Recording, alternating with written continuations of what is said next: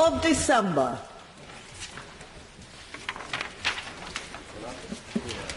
We now come to the Opposition Day motion in the name of the Leader of the Opposition. Ms Seema Malhotra to move. Thank you, Madam Deputy Speaker. Today's debate is an incredibly important debate, but it is a shame that we have to hold it at all. It is deeply disappointing for the 3 million families across the UK set to lose an average of £1,300 from next April that the government has not taken the opportunity to step back, do the right thing and rethink these unfair proposals.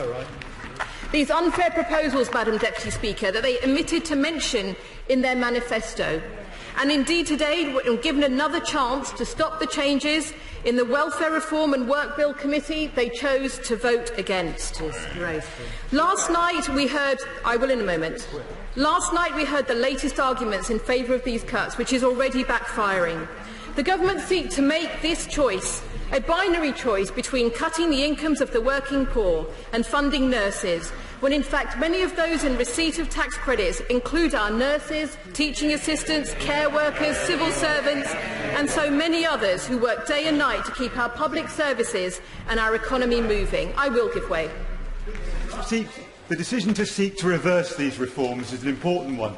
When was she made aware of it? On your side, on the Labour side. When?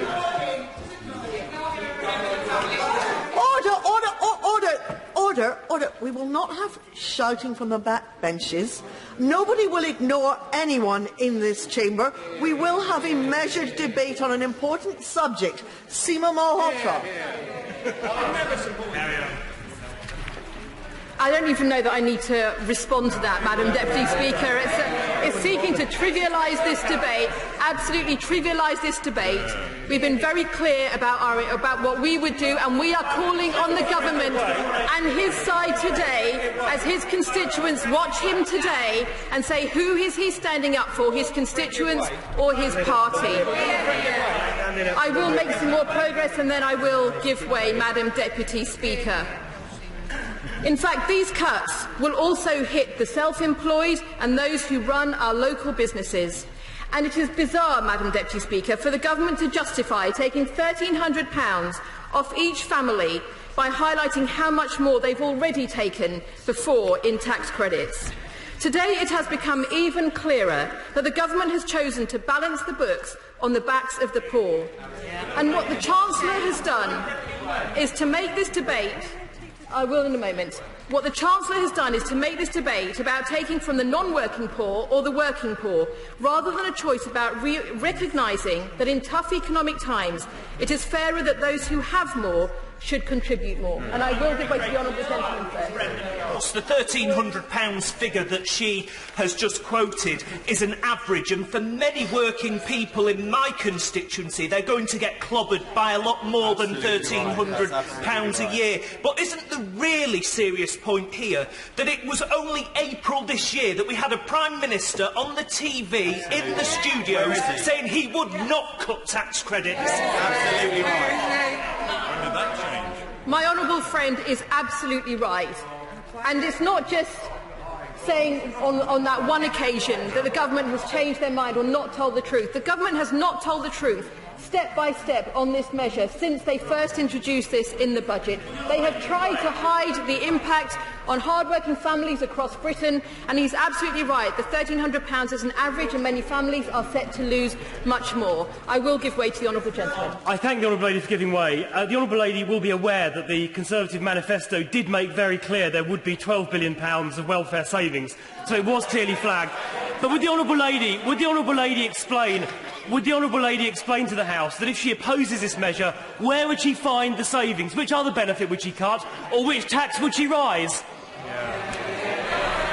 Perhaps the honourable gentleman needs to talk to the Prime Minister about why he said on Question Time during the election that he would not be cutting tax credits. So I think that's a conversation for him to have with the Prime Minister, and I will give way to the honourable lady.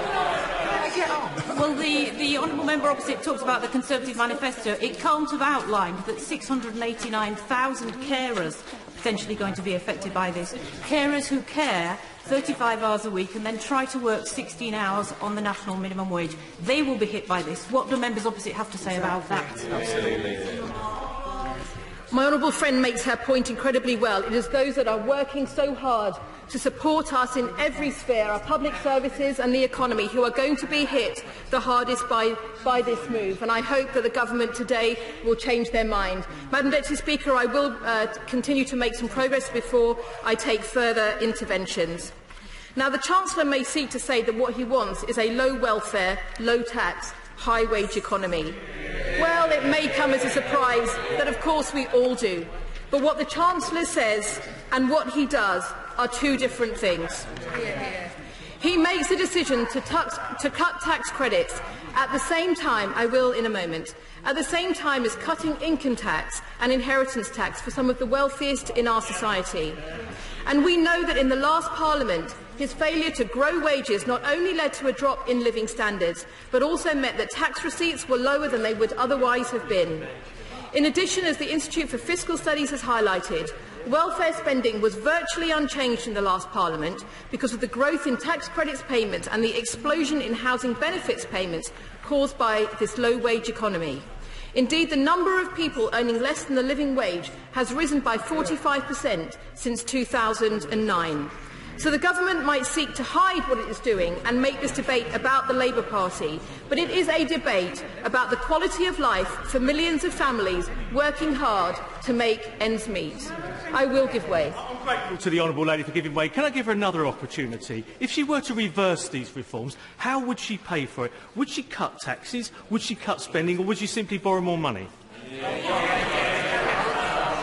Perhaps the honourable gentleman hasn't read any blogs, he hasn't listened to any media in the last 2 days where we have been in the media repeatedly. We've explained very clearly we would do that through long-term growth, we would do that through long-term growth, making sure we invest in high skills and increase Order! I can't hear the honourable lady, so I assume no one else can hear the honourable lady. This is a debate. We have to hear the opening speeches. Everyone will have a chance to shout in their own 4 or 5 minutes. Seema Malhotra. Thank you, Madam Deputy Speaker, and I hope that the honourable gentleman heard my answer. And perhaps he will also be wondering, his constituents will be asking whether he has heard them, because I am sure that they will be wondering who he is going to be standing up for today. I will give way in a moment if I can just make some more progress. And it is shocking that the government continue to avoid telling the truth about these changes, including the Prime Minister, to whom I wrote last week to clarify his comments that after all the government's changes, a family where one earner is on the minimum wage will be £2,400 better off. He has yet to be clear about how he reaches this conclusion and how many families will gain as he suggests, or what assessment he makes of analysis by the Institute for Fiscal Studies, Resolution Foundation, Barnardo's and so many others who are against these changes today. The Chancellor also either chose not to do or not to publish an impact assessment of these changes for the Commons, a move criticised in no uncertain terms by the Social Security Advisory Committee. There's only 2 ways to interpret that. They either don't want to know or they don't want to tell. No.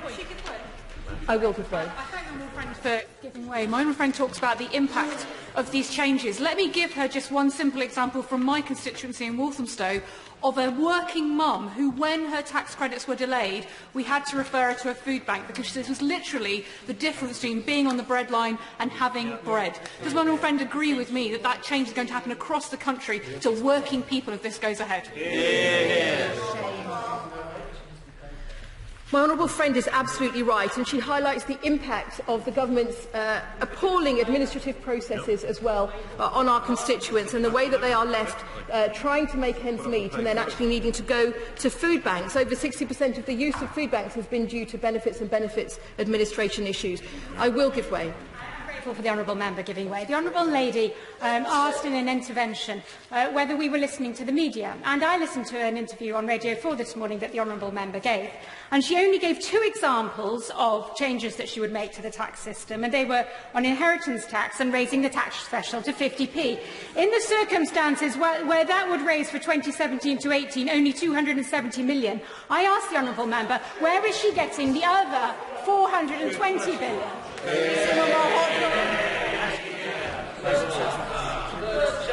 I thank the honourable member for her comments, and perhaps she will also want to answer the question about what she's doing for the 6,300 families in her constituency who are going to be affected by these changes. And perhaps she will also want to talk to those on her side who have actually raised very serious concerns about, including Lord Tebbit in the other place. You're not listening. So, the government has chosen. The government chose before the debate on the statutory instrument in September either not to do or not to publish an impact assessment of these changes for the Commons in order to have that available for the debate. And the honourable member opposite seemed to suggest as well that they had done this, when clearly they hadn't. And the distributional analysis submitted by the Chancellor in the end to the Secondary Legislation Scrutiny Committee in the other place last week has been described by the honourable member for Birkenhead, who is the chair of the DWP Select Committee, as a sleight of hand and an attempt to bamboozle. I will make a little bit more progress than I will give way. It is worth also just reminding honourable members exactly what the government proposes to do in these changes. Firstly, to effectively halve the threshold at which claimants start to see their tax credits award reduced or tapered away from £6,420 per year to £3,850. And secondly, increasing the rate at which their award is tapered away to zero. This means that for every pound earned above this threshold, their award will be tapered away by 48 pence. Previously, the rate was 41 pence. House of Commons figures show that a family with 2 children and 2 parents earning the minimum wage will see a fall in their income of over £1,800 next year. By the end of this Parliament, this family will have lost a devastating £7,700. I will give way. Thank you, honourable friend, for giving way. Would she agree with me that this amounts to nothing less than a penalty for those in work, a work penalty, which is typical of this government? She is absolutely right. This is a party that claims they are there for the workers, and what they are doing is going against everything that those hard-working families are doing to make ends meet.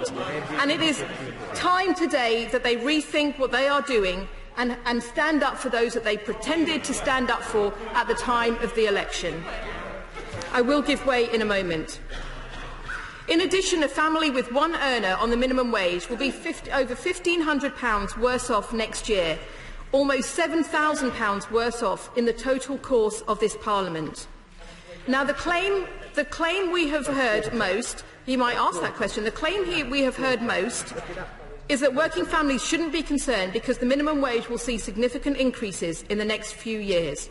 But as the IFS has made abundantly clear, these claims that this will close the gap are arithmetically impossible. Right. As Paul Johnson, the Institute for Fiscal Studies Director, summed up, he said the key fact is that the increase in the minimum wage simply cannot provide full compensation for the majority of losses that will be experienced by tax credit recipients. Unequivocally, tax credit recipients in work will be made worse off by the measures in the budget on average. It's the same issue. There are 4,200 families, working families in my constituency affected. Given the Prime Minister said before the election that he wouldn't cut tax credits, does my old friend think that this House, and indeed the other place, will be right to vote down these proposals? He's absolutely right on that, and I hope that the government will make that decision. Today. Now, the IFS also find that as a result of all the tax and benefits changes in the summer budget, by 2020, households with incomes in the second, third and fourth deciles will be worse off by £1,250, £860 and £530 respectively.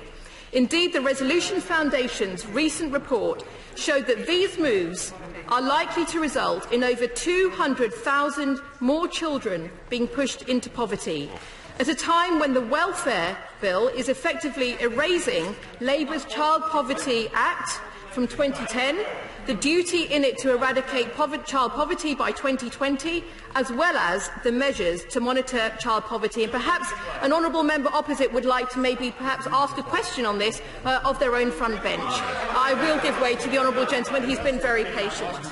The honourable lady for giving way. She will know that when the tax credit system was created, it cost £4.4 billion to administer. This year it will cost £30 billion.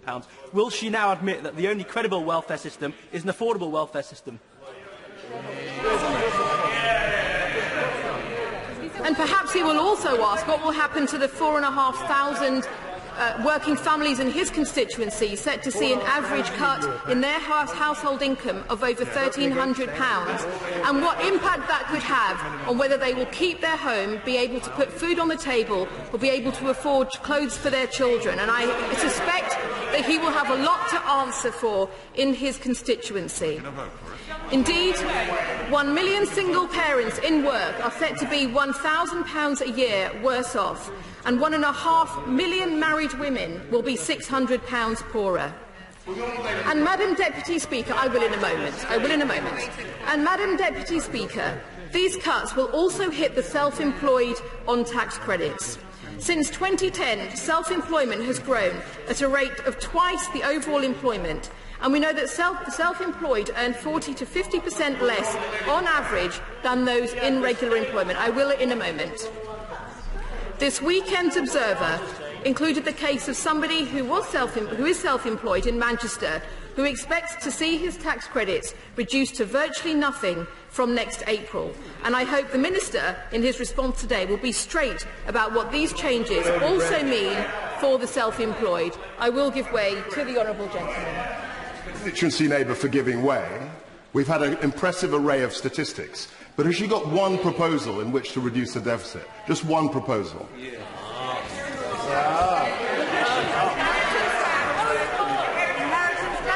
That is absolutely incredible. I mean, we have said this in the media, we've said this in articles. I don't need to keep going over that ground, but he might want to answer. He might want to answer his constituents, where 3,000 families are going to be hit by these changes. 3,000 families in his constituency. 3,000 families in his constituency who are going to be affected by these changes. And also whether he is going to describe to all those institutions who have done hard research on these matters, because the government has chosen to do no impact assessment, that what they have described is an array of statistics. This is a debate about people's lives, and he should be standing up for his constituents today, just as members on this side will be doing in the voting lobby tonight. The honourable lady is clearly not giving way. This is wasting time in the debate. Seema Malhotra. Now, Madam Deputy Speaker, it is also clear that the government's own side is now in disarray. Lord Tebbit, the honourable member for Uxbridge, the honourable member for Telford, others now calling for reforms or for the Chancellor to think again. The honourable member for Halton and Halton Price. For giving way. On that point that she just raised, does she agree with me that taxpayers' money should be targeted at those most in need and not used to routinely top up low pay?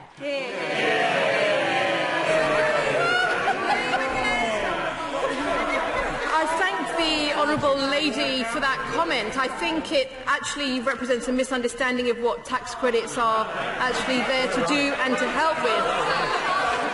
And I hope that her government will be more successful in this Parliament in seeing wages continue to increase to hopefully a level where people start to come off tax credits, because they actually haven't had a very good record to date with the number, as I have mentioned as well before, that the number of those who are on less than the living wage has risen by more than 45% since 2009, and I will give way. Friend. Because what we've heard today already from the interventions from the party opposite is that they've conceded the argument on this. It started that low-paid workers were going to be better off. Britain needs a pay rise. Britain's going to get a pay rise. They've conceded that argument now. It's all about choices and how tough it's got to be for these people in order to balance the books. They've lost the argument. My honourable friend is absolutely right. I think that as far as the public are concerned as well, they've lost the argument on this, and I think it is now going to be time for their constituents to make sure that they support the changes today that we are proposing, and otherwise hold them to account at the next election. Indeed, the honourable member for Houseman Halton Price has described described the use of a statutory instrument as an attempt to avoid scrutiny, and said on the 6th of October, the government has to balance the books, but the burden shouldn't be on the poorest. I hope this doesn't turn out to be our poll tax. Even the Bow Group, perhaps the Bow Group speaks for several on the other side who may not be actually able to stand up and intervene today. Even the Bow Group has come out and said tax credit cuts could damage Britain's entrepreneurial economy and the Conservative Party's claim to be the workers' party. Indeed, I will give way to the Honourable Lady. Thank you very much for giving way. And I would say that the Honourable Member is making a very powerful case. In my constituency, Brighton Pavilion, over 4,500 families are going to be affected, but they're going to be particularly affected because of the sky-high private sector rents as well. Does she agree that people are going to be particularly hard hit, where this combines, these cuts combine, with the fact that governments haven't taken action in the private sector to bring down rents? The Honourable Lady is absolutely right. Actually, what this also shows is that these cuts are being made without any recognition of the rising rents, cost of living matters that are actually affecting household budgets. And you cannot do one move without actually thinking about the impact that's coming through the impact on family budgets, particularly from rents. I will continue for a moment and then I will give way. Indeed, new House of Commons Library analysis that we have published today shows that at least 0.5 billion will be lost to the London economy if tax credits cuts come into effect. That will hit nearly 410,000 low and middle income working families in London. And in my own borough of Hounslow, 13,500 working families will be affected, and the local economy will be hit by around £17.5 million worth of reduced purchasing power if these cuts come into effect. And I will give way to the Honourable Lady. I thank the Honourable Member for giving way, and I know from many conversations I've had with Honourable Members from the benches opposite that you agree with me that aspirations are key importance. I was on tax credits before coming to this place, and I also benefited from further education, and I would plead with you to look at that. But does the Honourable Member agree with me that by cutting tax credits and by cutting further education, that actually you're preventing people like me from having those aspirations and pursuing? My honourable friend makes a very, very powerful point, and also actually indicates through her own personal story how this is actually an anti-aspiration measure. This is stopping those families who are working very hard, not just for themselves, but to give their children a chance in the future, will be absolutely hit. And as they continue to struggle, so it will impact on those children. 200,000 more projected now to be moved into poverty. And so, Madam Deputy Speaker, I'm conscious that many more will want to speak in the debate today.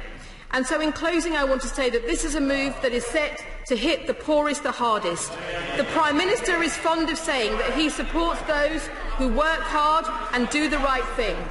His Conservative election manifesto said the British character is renewed every day by the millions who work hard, raise their families, care for those who need help and who do the right thing and make this country what it is. He said we are fixing the economy so that everyone feels the benefit. Well, at the moment, it couldn't be further from the truth. Far from being the party of the common ground or the party of workers, this move has shown this government to be one that is no longer interested in even knowing how families are set to be hit by the choices that they are making. This decision is not just poor politics, but poor economics, with families now concerned what this impact will mean as they struggle with paying the rent or their mortgage or putting food on the table at a time when food bank use continues to rise. The problem of low pay in the UK persists, and these changes to tax credits are about to make things much worse. With 6 million people not earning enough to cover the basic costs of living, tackling in-work poverty is crucial, but not this way, by making matters worse and hitting those who need help the most. And the government chooses to bring these changes in without even a transition plan. And now, when crossbenchers and bishops start to express concern in the other place, Madam Deputy Speaker, we hear reports that Number 10 will threaten to suspend the other place if it tables and wins a fatal motion. There is a chance again for every member of this House to do the right thing and to stand up for their constituents, putting families in their constituency first and their party second. And I urge them to vote with us in the I lobby today. The question is, as on the order paper. Minister, Mr. Damien Hyde. Thank you, Madam Deputy Speaker. Protecting working people's economic security is, and always has been, a priority for this government. We are passionate about it because we believe in people being allowed to meet their potential, fulfil their aspirations, wherever they come from in life. Our mission is to get wages up, tax down and welfare under control. The reforms to tax credits in the motion on the order paper today need to be understood as part of a wider package of reforms. Increases to the personal allowance, increased childcare provision for working families, and of course the national living wage. Next April, the legal minimum pay for a full-time worker will already be £1,300 higher than a year before. We've done this at a time when businesses have created record numbers of jobs. Yes, 1,000 a day. 2 million in total, to the highest rate we've ever reached. Coupled with strongly rising wages, more hours on offer and low inflation, our policies are delivering security and prosperity for working households up and down the country. It's what the country deserves, it's what we're doing, and I give way to the Honourable Lady. Isn't the Minister aware of the fact that average incomes are only going to reach their pre-recession point in 2017 after 7 years of this vile Tory government? As a matter of fact, Madam Deputy Speaker, living standards this year have reached their beyond their pre-crisis point, or indeed any prior year. Madam Deputy Speaker, we can make lasting economic reforms only because we've taken the tough decisions to get this country back on its feet after the financial crisis, the crisis which crashed into Labour's structural deficit that was among the highest in the developed world. Some, Madam Deputy Speaker, choose to indulge in a game of what if we had unlimited money. We face facts. In 2010, the government inherited a deficit of £153 billion. That's almost £6,000 for every household in the country. Our budget deficit was 10.2% of GDP. For every £4 government was spending, £1 of it was borrowed. It could not be allowed to go on. For when governments lose control of the national finances, those who lose the most are generally those who have the least. The Minister's making some excellent points, and I fully support his desire to reduce the deficit and reform tax credit. But I just wonder, because this is a listening government, in the coming weeks, as we are considering the impact of this, and in terms of compassion, it might be worth looking at tweaking the child tax credit, or indeed the married allowance, which is very low, just in terms of compassion, to try and soften the blow. It's something that I don't expect the Minister to answer now, but it's worth considering shortly. Well, Madam Deputy Speaker, as I will come on to outline, there are a number of things that the government is doing which have some offset against what's happening on tax credits. I give way to my right honourable friend. respectful to my honourable friend for giving away, but wouldn't he agree with me that the opposition have completely ignored the background, which is that at the moment wages are rising at 3.5%? In other words, we're seeing wages rising, the policy is working, and it would be wrong in those circumstances to continue to subsidise and act as a drag on wages by using tax credits in the way they were. Madam Deputy Speaker, as a result of the strong economic management of this government, we are indeed seeing strong wage growth coupled with strong employment growth, and this is the right time to make lasting economic reforms. Madam Deputy Speaker, on the deficit, much progress has been made, but this year we are still having to borrow £3,300 for every household in the land. To tackle a deficit of that proportion does require all income groups to share the burden, and I agree with the honourable lady, it is right that those with the broadest shoulders should bear the most. On that point, I give way to my right honourable friends. Madam Deputy Speaker, to put this in context, will my honourable friend confirm that the average taxpayer in this country is paying £1,900 extra tax this year just for the cost of government debt interest? Is not the only way to get this debt tax on ordinary taxpayers down to get rid of the deficit and then pay down the debt, something the Labour Party seem incapable of grasping? Madam Deputy Speaker, it is indeed an extraordinary amount. For every month that we fail to deal with the deficit, not only would we be racking up more debts for all of our children, we would also be incurring greater interest charges in the here and now, which mean money not spent on other essential services. The Right Honourable Lady. Thank you very much indeed, Madam Deputy Speaker. I'm very grateful indeed to the Minister, though I'm not quite sure he'll be so grateful when I hear the question. I have to admit that, in fact, I am embarrassed to say that I voted with the government in the cut to tax credits. Yes, well, I feel embarrassed about it now as well, because I did so on the clear basis and the clear understanding that there would be mitigation of the worst effects of the cuts to tax credits in the Chancellor's autumn statement. The Minister cannot imagine my anger as I listened to his party conference and the Chancellor and the Prime Minister ruling out any such mitigation.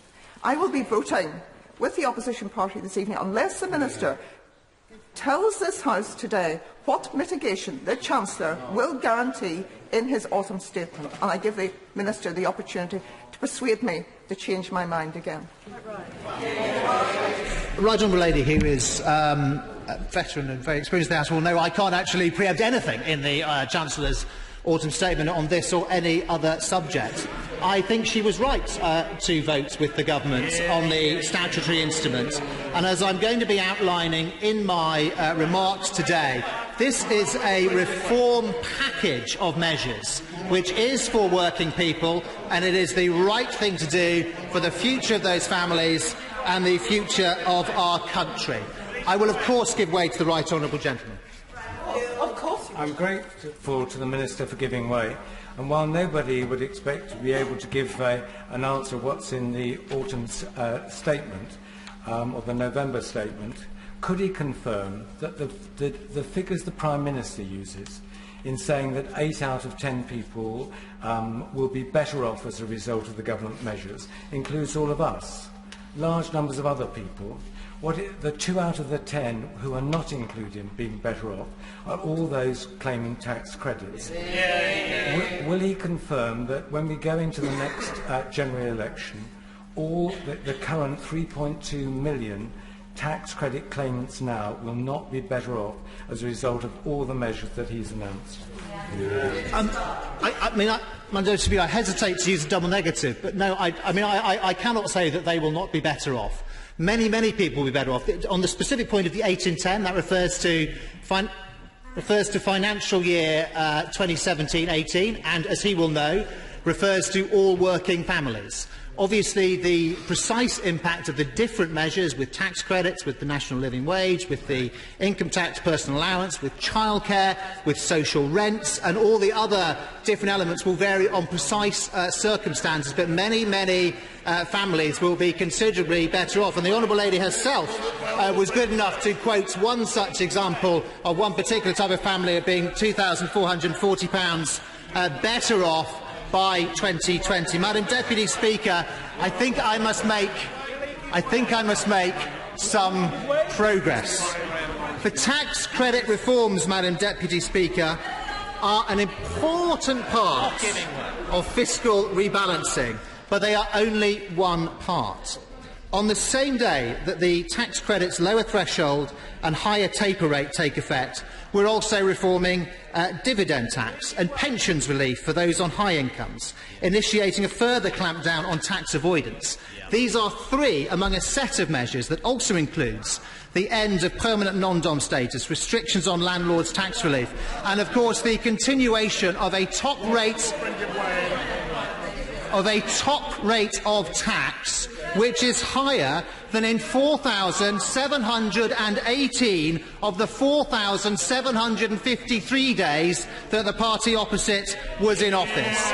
And, Madam Deputy Speaker, if you look at how the burden of deficit reduction is spread through society, the simple fact is this: the distribution of spending among income groups is constant between 2010 and 2017, while the burden of tax has shifted towards the best off.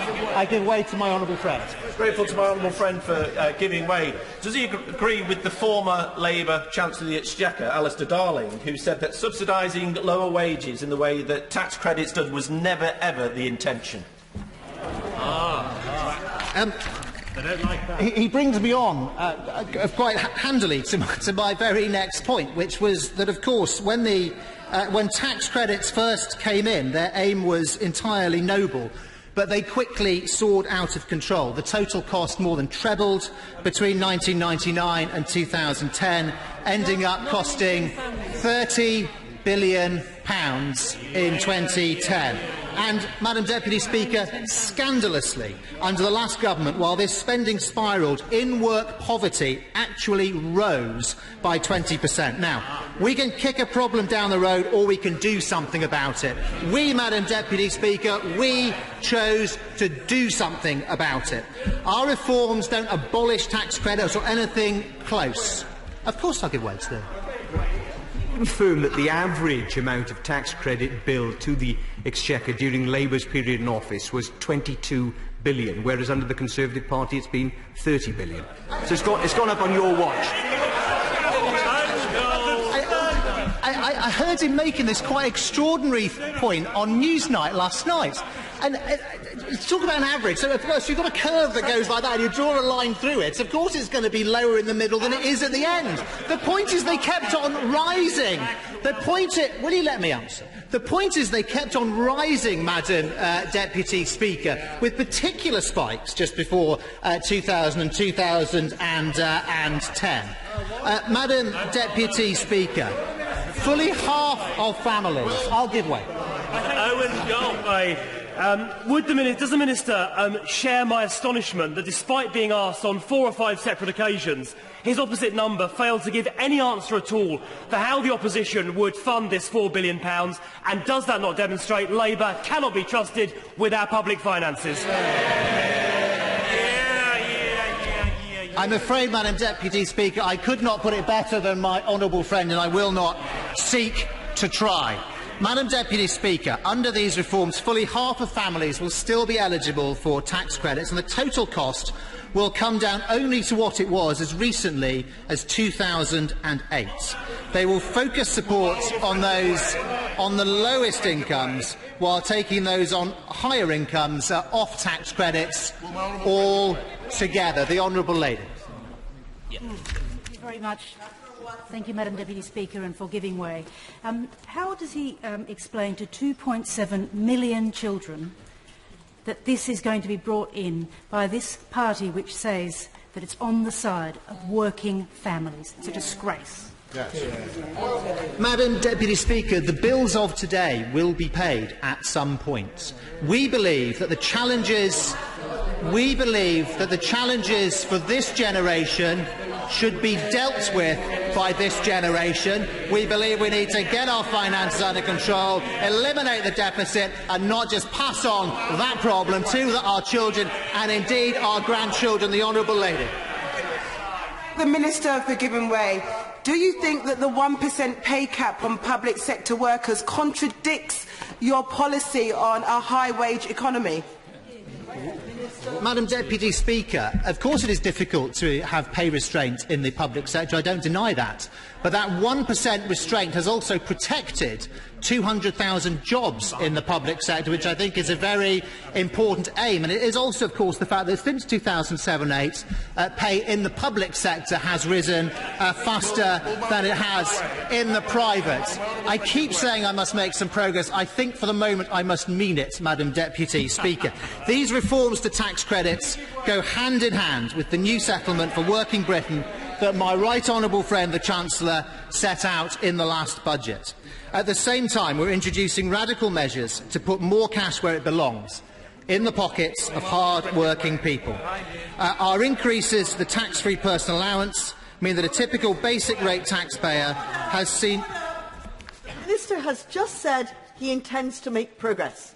There are many, many, many people here who wish to make speeches today. If they continue to jump up and interrupt the Minister and still wish to make a speech later on, they will be disappointed. Minister. Well, Madam Deputy Speaker, our increases to the tax-free personal allowance mean that a typical basic rate taxpayer has seen their income tax bill cut by £825 already since 2010. We add a further £80 next year and a further £40 the year after. I give way to my honourable friend. To my honourable friend. With respect to personal allowances, will he explain to the House how actually an increase in the personal allowance has actually helped the very people that the party opposite is claiming are going to be affected by this cut? Madam Deputy Speaker, we believe in taking people out of tax where it's possible to do so and enabling them to keep more of the money that they have earned. From the Honourable Lady. In my constituency, we have over 31,000 children who will be affected by these tax credits. Can someone tell me how many more children will your cut put into poverty? Madam Deputy Speaker, we are making these necessary changes for the future of all sorts of families, but more than anybody, for the sake of our children. And she will know that the best way to address poverty is through work, and that's what we've been doing. And she will know the statistics that where a child is in poverty and a parent moves into work, in 75% of cases they move out of poverty as a result. And she will also know, before the Honourable Lady for Finsbury interjects, she will also know that where the parent moves from part-time work to full-time work, 75% of those children also move out of poverty. Madam Deputy Speaker, from next April we will have the national living wage. By 2020, when it will be worth more than £9 an hour, it will mean over £5,000 more in gross full-time pay for someone on minimum wage today.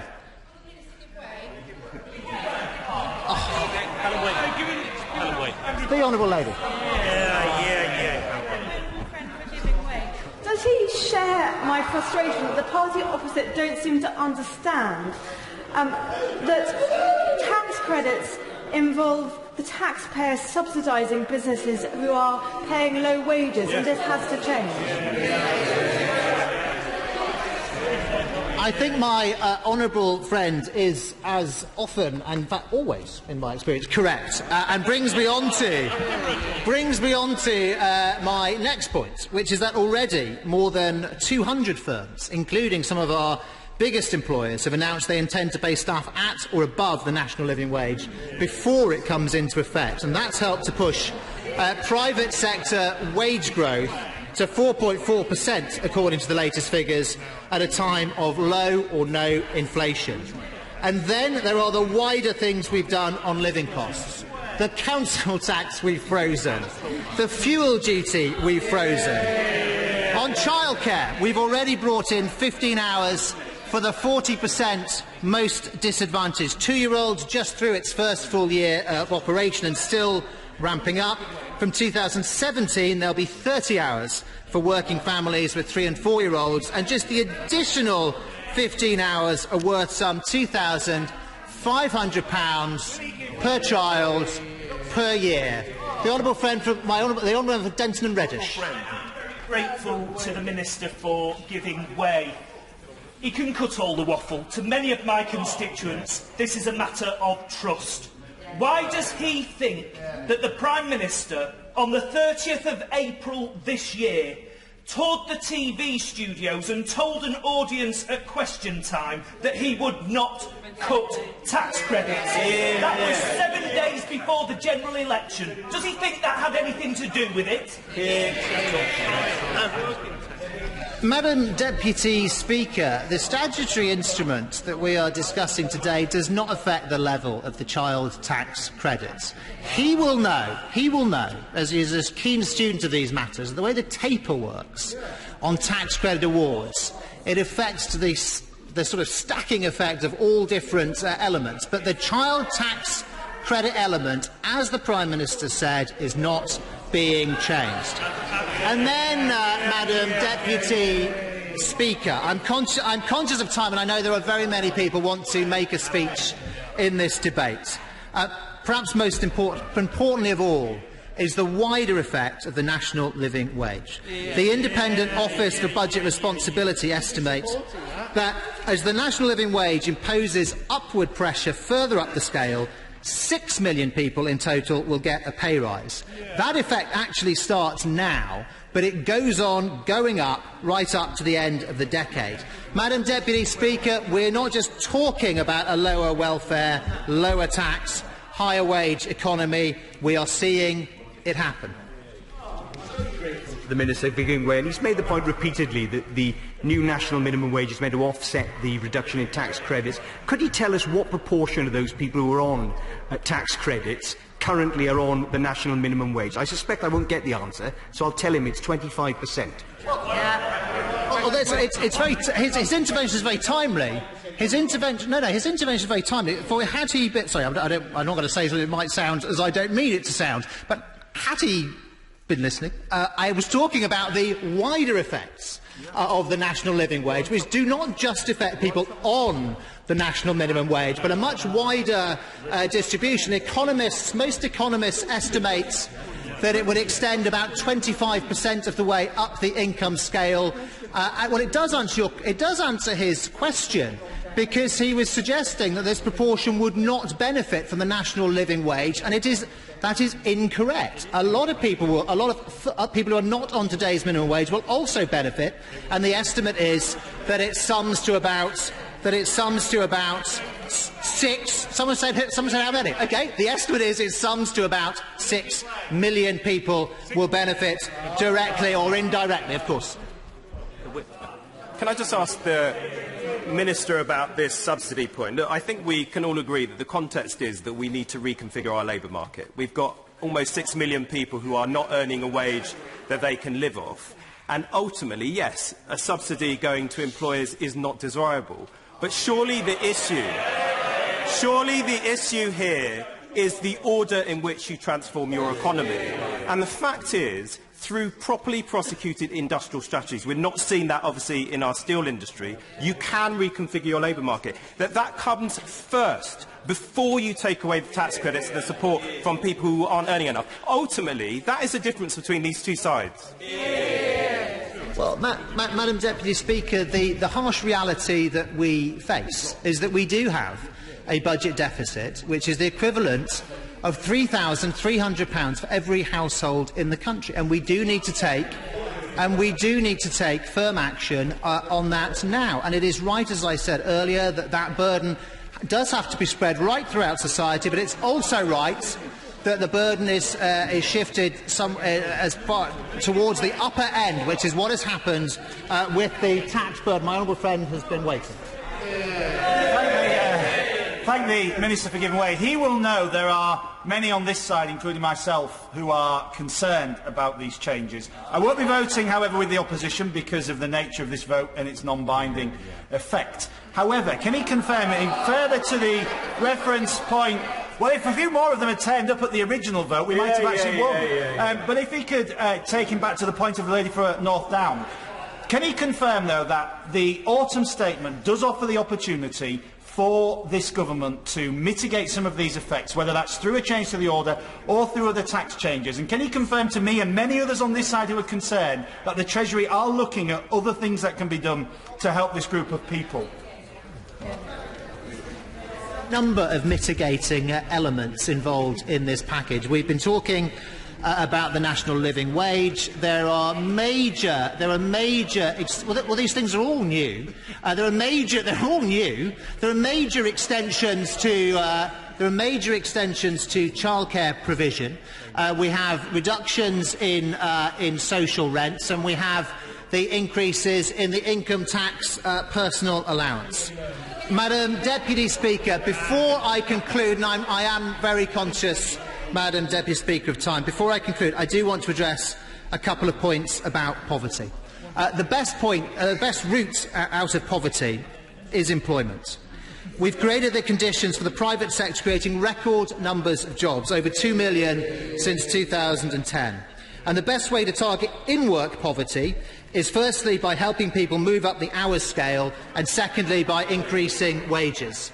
And we are seeing wages rise strongly. And we're seeing living standards rising by 3.1% year on year. I'm not going to give way again because I'm very conscious of time. Many people want to speak, and I'm towards the end of my remarks. While the number of people in in-work poverty is 200,000 lower than at its peak in 2008-09.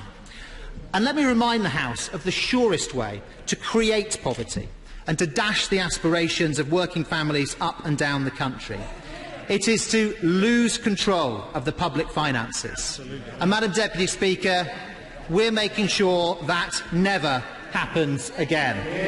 We are driving down the deficit. We've set out the path towards surplus, and through our Charter for Budget Responsibility, we're making sure we insulate ourselves against any future shocks the world economy may throw at us. We do all this, Madam Deputy Speaker, while delivering a new settlement for working Britain, one where decent wages aren't subsidised by the public purse but met by employers, one which says to employers, you can have very competitive tax, but you must pay your people properly, one which allows hard-working people to keep more of the money they earn, one which offers a way out of reliance on benefits and top-ups through work that pays. These have not been easy decisions to make, Madam Deputy Speaker, but we do face a £3,300 per household deficit, and inevitably, when you reduce the level of state support, people are affected. But tough decisions become necessary decisions when you're working towards the most important, the most progressive goal of all: economic security for working Britain in an uncertain world. Our new settlement for working Britain is an integral part of that, and we will continue down the path of economic security, stability and opportunity for working Britain. Ian Blackford. Thank you very much, Madam Deputy Speaker. I'm pleased that we have the opportunity to debate tax credits today, particularly in the light of the wholly inadequate time we had to debate on tax credit changes on the 15th of September through the statutory instrument. Shouldn't it not have been better that these proposed changes were part of the finance bill, so they could have been scrutinised properly and debated properly, and we wouldn't have the situation where there are many Conservative MPs who are now deeply unhappy with what their government has done. During the week of the tax credit debates, there was a damning report from the House of Commons Library on the effect of millions of people on the changes that will take place as a consequence of these proposals.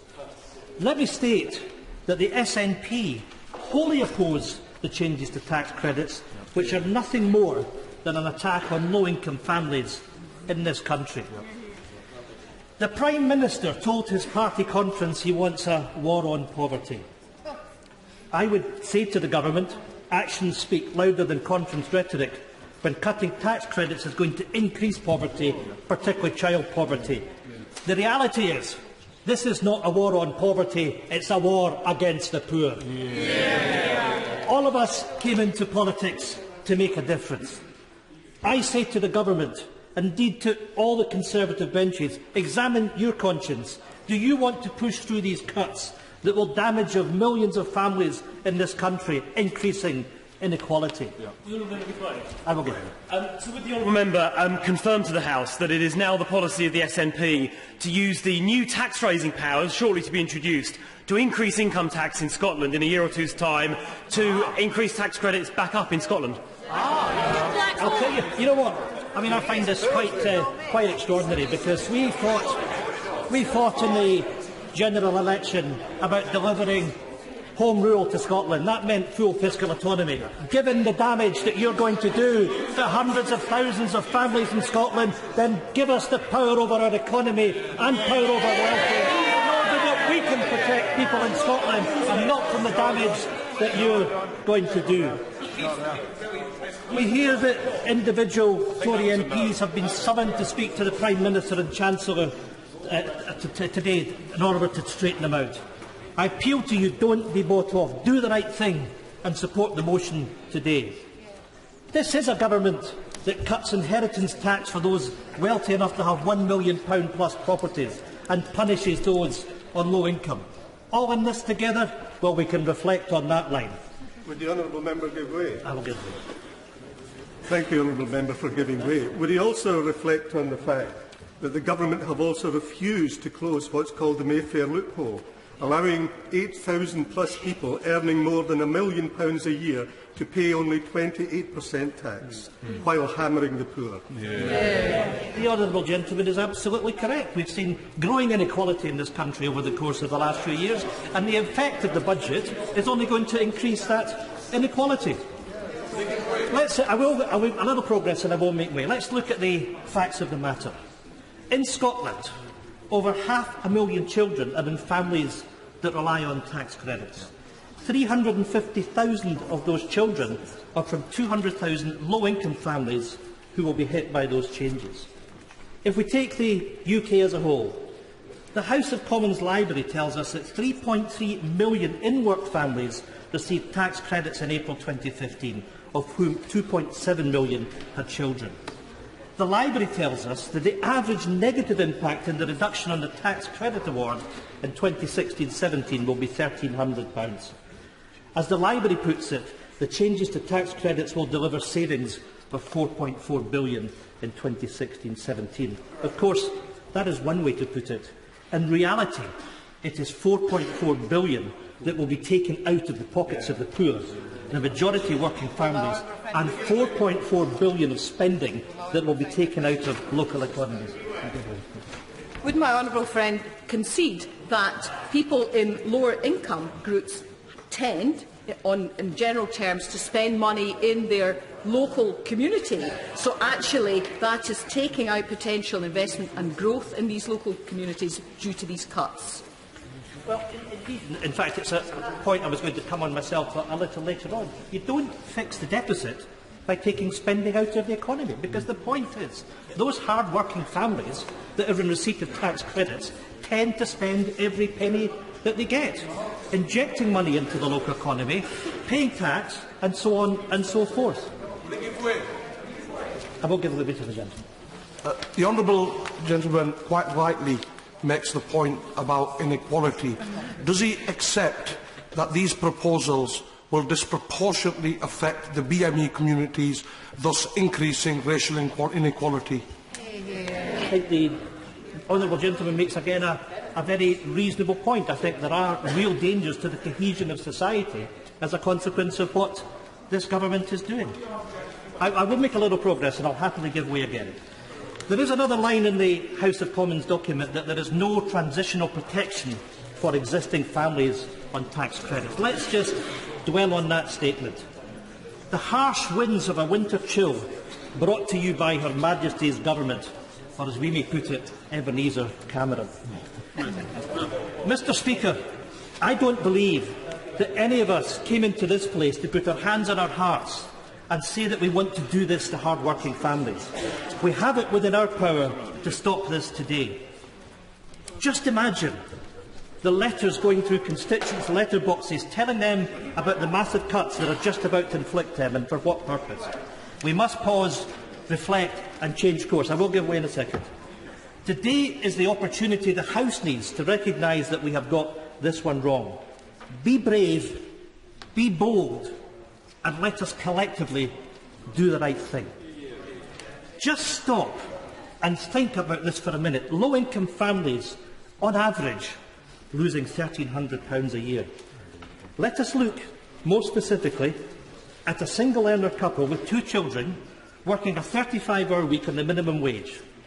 They will see their tax credit award fall by £1,853 in the year 2016-17, whilst the impact of the so-called national living wage will only modestly offset the impact of the fall in tax credit income, with the net family income falling by £1,525.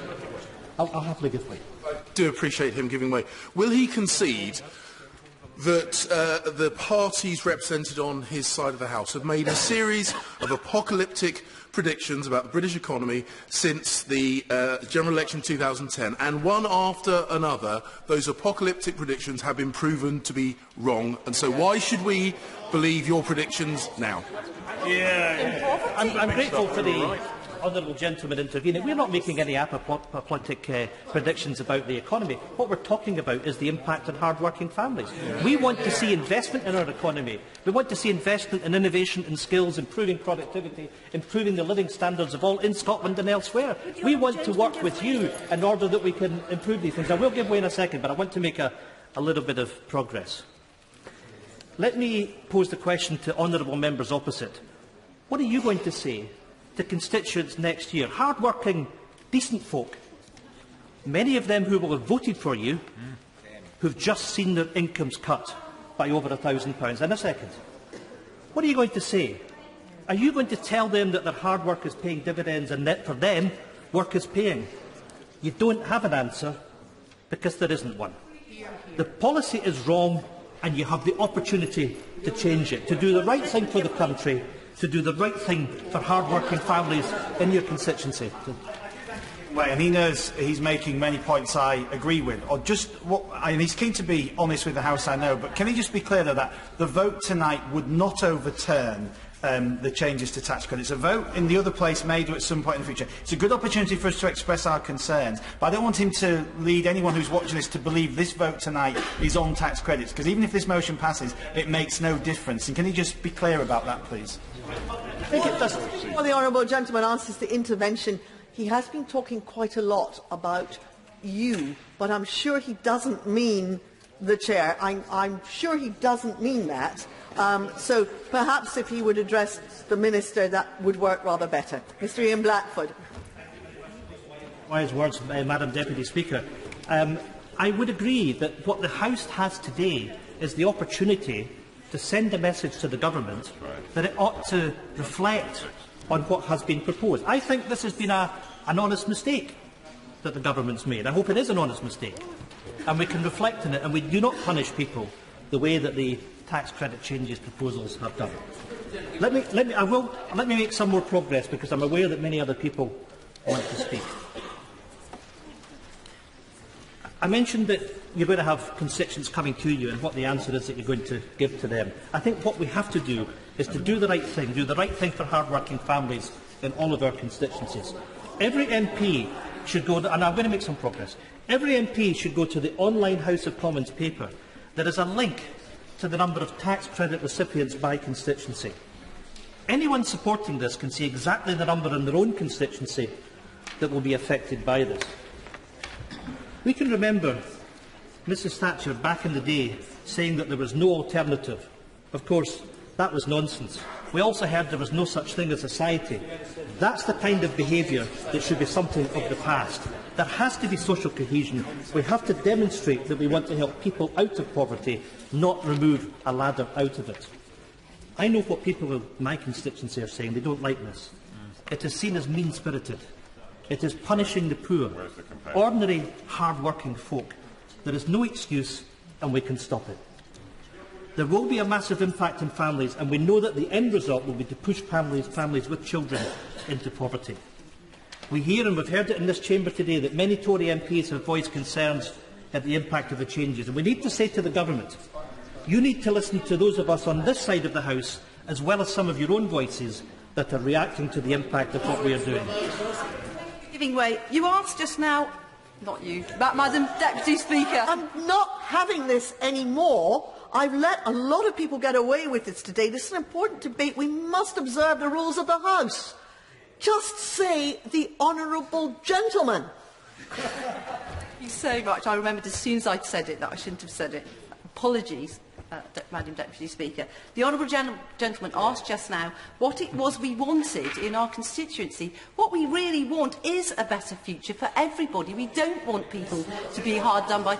Would the honourable gentleman just comment? We want more jobs, a better future, more money, better childcare, all of which the Minister has outlined today. We all want a better future. We all want more jobs. We want better paid jobs. But the point is, and the point you can't get away from it, you don't do that by punishing those that are in work that are going to be pushed into poverty. As the Government has often said, work must pay. You cannot do what you're doing and be consistent with your own objectives. Thank you. Would my honourable friend agree with me that while it's of course indefensible to have the Government picking up the tab for employers who refuse to pay their staff decent wages, that cutting the support from the working poor won't force wages up, a strong labour market will, and so will rigorous enforcement of a genuine living wage and ending zero-hours contracts?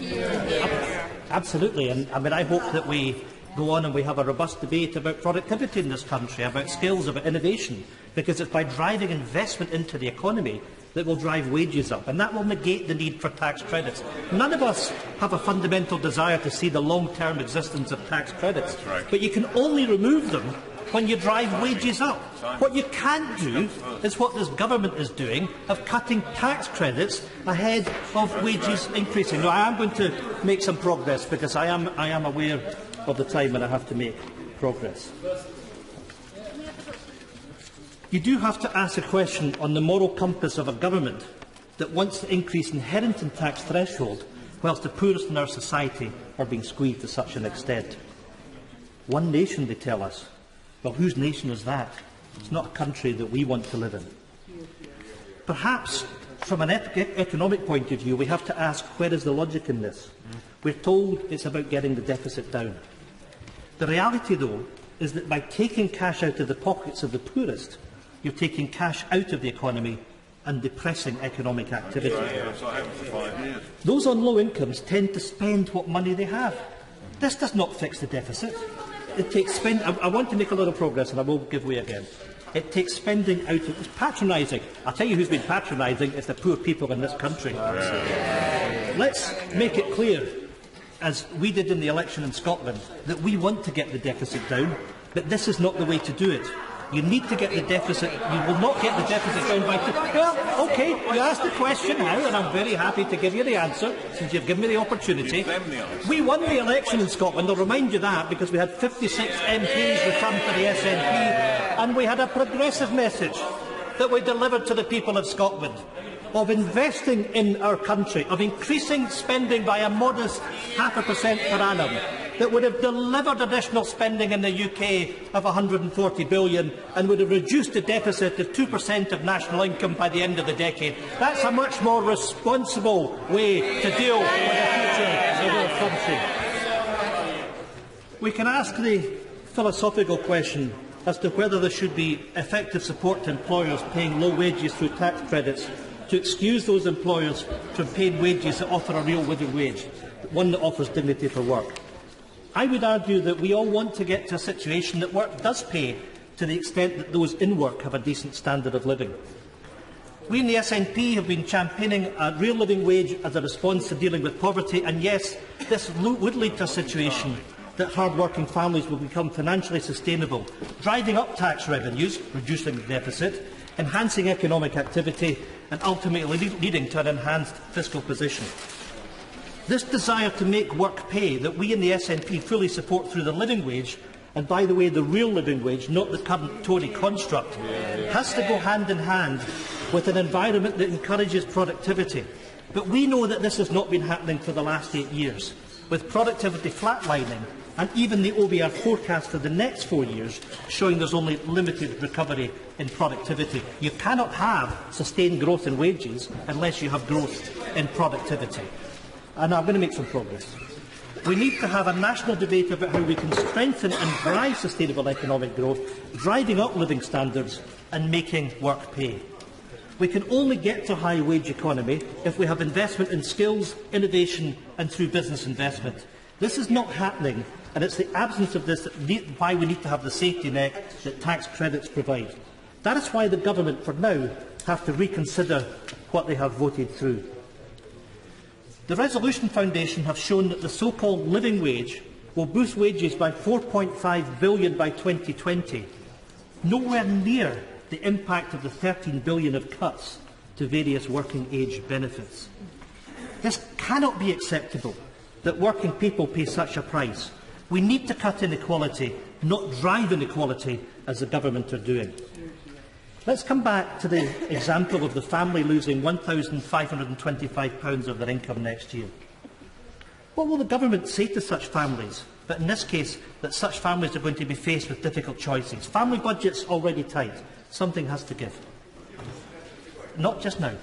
Just imagine what will happen when someone living hand-to-mouth faces an unexpected problem. Perhaps over the winter, the central heating boiler needs fixed, or a fridge needs replaced. What are you going to say to your constituent knocking on your surgery door? Where is the compassionate conservatism that they used to talk about? When your voters see that their income is cut by over £1,500, all these issues are difficult choices. That is why this needs re-examining. I'm appealing to the Government to listen to the many voices that are raising legitimate concerns. The Government talks about being a one-nation government. Well, if that is the desire, you cannot square this with this rise in inequality, which will be accelerated with these measures. We know that from a report published by the Resolution Foundation on the 7th of October that they estimate that the tax and benefit changes will push a further 200,000 children into poverty in 2016. I say to the Government, is this really a price worth paying? We cannot accept that this can be right. And it's not just the 200,000 falling into poverty next year. This will increase to 600,000 by 2020. The honourable gentleman has mentioned on four or five times talking about doing the right thing. Isn't it important to recognise doing the right thing by the next generation as well, which stand to be saddled with billions of pounds of debt that they can't pay back? Of course, we need to make sure that we are doing the right thing for people today, for the next generation, but that comes back to what I explained to the House about the position that the SNP had in the general election. A responsible position of investing today and for tomorrow, a responsible position of dealing with the deficit, but investing in the future of the country.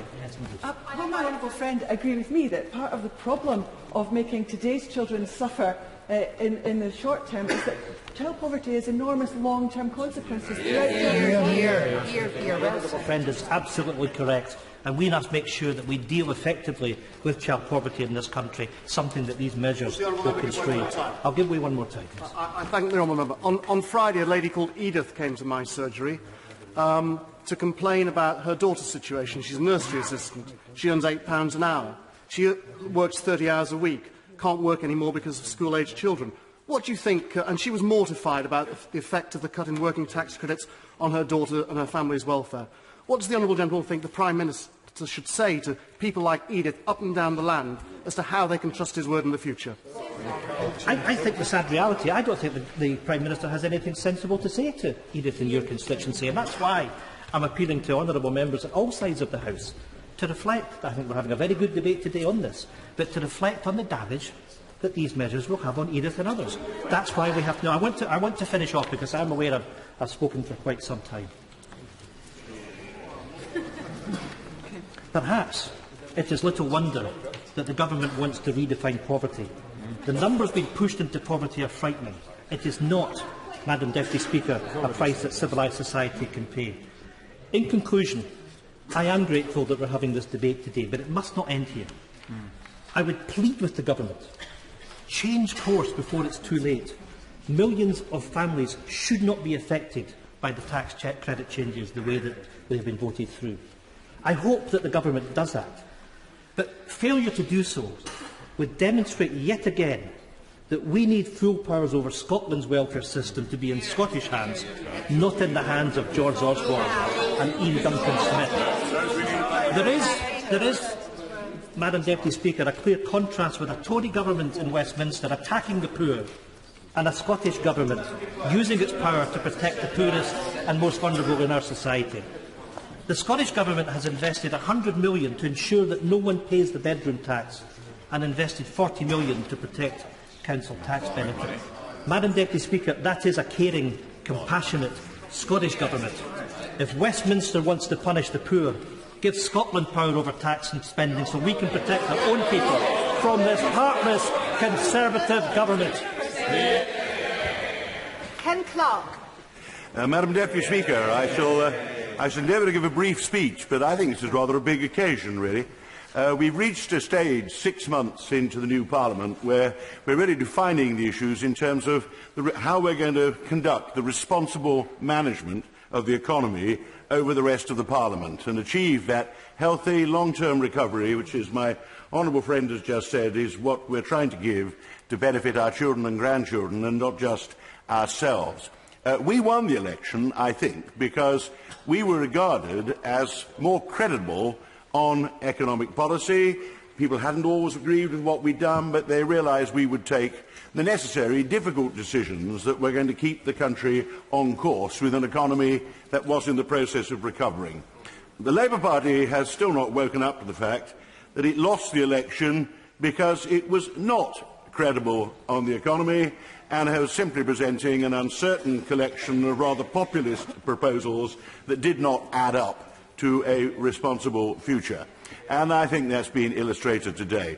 The Labour Party is having a very enjoyable time because at this difficult stage for them, they have found something they can all oppose. They found nothing they can all support, and they can present no alternative.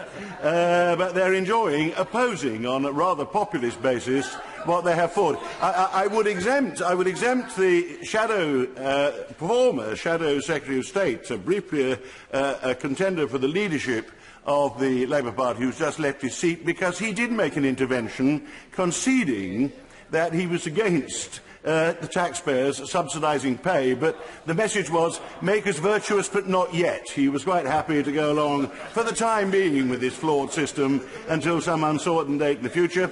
The Scottish nationalists appear just to be taking the view this is a good popular occasion to give a harrowing description of the consequences, implying it's a deliberate attack on the poor that has been chosen by the class enemy on this side of the House. Fortunately, I see no prospect of the SNP, however successful electorally, getting a UK majority and having responsibility for the economy that my constituents are dependent on. But coming to the point, the starting point, as usual in these debates, is in modern Britain there's quite a wide community of interest in where we're all going. We all actually think the economy should be managed to boost the overall prosperity of the country. But at the same time, we have a society where we have to seek to alleviate poverty, make sure that people are helped when they work hard to help themselves, and make sure we have a system whereby we provide a decent income to those people who are so vulnerable or so unlucky that they're not able to support themselves without help. That is the starting point. Now, that is why we have a welfare state and a welfare system. Now, my second point, in my opinion, that is in that welfare state and the welfare system, I've always thought that tax credits was one of the most flawed innovations that was brought into our system. It was taken from the Clinton administration in the United States. It was applied slightly differently here. It might have had some worthy intention along the lines of negative income tax, but I always suspected it was done rather for politically populist reasons. the new government could be seen to be giving money to add to the pay of a very wide section of the population, and we've had that system ever since. I'm going to make some progress. I will give way, but I don't want to speak for very long. There's lots of people trying to speak, so once we start let me just finish my outline, and then I'll start giving way. When it was introduced, the then government was confined by its election promise to stick to the spending and tax programmes it inherited and the deficit. So, by a device, I seem to recall, I haven't looked this up, it was not treated as public expenditure. It was a tax change. Indeed, it was negative expenditure, I seem to recall, being assured on the floor of this House by the Chancellor of the Exchequer, then Chancellor of the Exchequer, when I expressed disbelief. That's why it was put in the Treasury and described as tax credit. Although the trouble was, the Treasury is a very, very good department, or was, at collecting money from people who don't want to pay it. With great respect to my old department, which I greatly admire, it was not very suitable for handing out benefits to people on low incomes with any reliability or accuracy. I still get cases where the system is based on forecasting the income based on the last year. Lots of people don't notify precisely any changes in their arrangements. So ever since it started, one feature of it has been that perfectly ordinary working people get demands to repay thousands of pounds that has been paid by error, and I think the level of errors come down. But at one point it was at a staggering level, where a very, very high proportion of claimants were being given bills by the Treasury that they could not afford to pay. More importantly, I'll finish my outline case soon. More importantly, it rapidly became clear, as it was introduced usually on the eve of an election, so that a grateful government could be seen, a grateful public who could receive yet more money on top of their pay, and more people could get this benefit on the eve of an election, it rapidly became clear that what was actually doing is a lot of this money was subsidising employers who found that they could hold down incomes to a level and at a time of coming out of recession hire all the staff they needed, with the taxpayer in general subsidising pay. So I will conclude, and then I'll get way to saying, given the objectives are all agreed on, given I think it's quite obvious we need welfare reforms, though the Labour Party at the moment aren't able to think of any, we do need welfare reforms, I cannot think of a more obvious target for welfare reform than the tax credit system. I approve of this choice. Of course, electoral bribes are always difficult to reverse. So I'll come on in a moment to why I think this is a good time to make substantial progress towards getting rid of this dreadful mistake which the last Labour government should never have introduced. I'll give way to the honourable gentleman.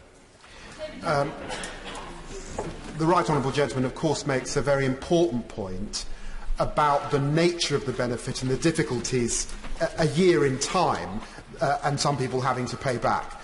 But does he accept that the system of family credit was introduced by Margaret Thatcher, that Eleanor Rathbone back in 1929 fought for family allowances, and there has broadly been cross-party consensus that the welfare state does have to deal with those on low incomes, particularly those who are working?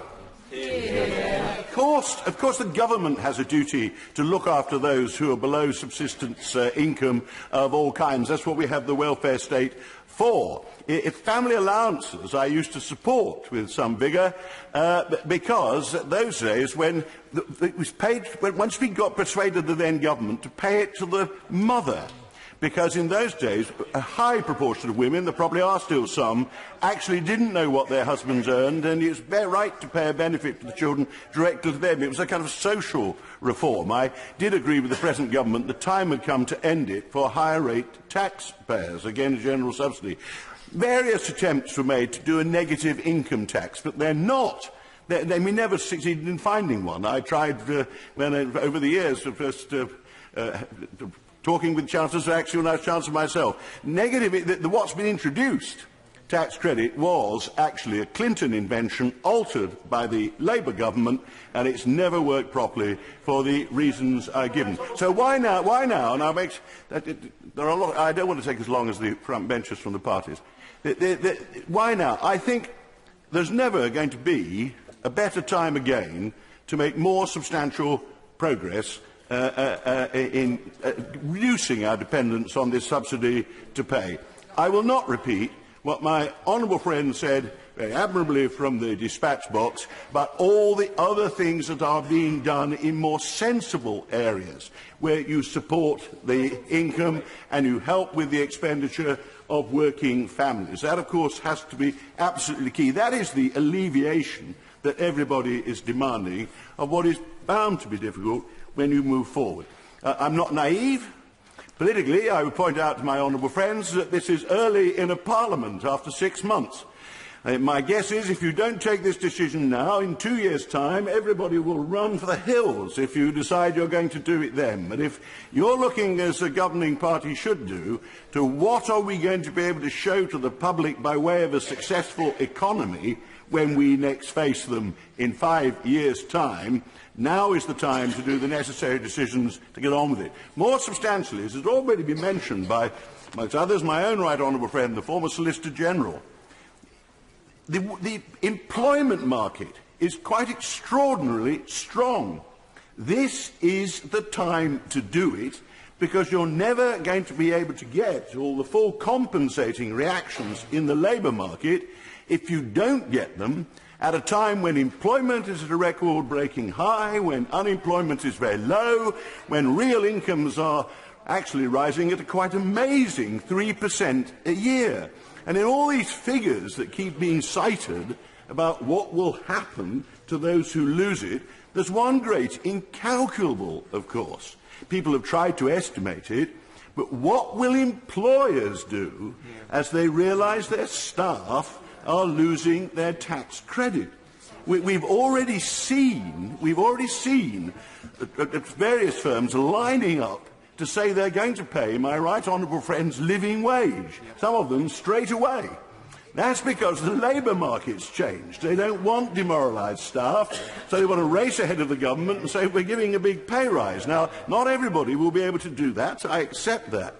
But I think employers finding that the subsidy of tax credit is being drained away again are in a better position now than they've been for years to say, perhaps we're going to have to give, perhaps we ought to give, a reasonable pay rise to the staff working from us, because we can no longer rely on the government setting in behind us. And I think, again, therefore, if you don't do it when the employment market is so strong, you'll never do it at all. Now is the time. I'll give way to the right honourable gentleman, and then I'll conclude. Right honourable gentleman for giving way, because actually I agree with an awful lot of his analysis about the problems caused by the whole system of tax credits. The difficulty is, of course, we don't start with a blank sheet of paper. And the fact is that the cuts are in the here and now, whereas the possible increases in wages and other things are only going to come from the future.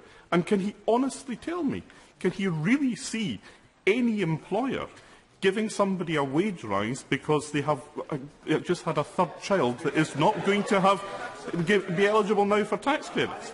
A lot of low-paying employers will realise the effect on the morale of quite a lot of their staff, some of whom will tell them that they're losing their tax credits. But I'm not naive. I quite accept this won't mean that nobody loses. Not everybody will be able to do that, and not everybody will want to do it. But the effects of the trains, the downsides, which my right honourable friends explain, the upsides, which are going to affect a lot of these working families. But the downsides may not be totally eliminated, but you'll have less problem now if you get ahead. I've already said, getting rid of electoral bribes, which most parties have given over the years, always proves to be terribly difficult. I've seen some dreadful things introduced, and then nobody ever has the nerve to vote against them. Perhaps I shouldn't worry. I receive a free bus pass. I have a free television. We don't pay any licence. I get a winter fuel allowance to save me from winter poverty. I know I was meant under the last government to say, God bless you, Mr Brown, you're a worthy man. I shall vote for you ever now on. My political views are more complicated than that. Tax credits was that to the last Labour government. That's what tax credits were. Bump up income from the government on the eve of an election. Now is the time to get on. I'll only conclude by saying, now I've taken 10 minutes, I've only conclude by saying that, of course, it's already been raised, the rather big question of the £4 billion that will be lost by this. I mean, we're having a cheery knockabout argument, and £4 billion is going out of the window, and the one thing the Labour Party or the Scott Nats can't agree on is any credible explanation of what they're going to do about that. They will borrow it. That's what they did. That's what will they do. I think the Right Honourable Gentleman Birkenhead's trying to catch your eye. He tried to produce some alleviation. At least he's halfway there. I think his changes only saved £2 billion, so there's another £2 billion to be found by somewhere. Perhaps he will address that when he speaks. More importantly, there's this talk of the House of Lords voting it down, with the Labour and Liberal peers voting it down. I don't worry about this, but this is really quite a startling constitutional innovation. They use technical arguments about it's a statutory instrument, or it wasn't in the manifesto. Well, I tell you, budget measures aren't in manifestos. That's not a relevant thing. If the upper house decides that it's not going to accept the supremacy of this house when the government sets tax and spending measures, I would advise all members in this House of all political parties to take that extremely seriously. It is irresponsible and it should not be done. We don't want to reopen 1911. I personally will become a fervent advocate of reform of the House of Lords, as I always have been, all over again, if they start doing that. So I conclude, pay should be set by employers once we get back to a healthy and normal world. You cannot have a system where we all have a party political argument about how much subsidy the government is going to give to employers for particularly selective members of the population. We do need welfare reform. This is one of the best candidates for welfare reform. The Treasury should never have been paying out welfare. You can't get rid of it, but it's time to make some great progress. And if this gets lost, then the path we've been on of steady recovery from the economy, leading the way in the Western world towards a much more balanced, sustainable, modern economy, will be seriously damaged. I support my honourable friend and I hope we'll reject the motion.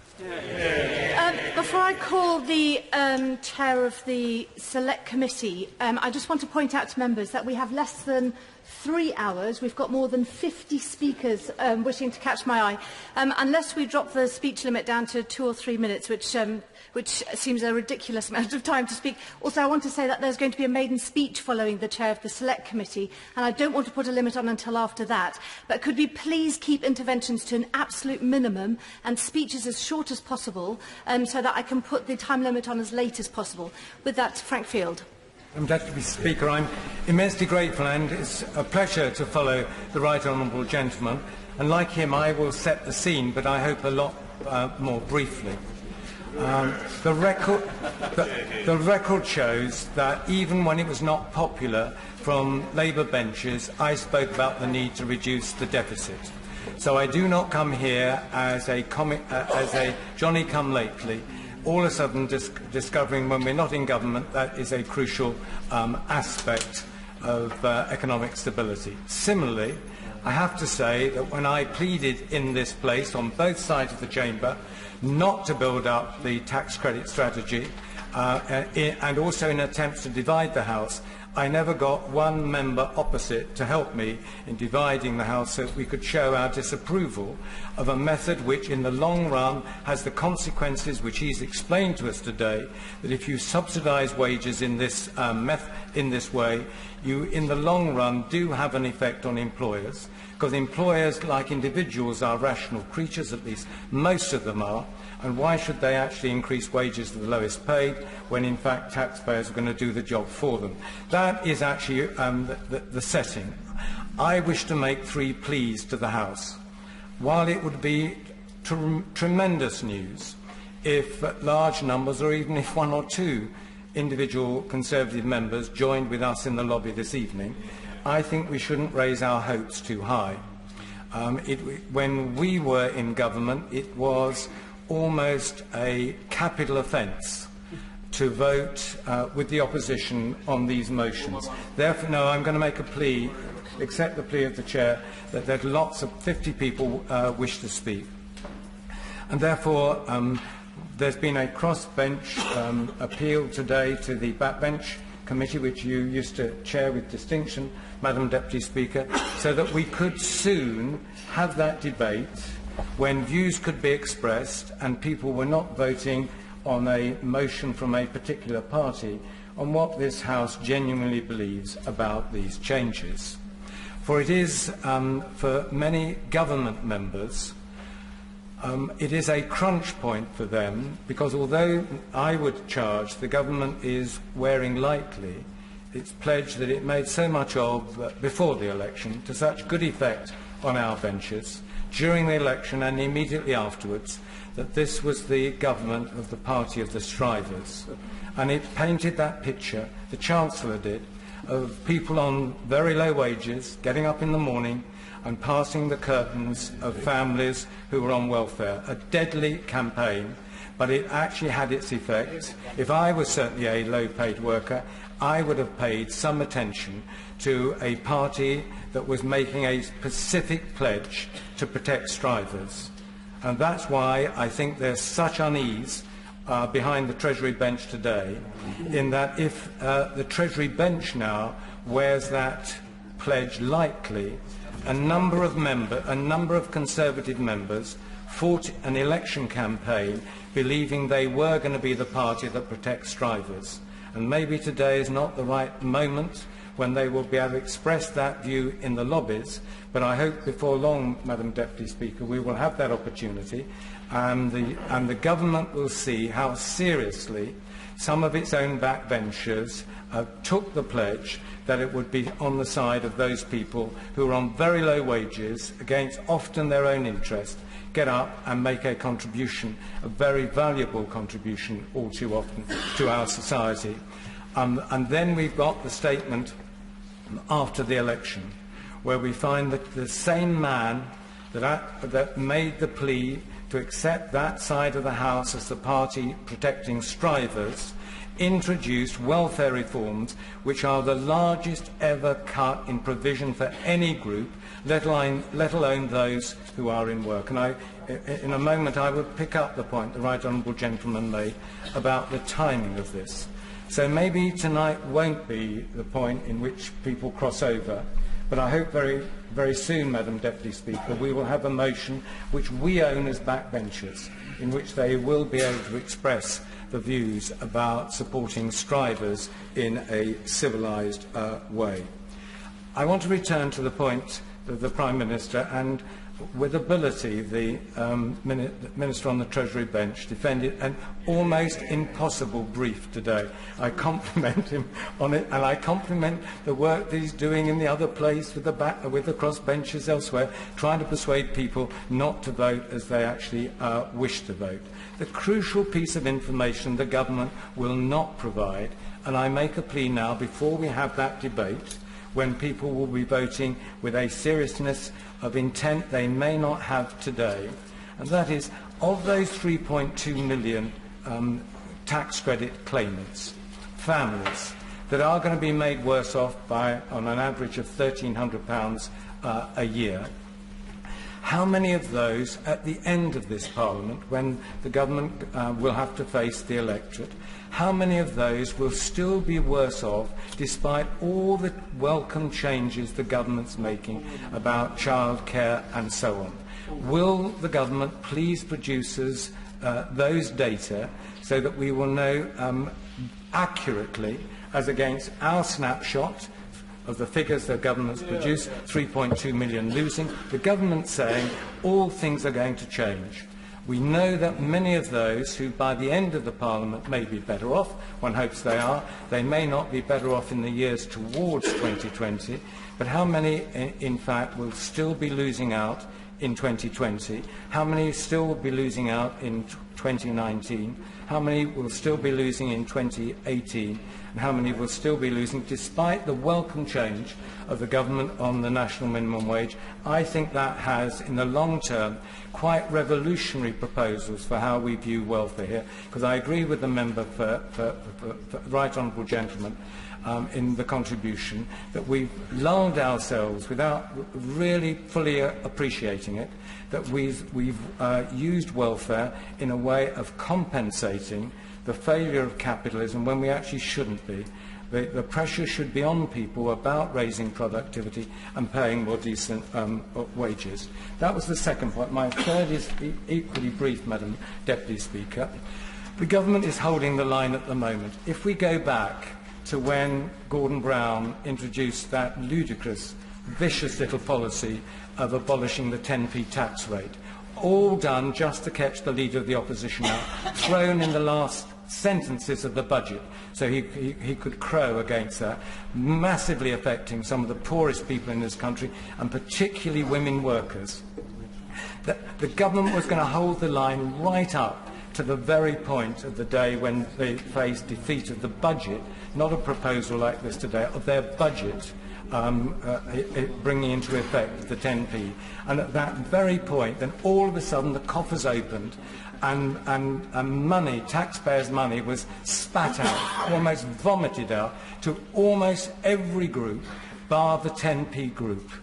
Now, I can guarantee that the government, please God anyway, will come forward with measures which they will call, we've already heard them, tweaking measures. Please, please, on the government side, the Tory side, do not let them get away with tweaking the national insurance thresholds.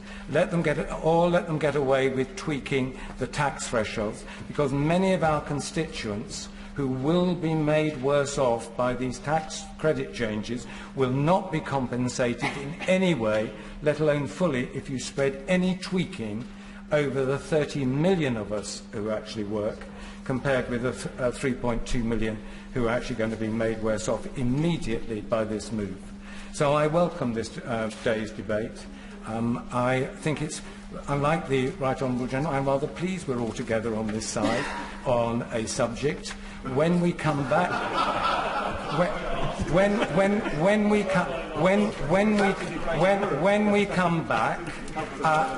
come back, and if we are to be taken seriously, we have to say where we would like the £4.56 billion to come from, if it's not to come from that very group of our electorate, that very group that we admire, those strivers that get up and work for a fraction of what we get as members of Parliament and still turn up, and who've been so badly treated by this government, by this measure. Heidi Allen. Thank you, Madam Deputy Speaker. So why today?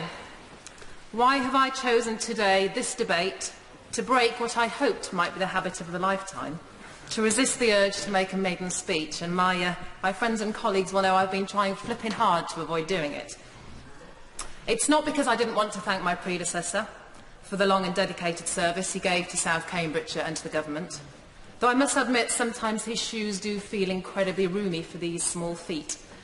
Andrew Lansley absolutely deserves our praise, and he will be rightly rewarded next week when he takes his seat in the House of Lords. It's not because I didn't want to shout from the rooftops about my constituency. I'm certain that I bore everyone rigid about the economic miracle that is South Cambridgeshire. I am so, so proud to represent its people. But it's because today I can sit on my hands no longer.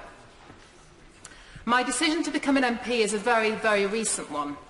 It was the Tottenham riots of 2011 that shook me from my comfort zone. Night after night, my television showed me a country that was falling apart. My country. Social breakdown and an economy on the verge of collapse. I felt so strongly that I had to step forward and lend a hand. Today I feel that way again. So I picked a team. I picked the blue team. I believe they were the party who could bring us back from the brink, and we have started to do this. This government has taken tough but prudent decisions, and employment has reached levels never seen before. Britain is back, and I am immensely proud of this government for their role in that. So I hope I will see again those gems of prudence and wise judgment that drew me to the Conservative Party before it is too late. Too late for what, Madam Deputy Speaker? Too late to stop us from getting the things wrong and the timing wrong over changes to tax credits. Believe me when I say I do entirely agree with the principle that tax credits should not be used to subsidise wages. It isn't sustainable, and it sends the wrong message about the kind of country and the kind of people that we want to be. And because I know tax credits do need to change, I cannot support the black and white motion that is in front of us today. I'm sorry, but I believe the opposition benches are wrong to say that we must not touch tax credits. However, a detailed debate about them does need to be had, and I am far from being the only member on this side of the benches who recognises that. It is right that people are encouraged to strive for self-reliance and to find work that pays for their independence from the state. But I worry that our single-minded determination to reach a budget surplus is betraying who we are. I know true Conservatives have compassion running through their veins.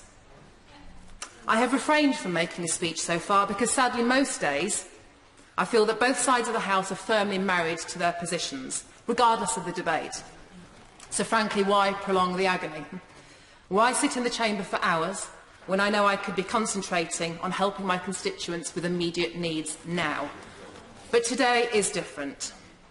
Today, every Conservative member who knows who we really are has a duty to remind those who have forgotten. We are the party of the working person.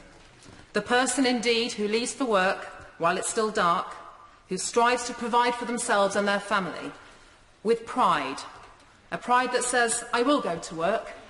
Even though I still can't quite make ends meet, I will still go to work, because to work is to have pride, and to pride is to be British.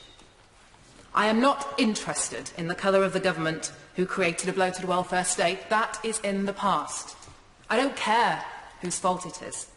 But I do know one thing. It is not the fault of the recipients of tax credits. It is the responsibility of government, whoever that may be, those who set and change policy, and those who set the rules by which these families live. And if we want to change those rules, we have to support the people through that change. This is not a spreadsheet exercise. This is not a budget document on a piece of paper. We are talking about real people. Working people. Yes, the income tax threshold has and will continue to rise, and that is fantastic. The minimum wage is increasing. Brilliant.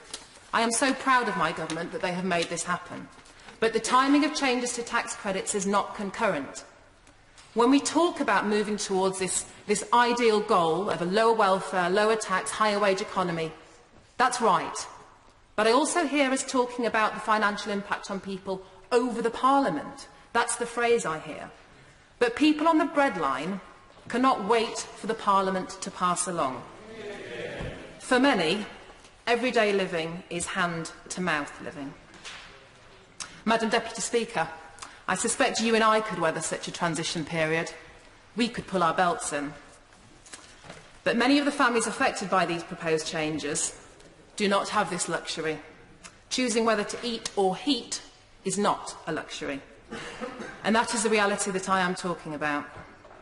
Conservatives pride themselves on living within their means, of cutting their cloth. But what? What if there is no cloth left to cut? How many of us really know what it feels like? How many of us have walked in those shoes? To expect people to immediately find more hours or better paid work suggests, I'm afraid, a level of naivety about the skills of some of our people. Also, are we out of touch with the economies and the environments of some of our towns and cities? We can support people to get there, and I do believe relatively quickly, but not overnight. This is the crux of the debate. and the part that many of us on these benches cannot reconcile. I became an MP to stand up for the vulnerable, to lead the way for those too tired to find it for themselves. That is the role of government too. My first loyalty is to those people, and it is those people that I now speak. To suggest that some Conservative members may only challenge the approach because they fear for their seats, that is offensive. This is not about retaining votes. Change is not always a sign of weakness. It can show strength. Did the British public, so concerned about immigration before the election, did they condemn us when we reacted to the photograph of that little Syrian boy? No. They told us to open our arms. When the IMF decried our economic plan for not being fast enough, not showing enough growth, we remained steadfast in our belief that slow growth was sustainable. So too must be these changes. Our debt has been falling consistently while protecting those who need protection. Is now really the time to change that successful strategy? I would not be embarrassed even once, never mind 5 times, if we decided to review our approach. Yes, being in government does mean making tough decisions, but tough decisions must also be strategic. One of the greatest challenges facing my South Cambridgeshire is the affordability of housing. A constituency does not function. A country and its economy does not function if the people who run the engine cannot afford to operate it. We need every teaching assistant, every care worker, every cleaner and every shop worker to secure this economic recovery. To pull ourselves out of debt, we should not be forcing those working families into it. The Prime Minister has asked us that everything we do must pass the family test. Cutting tax credits before wages rise does not achieve that. Showing children that their parents would be better off not working at all does not achieve that. Sending a message to the poorest and most vulnerable in our society that we do not care does not achieve that either. Madam Deputy Speaker, I believe the pace of these reforms is too hard and too fast. As these proposals stand, too many people will be adversely affected. Something must give. For those of us proud enough to call ourselves compassionate Conservatives, it must not be the backs of the working families we purport to serve. I'm very sorry to say I'm going to impose a 5-minute speech limit on from now. Roger Godsiff. Madam Deputy Speaker, can I first of all offer my congratulations to the Honourable Lady from South Cambridgeshire for her remarkable, thoughtful and excellent speech which she made. I'm just astonished if she's not going to be in the same division lobby as us on this side of the House tonight. But nevertheless, I congratulate her. Madam Deputy Speaker, a lot of my constituents are low-paid workers. Many are paid the minimum wage. They work very long hours. Some have 2, some have 3 jobs in order to bring in enough money to feed their families and pay the bills. Even then, some of those families cannot afford to put food on the table 7 days a week and have to endure the humiliation of going to food banks with their families. These low-paid workers are not shirkers, they're not skivers, they're not lazy, they're not feckless, nor as a matter of interest are they the people who caused the financial and banking crisis in 2008, which caused so much damage to the economy and cost the taxpayers billions of pounds to pay off their gambling debts. And Madam Deputy Speaker, calling on what the Conservatives said at the last election, if the curtains on their houses are drawn at 7 or 8 in the morning, it's not because they're skiving or being lazy, but because they only got home from work after midnight. These are the people in my constituency who rely on working tax credits to top up their poverty pay.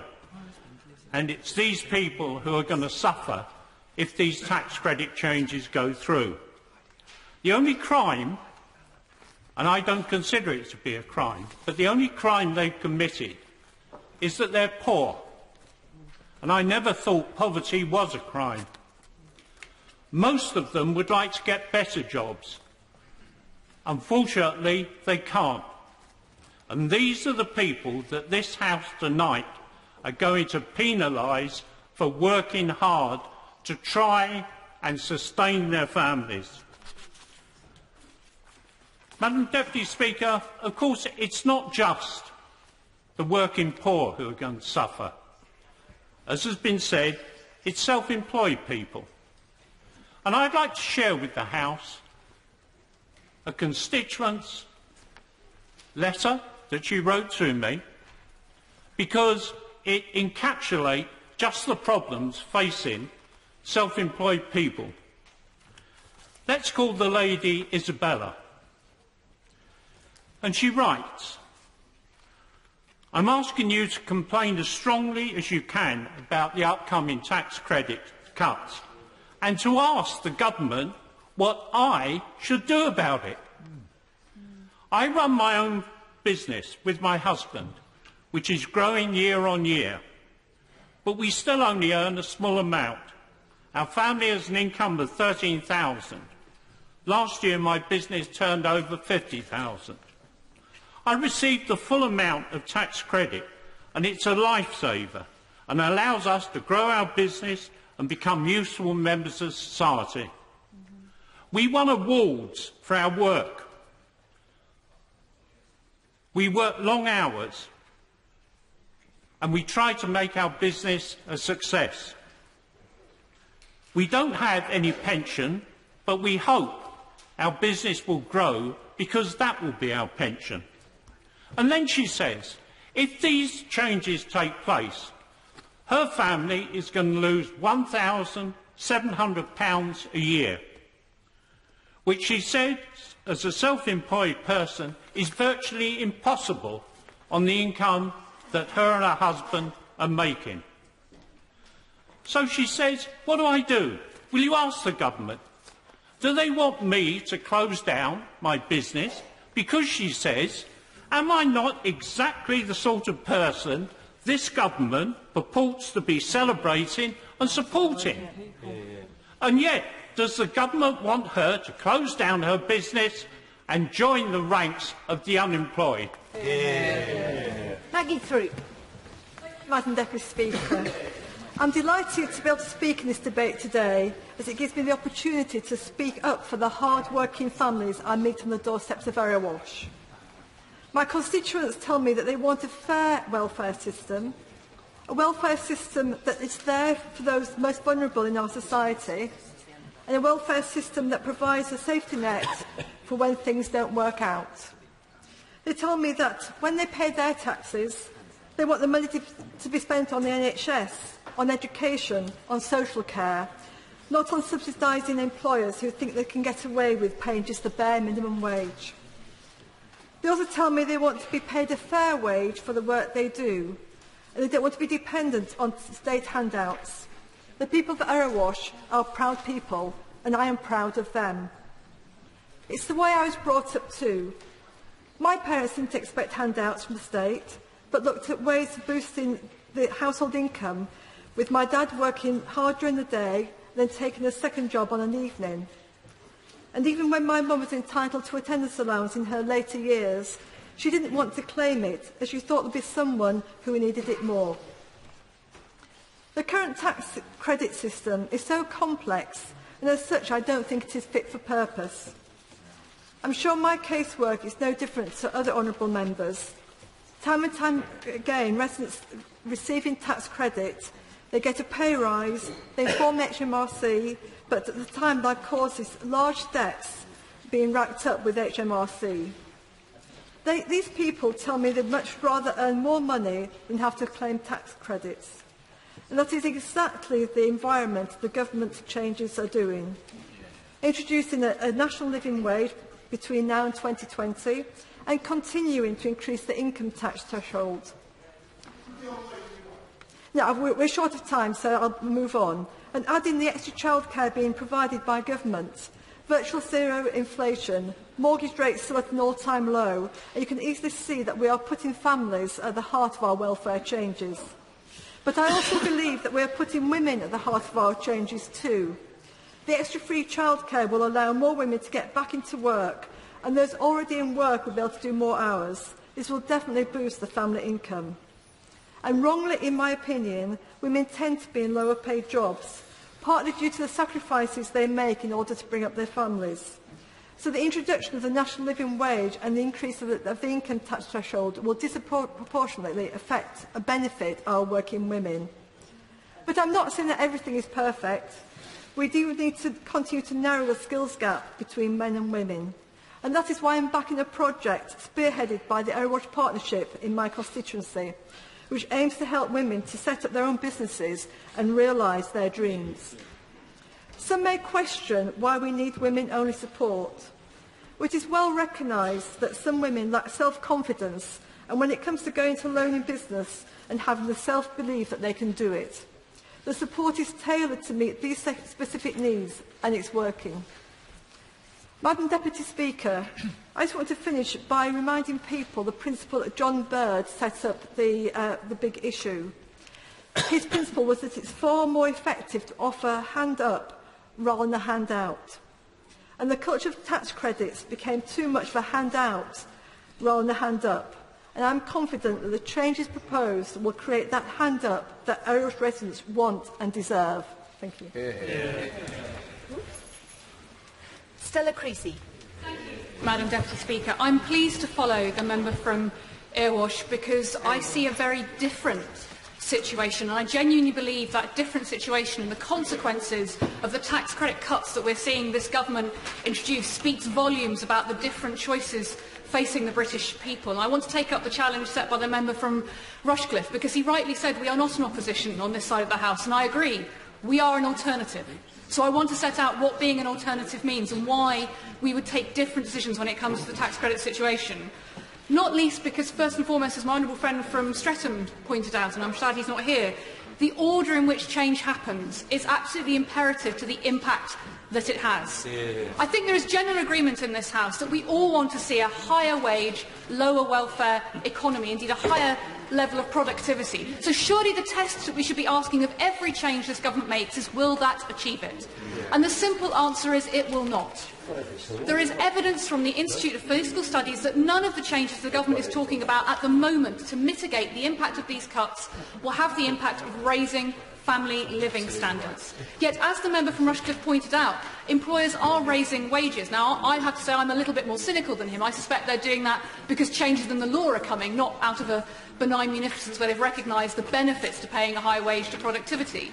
But nevertheless, the order in which the government is undertaking its changes will make all the difference to the people in this country. And it could make a decision to change round that order, to introduce its so-called living wage first, and then look at the tax credit cuts, rather than doing it the other way round. And the reason why that would matter is the one issue that has been solely absent from the Minister's contribution. I was surprised he did not mention it, given that he used to be an expert on this, is that he is presiding over an economy where personal debt is rising at an alarming rate. Let us be very clear that the average household debt, the Minister looks queried, let us be clear. He talks about the burden of the changes that the government's making being equally distributed. Well, let me be clear to him, the burden of personal debt is not equally distributed in this country, and we see it first-hand in our communities. We see those families for whom borrowing on their credit card, borrowing a payday loan, borrowing from friends and family is the only way that they can make the need. Yes, I will. I'm really grateful for my honourable friend for giving way. He's making a fantastic speech. And might I add to the comment she's making, because I'm confused why the Minister's looking so perplexed as well, as the Office for Budget Responsibility came out saying that because of the measures introduced in the Chancellor's budget, unsecured borrowing will rise by £45 billion by the next election. So the point she's making is absolutely pertinent to this debate. I thank my friend for intervention. The Minister kept talking talking about the amount of public debt that he wanted to attribute to each household. Let's talk about that personal debt, because the average is £10,000 per household of unsecured personal debt now. So the second question we must ask ourselves, given the vulnerability that exposes families to have that level of unsecured debt, is will these changes make it more or less likely that that personal debt will rise? I don't think anyone in this House can argue that the changes as they are currently constituted will not lead to a rise in personal debt to families. And we all see the consequences. And can I just pay tribute to the member from South Cambridgeshire for so honestly and openly putting out the consequences and the worries that she has when she sees families struggling with debt.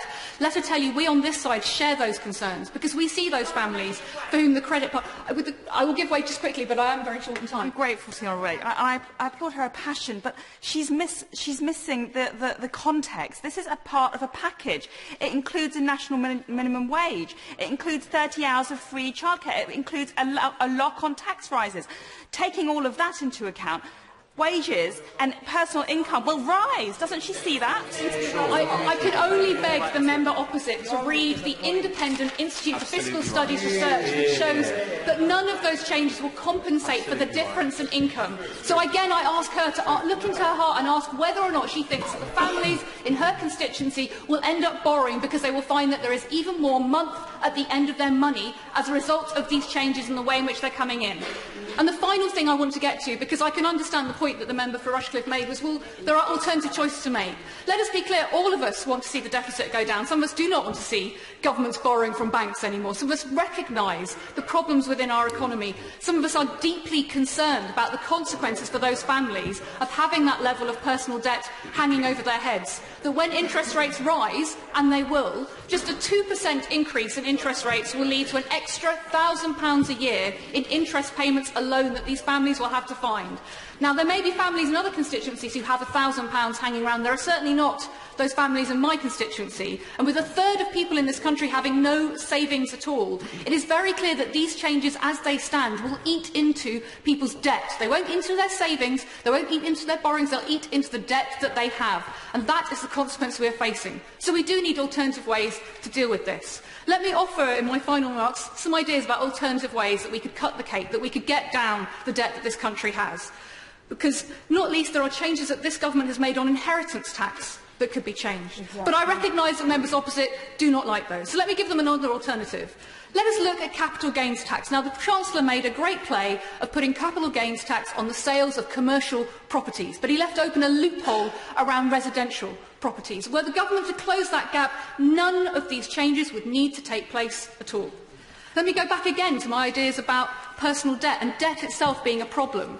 This government is paying out £10 billion a year in public finance initiative debt repayments. Were the government to get serious about renegotiating the PFI debt, and there will be support on these benches too for doing that, again, we could save that money. And this is my point, and this is why the member from South Cambridgeshire's speech was so powerful. There are always choices to be made. We on this side would make different choices. We would put those people first, those people we see for whom £10,000 worth of unsecured personal debt is not just every single day having to suffer the indignity of go to a food bank or go hungry. It's the long-term choices that they cannot make for their family's future that worry us. The fact they will not even entertain the idea of getting on the housing ladder, that they will not be able to pay those social care costs that the member from Erewash talked about, that they will not be able to let their children go to further or higher education because they simply cannot afford it. And we see the potential that will be wasted as a result. So we want to make choices that will help those families, will help this economy be more productive, will help this country truly be back in practice. That is not the choice from the government's point tonight. I urge the members opposite, who recognise the debt in their communities, who know that this is going to make it worse, not better, to think again and work with us about when these changes come in, about how we make sure that everyone benefits from a higher wage, from a higher productivity economy. Because I promise you, those families who are coming to you now in trouble need and deserve nothing less. Yeah. Johnny Mercer. Thank you, Madam Deputy Speaker. I wanted to speak in this debate today because I believe it is important to add my voice for what it's worth from this side of the House, from a first-time Conservative seat regarding these tax credits. I represent part of the great city of Plymouth. Plymouth has for some time been a stronghold of the opposition in recent elections. Indeed, my seat was once the domain of the leader of the opposition, such was the political landscape in our history. But Plymouth is changing. Whilst we may have at times benefited from the nuances of being almost entirely state-dependent on our income, the modernisation of the dockyard has had a profound effect on the demographics and outlook for our city. And we now have second and third order effects of long-term state dependency visible in generations of our residents. In recent years, we have seen real benefits as the fundamentals of our local economy change. That resilient yet ever-evolving JANA character has seen us become the haven for marine science in the South West, with companies such as MSUBS, which was visited by the Chancellor on his last stop in the city. We have some genuine world leaders in high-tech manufacturing. Our charity sector is something that those of us who call Plymouth home are extraordinarily proud of. We have 3 fine higher education institutions. We are home to the world's most adaptive and resilient fighting force in 3 Commander Brigade. We are a city that cares regardless of background, and I look forward to turbocharging this agenda in the years ahead. And as the times have changed, so has the vote. On this side of the House, we do not think it is right that people should be better off on a life on benefits than those with young families who work hard and contribute to the system. The welfare state is a truly remarkable thing, a system that makes me proud to be British, a system that provides a safety net to those that need it and that security for those who fall. But the harsh reality is that the system failed in places like Plymouth. In places like Plymouth, the system offered a life on benefits with income up to £26,000 for a family of 4, such as my own. So we cannot blame people for 1 minute for seeking this way of life. But we can, however, look at this system that encouraged it, and that is what my party is rightly doing. But, Mr Speaker, I must urge caution with these specific changes to tax credits. We all take individual journeys to this House for different compunctions, but mine was very clearly to represent my constituents above all else and do what is right by my city. And if I am to truly follow through on this, it would be remiss of me not to recount the extraordinary levels of feeling in Plymouth this last weekend. This bright, vibrant, exciting and predominantly blue-collar city, with lots of new and first-time Conservative voters in the general election just passed, has serious objections to these tax credit reforms, and it is my duty to represent them here in the People's Parliament, where they and no one else has sent me to work. Mr Speaker, there is a general understanding out there for welfare reform. The policies are indeed, in my experience, very welcomed by many in a city that many people would see as entirely failed by the Labour Party. Those of us on the coalface every weekend trying to help, trying to encourage, trying to gently persuade or even inspire a generation of young people, feel emboldened by the drive towards self-sustainability and independence of this government's reforms. But, Mr Speaker, my duty, and again I seek not to bang on to those far more experienced and capable in this House, but indeed our duty is to shout for our most vulnerable, the 10% I talked about the other night in the Armed Forces mental health debate in this House. Those who, through no fault of their own, find themselves on the fringes of society. Those who, for a bit of bad luck, a couple of wrong decisions, could be any one of us. For I stand here as a compassionate Conservative, and unashamedly so. There was a good reason that I was not a member of this party before I decided to stand as an MP last year, but I have no doubt at all that this party is changing. I am proud of our current Prime Minister for the direction he is taking us in. I am one of those that thought one of this Prime Minister's bravest moves was to bring in same-sex marriage. I would have struggled to be here today without his personal stewardship, and when we are winning in places like Plymouth, it is clear for all to see. Mr Speaker, it is clear to me that Plymouth's view is that whilst welfare and by extension tax credits must be reformed, these measures must be supported by mechanisms that protect our hardest hit with precision targeting and with strong messaging. I would today urge the Chancellor for something, anything that might mitigate the harshest effects of this policy on our most vulnerable. There are people far more intelligent than me who will provide data and statistical analysis in favour and against the argument today, and indeed have done. And I seek not to go against their carefully considered arguments. But, Madam Deputy Speaker, British politics is at a crossroads. I seek not to denigrate all members opposite, some of whom I personally know and have deep admiration and respect for. But we have an entirely chaotic opposition that has so completely lost its roots in the traditional British left that it provides no stable for almost anyone of a right mind with Britain's best interests at heart. And we must seize this opportunity to welcome those from all previous political backgrounds to our stable. Let's look again, let's work harder, let's, yes, find a way of bringing this overdeveloped and harmful tax credit system back under control, but let's do it in a way that looks after what should be our core vote. Deputy Speaker, can I just say to the honourable gentleman who has just spoken that it's, and particularly to the honourable member for South Cambridgeshire, that it's never easy to speak when what you're saying is disagreed with by most of those sitting immediately around you. I've been in that position myself, and I commend them on their fortitude. I just want to say a few words about the effects that these proposals would have on my constituency in Lewisham, West and Penge. Paradoxically, 60% of it is in Lewisham, which is one of the poorest boroughs in London, and 40% is in Bromley, which is one of the richest boroughs in London. Lewisham is certainly not the richest, but it's not the poorest either. That honour, if it indeed is an honour, resides elsewhere. But what it does have is the highest proportion of any of the 32 London boroughs of those who are above benefit level but below average earnings. These are archetypally the working poor, and it is these who are going to be hardest hit should these proposals go forwards. And I would also add, Lewisham has the highest proportion of its residents, its workforce, that actually work outside the borough.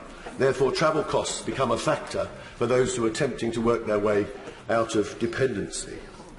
I don't accept the false dichotomy that some people present of strivers versus shirkers. What I would say is that people who are going to suffer most under these proposals would fall into any category definition of strivers. The effect in Lewisham, West and Penge, almost 25% of the families in my constituency receive tax credit.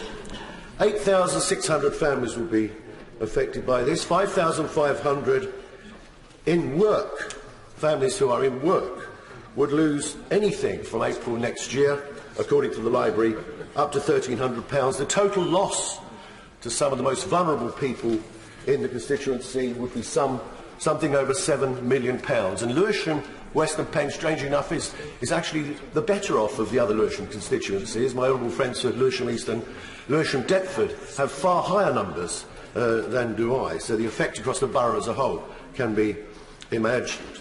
The government recites that the notion that the move to increase the minimum wage, which the government tries to describe as a minimum wage, which is nothing of the sort, up to £9 an hour by 2020, will offset all these problems. It will do nothing of the kind. The most pernicious element of these proposals is to take money away from people from next April, and the so-called compensation will not be paid until 4 years later. As others have said, Madam Deputy Speaker, it is the timing, it's not just the nature of these proposals, it's the vicious timing of them that will cause such damage to so many.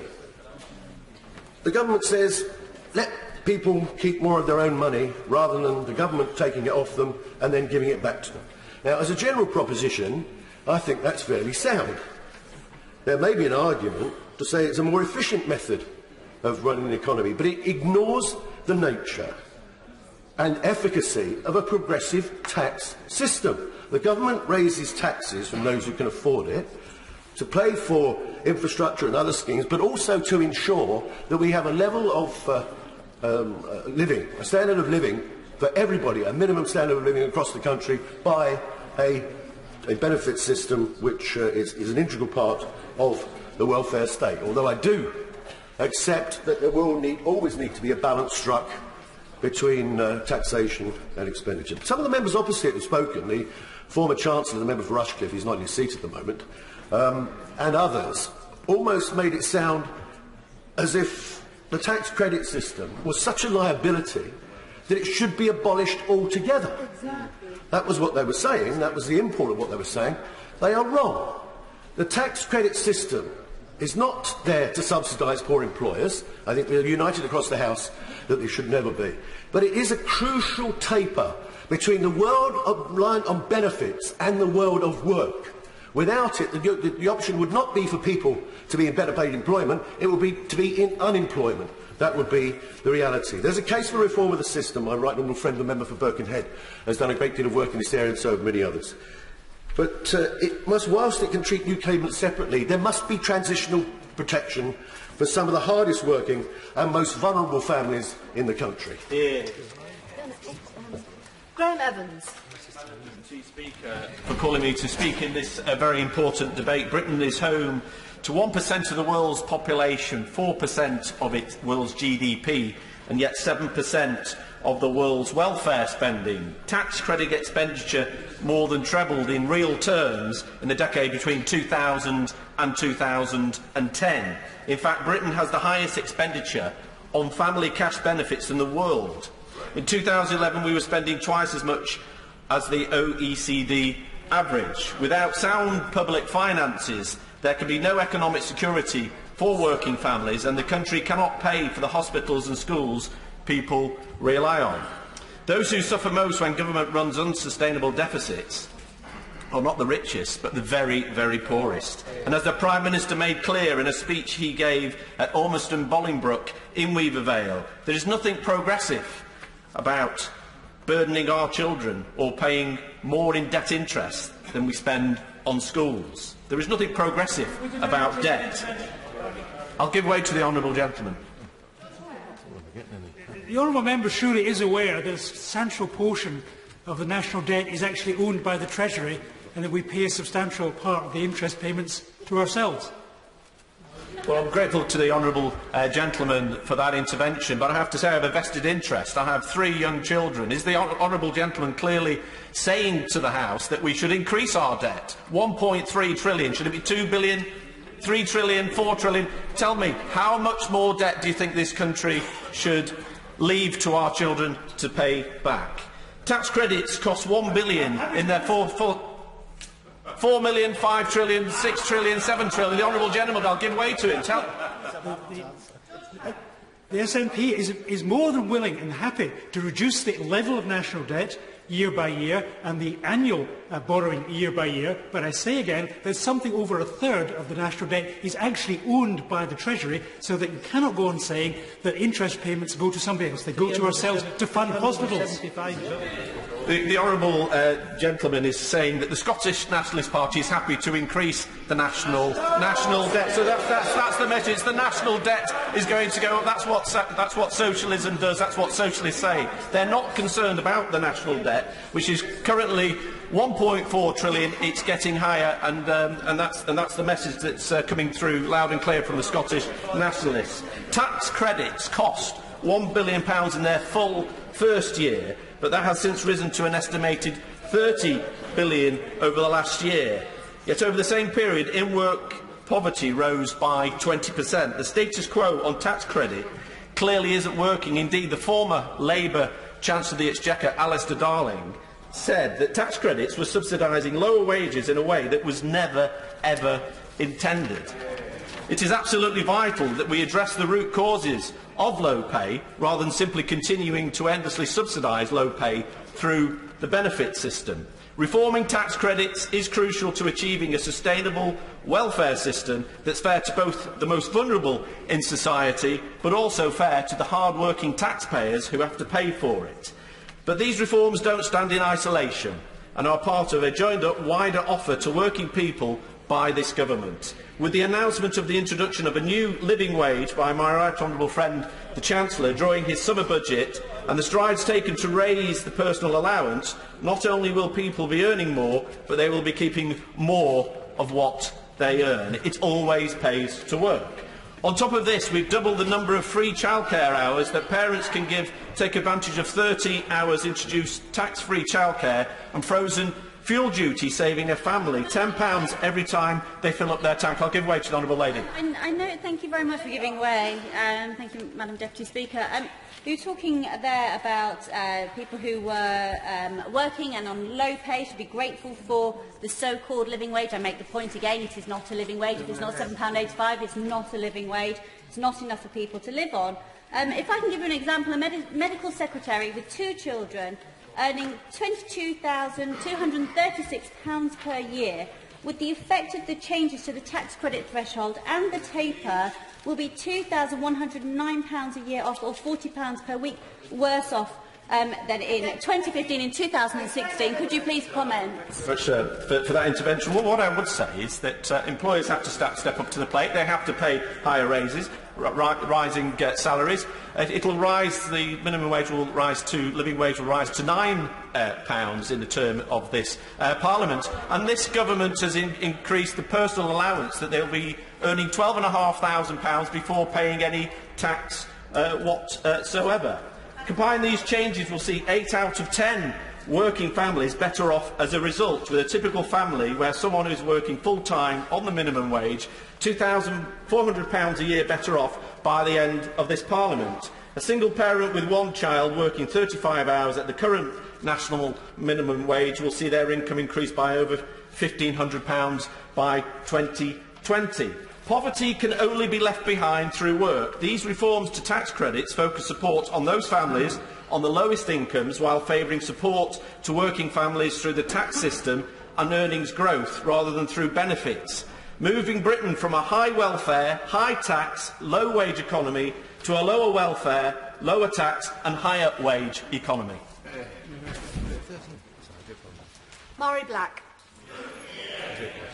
Madam Deputy Speaker, I want to start off by congratulating the Honourable Member for South Cambridgeshire and her honest and rather courageous, if I may say so, maiden speech, and it was a pleasure to listen to. Now, I will begin with a rather strange declaration, which is that I agree with the Conservatives. I too believe that work should pay. But the sad reality is that in Scotland, over 60% of children living in poverty come from families which are in work. We've already heard that the proposed cuts will hit those in work the hardest, with in-work families losing, on average, £1,300 in 2016 to 17. We've heard multiple times how that financial gap will be filled with the introduction of the new so-called national living wage, but it is not a living wage. It falls 65 pence short of the real living wage, which outside London sits at £7.85 per hour. And it is for that reason that it should be referred to for what it is, a new minimum wage. If we look across the board at families in and out of work that will be affected by these cuts, we see that on average households will lose roughly £750 due to social security cuts. Households which will benefit from the new minimum wage will gain only £200 from it. That means that the new minimum wage only compensates for 26% of the total losses created by cuts to tax credits. I know how much this government likes to talk about financial black holes, especially when it comes to the SNP, but the reality is that if this government carries on with its proposals, it will be creating a financial black hole of about £550 for roughly 8.4 million people in this United Kingdom. Therefore, it is clear that when we look at the figures, this policy serves no other basis than to push more and more people into poverty, and in particular push more children into poverty. Currently in Scotland, over 500,000 children are in families that rely on tax credits. 350,000 of those children are from over 200,000 low-income families that are going to be hit by these changes. Even if you look at... I've listened very carefully to the Honourable Lady's comments so far. Would she answer the question which her colleague from, I think, Ross didn't answer earlier? Does the Honourable Lady support the SNP government in Holyrood using its new income tax raising powers in the next year or so to increase Scottish income tax and increase tax credits? There's 2 points to this. The first point is it's worthwhile remembering that 85% of power over welfare remains at Westminster. Tax credit is a reserved issue. But secondly, when it comes to using the income powers, I think it highlights a deficiency in their initial argument. If there is a need for the Scottish Government to top up benefits, then surely that highlights a fault in the benefits to begin with. The House of Commons Library also tells us... I thank the Honourable Lady for giving way. Would my honourable friend not agree that politics is always about choices, and despite the rhetoric about balancing the books from the party opposite, they could choose not to spend £100 billion on Trident. They could choose not to raise the threshold of inheritance tax. They could choose to close completely the Mayfair tax loophole, rather than balancing the books on the backs of the working poor. I would completely agree with my honourable friend on this side of the House. The House of Commons Library also tells us that these proposed changes will deliver savings of £4.4 billion in 2016-17. But in reality, that really means, as was pointed out earlier, that this government will be taking £4.4 billion out of the pockets of the poorest people in this country. If people are qualifying for tax credits in the first place, then it is clear that their wages are considered inadequate to live off. And considering we can cite credible evidence that the new minimum wage will not compensate for the loss of income created by these cuts, it can only be concluded that these cuts purely exist for ideological purposes and to continue the madness of austerity. As was pointed out earlier, we know that when your average person has money in their pockets, they spend it. So by taking £4.4 billion out of their pockets, that's money out of local economies, further tightening the economy and the pressure placed on ordinary people. Now, the third and final point under which I believe this government should abandon these proposed tax cuts is due to the two-child policy. Are we really saying to people that they should count themselves lucky if they qualify for tax credits, but only for the first 2 children? The reality is that in Scotland, 54% of families have only 1 child. Poorer families are no different. So the aspect of this policy only serves to perpetuate the myth and the stereotype that is the poorest people in society that are having lots of children that they can't afford. But on from this, are we really making the disgraceful proposal to our citizens that our government is so compassionate that we might even consider helping you if you have a 3rd child, so long as you have been raped? Is that really where we are now setting the bar for providing decent opportunities for our children, if they are the product of rape? Forgetting the fact that this is a moral outrage from the get-go, it is also completely unsustainable. How do you qualify for that? Is it that you have to have a conviction of rape? Is it just if there's a claim for rape? It is completely unrealistic. What further damage will it do to women who have suffered a heinous sexual attack if we then make them have to relive that attack by giving evidence to ministerial bodies? Fundamentally, this is an ill-thought, illogical and harmful proposal. Even the Adam Smith Institute have just this afternoon called on the government to reject and remove these proposals. Therefore, I am proud to say that tonight I will be supporting the motion and that the government should abandon their current course of action immediately. The next speaker, the speaking list seems to be growing rather than shrinking. I'm going to. There are almost 40 people who are still wanting to speak in this debate. So I'm going to drop the speech limit straight down to 3 minutes in the hope that we can get as many people in as we possibly can. And with that, I call Peter Aldous. Thank you very much, Madam Deputy Speaker. The Government are pursuing the right strategic approach of moving from an approach of supporting working families through the benefit system to one of encouraging earnings growth and providing support through the tax system.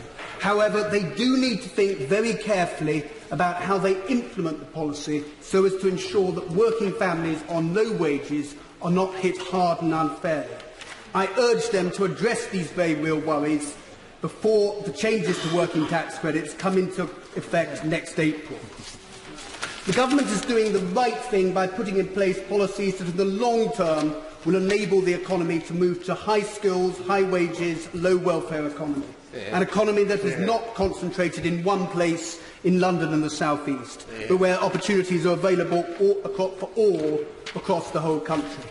The decline which these policies will address has taken place in many parts of the country, including the constituency Waveney that I represent, over the past 30 to 40 years. They won't work overnight. They will need time. They may need to be refocused, redesigned and rebooted.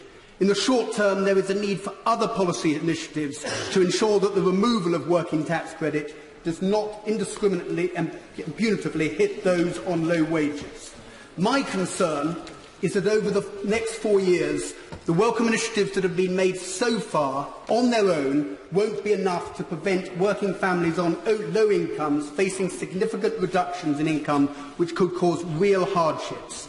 These are those hard-working families doing the right thing that we all say we support.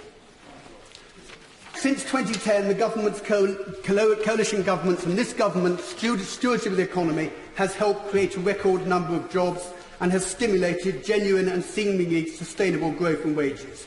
This has improved the economic outlook and it will enable people to increase the hours they work and move on to better paid jobs. However, such opportunities are not currently available evenly across the whole country. There are places, but they are in places, but they are not in others. Madam Deputy Speaker, there is a need for the Government to do more to support working families as they pursue this right but difficult policy. Phasing a reduction in employee national insurance contributions should be considered. as should also changes to the universal credit.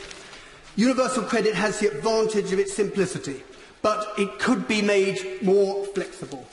In conclusion, Madam Deputy Speaker, the Government are doing the right thing, but they do need this policy to be introduced with more support for those people who are doing the right thing and looking to work more.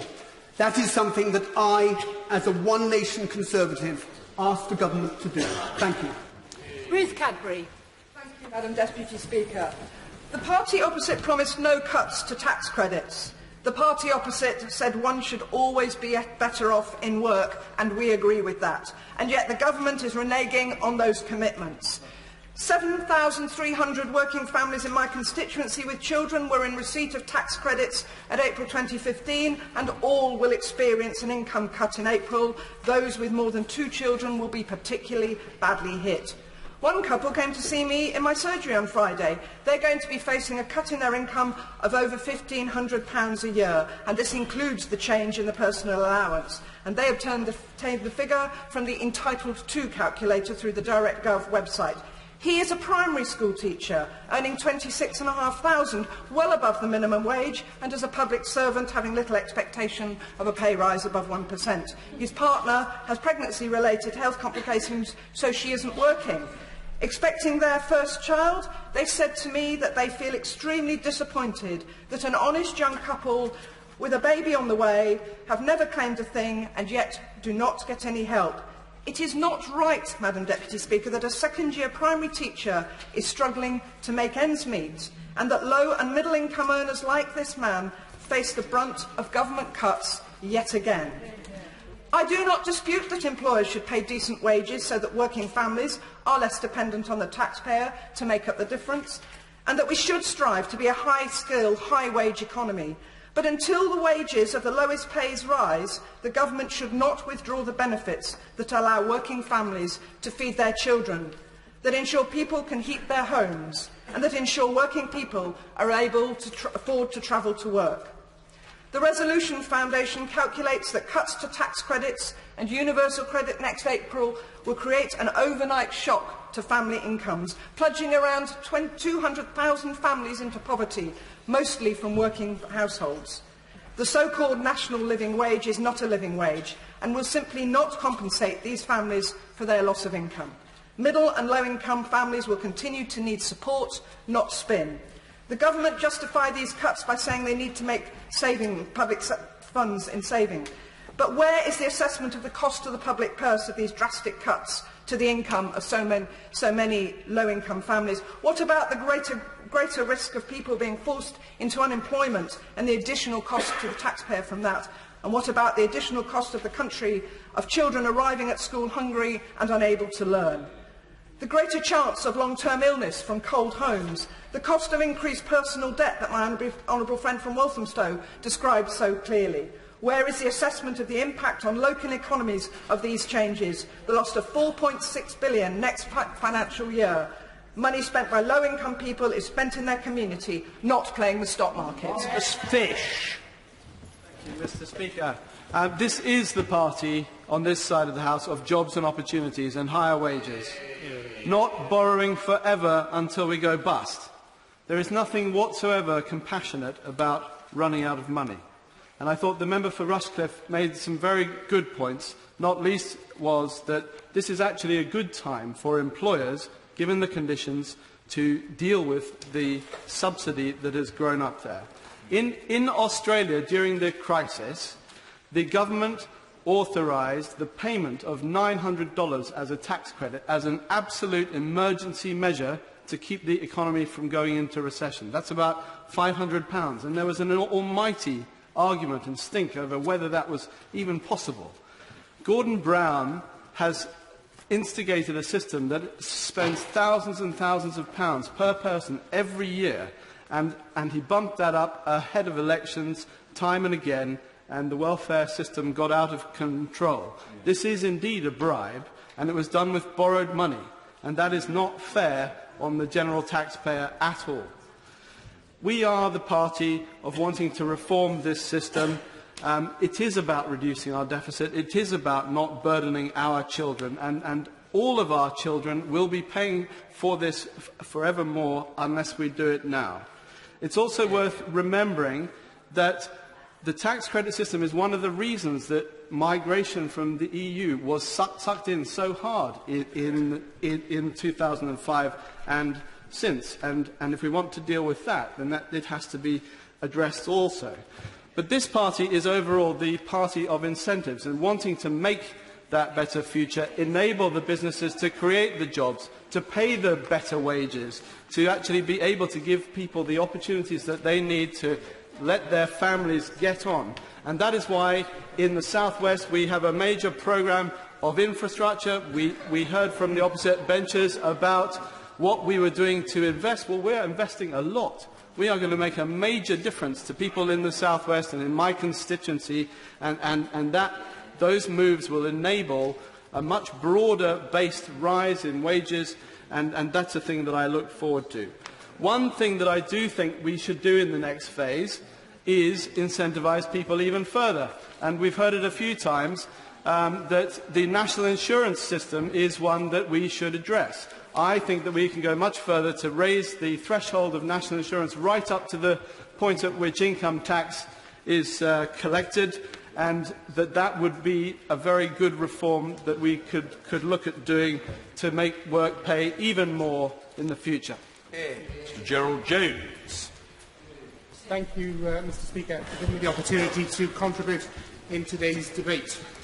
During the recent general election campaign, I spoke with many families across the Merthyr Tydfil and Rumney constituency who are already struggling to make ends meet. In some cases, struggling to put food on the table or to heat their homes. And since the election, we've heard from the Conservative Party that they are on the side of working families and want to make work pay.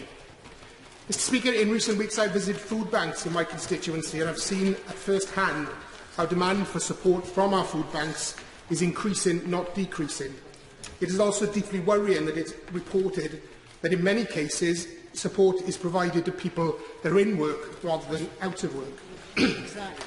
If today, Mr. Speaker, the government does not alter its course and continues with the severe cuts to tax credits, it will cause absolute misery for many families in my constituency and many others across the country. These cuts have been described as the largest cut to family incomes ever implemented by a government. Is that an achievement that the Conservative Party wish to aspire to? Mr. Speaker, we are talking about working families, people who the government say they want to help. Yet the tax credit cuts will, in my view, completely pull the rug out from underneath people, causing misery and hardship on an unprecedented scale. And these cuts will mean that work pays less and will undoubtedly lead to further debt, with families unable to afford the basic cost of living and to afford their housing costs. I believe, Mr. Speaker, that these cuts will also lead to further direct and indirect financial pressures on local authorities, who are already struggling to cope with massive cuts to budgets and services. These changes will hit working families, 3.2 million low-paid workers, next year. Information released by Barnardo's highlight that a lone parent working full-time on the minimum wage, the new so-called national living wage, for 37 hours a week will lose £1,200 a year as a result of these changes, even after accounting for the increase I've mentioned. This cannot be fair, and it does not support working families as the government says that it wishes to do.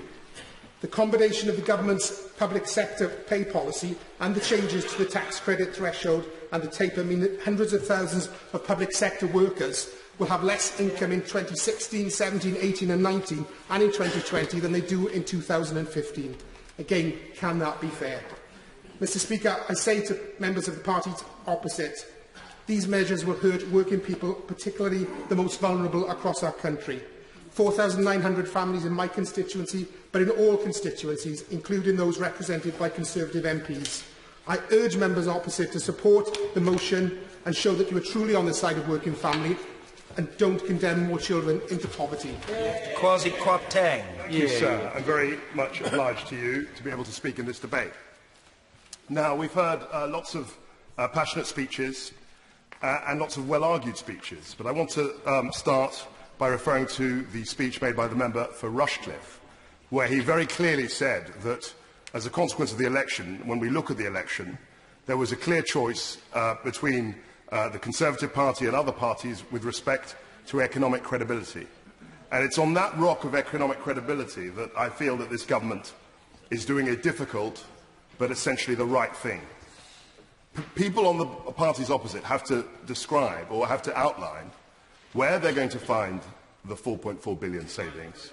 And they haven't done this in any way. I'm not going to give way because of the short time, because I'm not frightened of the honourable lady, but I realise that I have a limited, well, not frightened, not frightened. You're the good doctor. Not frightened with respect to this debate, but maybe in other ways I should be. But what I would say, the parties opposite have a number of questions to answer. Where are they going to find the savings? And more broadly, this system of tax credits was one which we all agree, or most of us agree, subsidises employers. Now, is this subsidy to employers to be paid year on, year out, till kingdom come? I mean, is it something that we just want to keep doing for the foreseeable future, maybe in perpetuity? Or is it the case that we should try and make a reform and actually impose some conditions on employers to increase wages and to share general increases in prosperity? I think the government is doing the right thing. It's clearly a difficult decision, and we can't kid ourselves. We can't pretend that some of these choices are easy. They're not. But that's why we've been given the mandate to do difficult things. If it were easy, we would have done it already. We wouldn't have a problem. But this is the right thing to do. As other members on this side have observed, the conditions could not be more propitious to institute a reform of this kind. We have rising incomes, rising wages. We have unemployment which has fallen. I remember in the last Parliament, doomsayers were saying that we would hit 5 million unemployed. That never ever happened. We have good labour conditions, and this is exactly the right time in which to bring about a reform of this nature. And the last thing I'd say is that obviously we engage in pantomime, Punch and Judy politics. But this idea that the government has done nothing for working people is ridiculous. We have to stress the fact that the national living wage has been introduced. We have to stress the fact that the personal allowance has been trebled. And we also have to consider the doubling of free childcare for working parents of 3- and 4-year-olds. This is a good, comprehensive measure that helps people. Can I first of all say that as far as the analysis which has been made about tax credits, I don't think there's many people disagree with it. The question is this: whether or not the approach which the government is making now, the timing which the government has introduced, is going to solve the problem and avoid the difficulties which have been identified. And if we could just maybe take the three arguments, because there's not much time, that were put forward by the last speaker. First of all, the government credibility is at stake here. But there's also something which is important in a democracy. And it's not just the credibility of the government, but it's the fairness of the policies which the government is undertaking. And, while people argue we're dealing with the deficit, that's good. We're taking tough action, that's good. There must also be, in the minds of those who are affected, that we are being treated fairly here. And I don't believe that there is fairness in this policy, because it does affect those people who are at the lower wage end in the economy. Those people who, has been indicated earlier on, are the strivers in society. Those people who want to make a contribution and yet find themselves undermined. The second, I'll give way, yes. Very quickly, the member has indicated the issue of those who are going to be hit hardest. There's going to be 300,000 more children put into child poverty. That's been confirmed by the children's charities. Does the honourable member share the concerns of those children's charities? Well, and he makes an important point. In Northern Ireland, 33,000 of those who will be affected have 2 or more children. The impact is likely to be about £2,500 per year on them. And so, therefore, the question of fairness is an important one. The second point that he made is that this is the right time. Right time, and the member for Rushcliffe argued, because the economy is buoyant. That is not true in all sectors, and it is not true in all regions. And therefore, there are many places where the labour market will not push up wages, that there is not the competition for employers to say we want and we will have to hold on to workers by pushing the wages up to the national living wage or beyond. So it's not the right time in many parts and in many sectors of the economy. And the effect will be, as the OBR has said, and even as the Adam Smith Institute has said today, and it's hardly a hotbed of left-wing subversives who want to undertake and wreck the government's policy. They have said that it will price thousands of workers out of the labour market. And so it's not the right time. And the last point I want to make is this about safety nets. The safety nets are not there for everybody. For example, the national living wage will not apply to a large group of people in society, those of under 25. The things which have been introduced for housing benefit will not help those who are in the private rented sector, so they will face housing costs. The childcare costs will not apply right across the board for people. And we could go through many of the other safety nets that the government have said have been put in place. And for those reasons, I believe that it is an unfair, change in policy. The point has been made. Well, why? What is the alternative? Can I just say, I served as Finance Minister in Northern Ireland, and we had to find 5% cuts in the middle of a financial year. And then for 4 years, 3% cuts per year. There is enough room in a budget of £400 billion to find the changes which are required to finance the phasing in of these kinds of changes. And we don't have time to discuss that today, but there have been suggestions made already. I think that the real challenge for us is to look at ways, if this is a policy which the government wishes to pursue, then find ways of introducing it humanely, fairly and effectively. Thank you, Mr. Speaker. So much has been said. Let me concentrate on 2 points. The first one is that we have to accept that tax credits are a failed policy. And I don't think anyone has any credibility in this debate unless you come to it and accept that it is a massive failure of the last Labour government. Even if we're generous to Gordon Brown, and there's no reason why we should be, but even if we are and we adjust for prices, this is a policy which should have cost £6 billion and has ended up costing £28 billion. No economy can afford such a bill. It's wasteful, it is a Byzantine merry-go-round of recycled money, and one that has, in the jargon, misdirected at least £10 billion in fraud and error. It has, as has been said, enabled many employers, including some of our largest companies, to pay their staff less, in the full knowledge that the state would top up their weekly incomes. And in doing so, it has depressed wages. And I know this all too well in my constituency, where the toxic combination of out-of-control immigration and out-of-control welfare has meant that there has been little, if any, pressure on some of my largest employers to increase wages in the last 10 or 20 years. And that is something that the working people of Newark want to see, and this government is committed to. I won't, if you don't mind, because time is so pressing. Secondly, the second question I think we have to accept is, are we willing to put this back in the box labelled too difficult, or is this generation of Members of Parliament willing to take this on? Do we want to kick this can down the road for future MPs and constituents to deal with, or do we have the guts to take this on? Of course, this isn't easy. Of course, no welfare reform is painless, and any boondoggles given away before general elections are by their nature the most difficult things to retract, as my right honourable friend, the member for Rushcliffe, has said. But I think this is too important.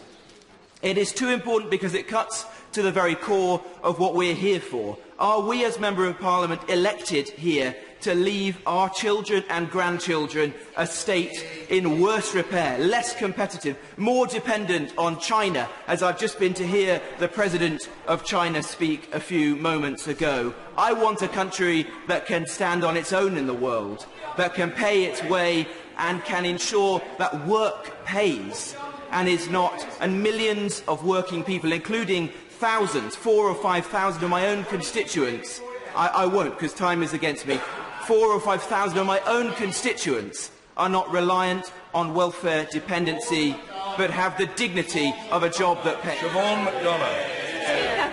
I would like to speak on behalf of over half the population who have not yet been mentioned specifically. The cuts that we're discussing today will have a gendered impact, significantly affecting women much more than men. Capital and wealth continues to be concentrated in the hands of men who tend to earn more. On the other hand, women are most adversely affected by cuts to social security as they have to rely on it more. For instance, women are far more likely to be single parents. 42% of single parents in the UK live in relative poverty after housing costs, of which 90% are women. Women also work as mothers and carers for elderly relatives, and when in work, they are more likely to work part-time in the most underpaid, undervalued but important sectors of catering, cleaning and social care. Indeed, the Fawcett Society has shown that 62% of workers paid below the living wage are women, when the considerable gender pay gap of 19% stubbornly continues. Tax credits are therefore a lifeline for women in low-paid work, and the Women's Budget Group has demonstrated that these cuts will undermine advances in gender equality. While the majority of people gaining from tax credit cuts will be men, who will benefit by £1.5 billion a year by 2020, most of those losing out from tax credits will be women, who will lose £5.8 billion a year by 2020.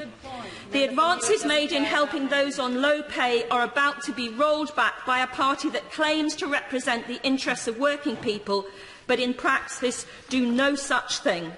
The cuts are not inevitable. They are made off the back of tax cuts for multinational businesses and others which overwhelmingly benefit the most affluent.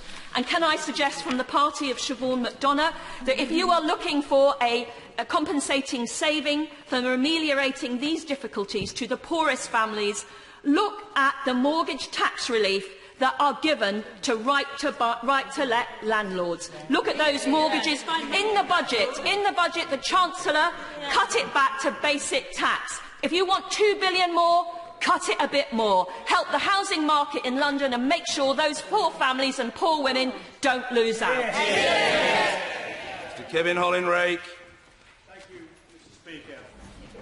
We should measure welfare success by how many people leave welfare, not by how many are added to welfare. So said Ronald Reagan. In 2010,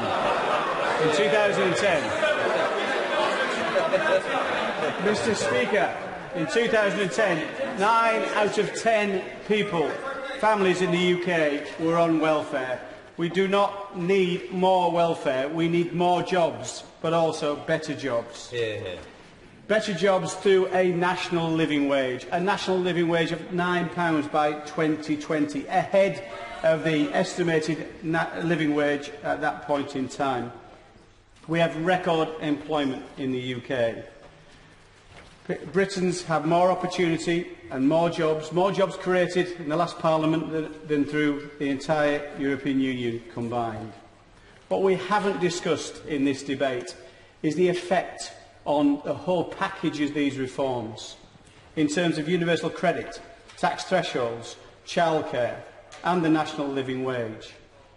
It creates an incentive, enables people to do more work. All those estimates from the IFS and Adam Smith Institute have not taken into account people's potential to go out and work more. Would the honourable member give way? That's a good way. I find his comments quite bizarre. This matter is close to home to me, and Mr. Speaker, I must say, my son, he's on tax credits with his wife. He does over 40 hours a week. She's retraining, and she's doing 12-hour bank shifts. I've got a granddaughter who's now going to suffer in excess of £100 a month cut. You explain to me, were they going to retrain any more than they are retraining? Were they going to get extra hours when they're both nearly doing 50 hours? And the impact that has on my granddaughter. I think you're out of touch.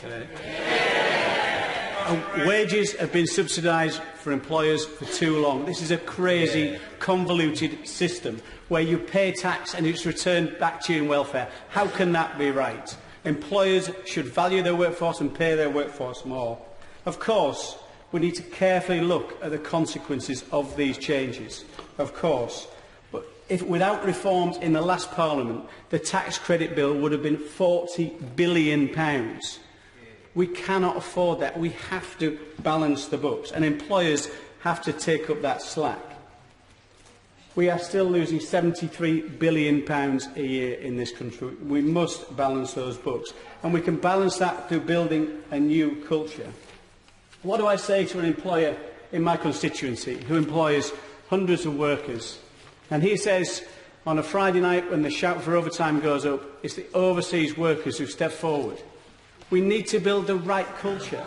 The culture in my house is built by our parents who worked all hours God sends, not to line their pockets, but for the next generation, to set the right example for them, the right leadership and the right example. Freud said, distilled all his learning from his life work, that happiness is distilled into two things. It's love and work. 700,000 workless families are now back in work over the lifetime of the last Parliament. Mr. Speaker, we need better jobs, we need to balance the books, and we need to build a new aspirational culture where work pays. Dawn Butler. Thank you, Mr. Speaker. Mr. Speaker, I'd like to congratulate the member for South Cambridgeshire who gave a passionate maiden speech to the House, and as she was speaking, it was very noticeable that the front bench were cringing, visibly cringing with each word that she said. Mr. Speaker, Michelle Dorrell was on BBC on the Question Time, and she was one of the 4 people, 1 in 4 people that voted Tory, and regretted it, and she had tears in her eyes as she felt that she'd been misled by this government. It is a false economy. You're taking from the poor and you're making them suffer, and it is a false economy. On the 29th of April 2015, Michael Gove said, "We are going to freeze them for 2 years. We are not going to cut them." And the spirit of deception goes on. The minimum wage, renamed the living wage. And the ministers claim that tax credits cuts will be offset by the increase in this minimum wage. And like all good cons, there's an element, a grain of truth in that. It could be, but not until 2020. And the cliche about hard-working families who didn't cause the crash having to pay for it, it is a cliche, but unfortunately it is true. 64% of families in Brent receive tax credits. 13,600 households will be affected by these changes.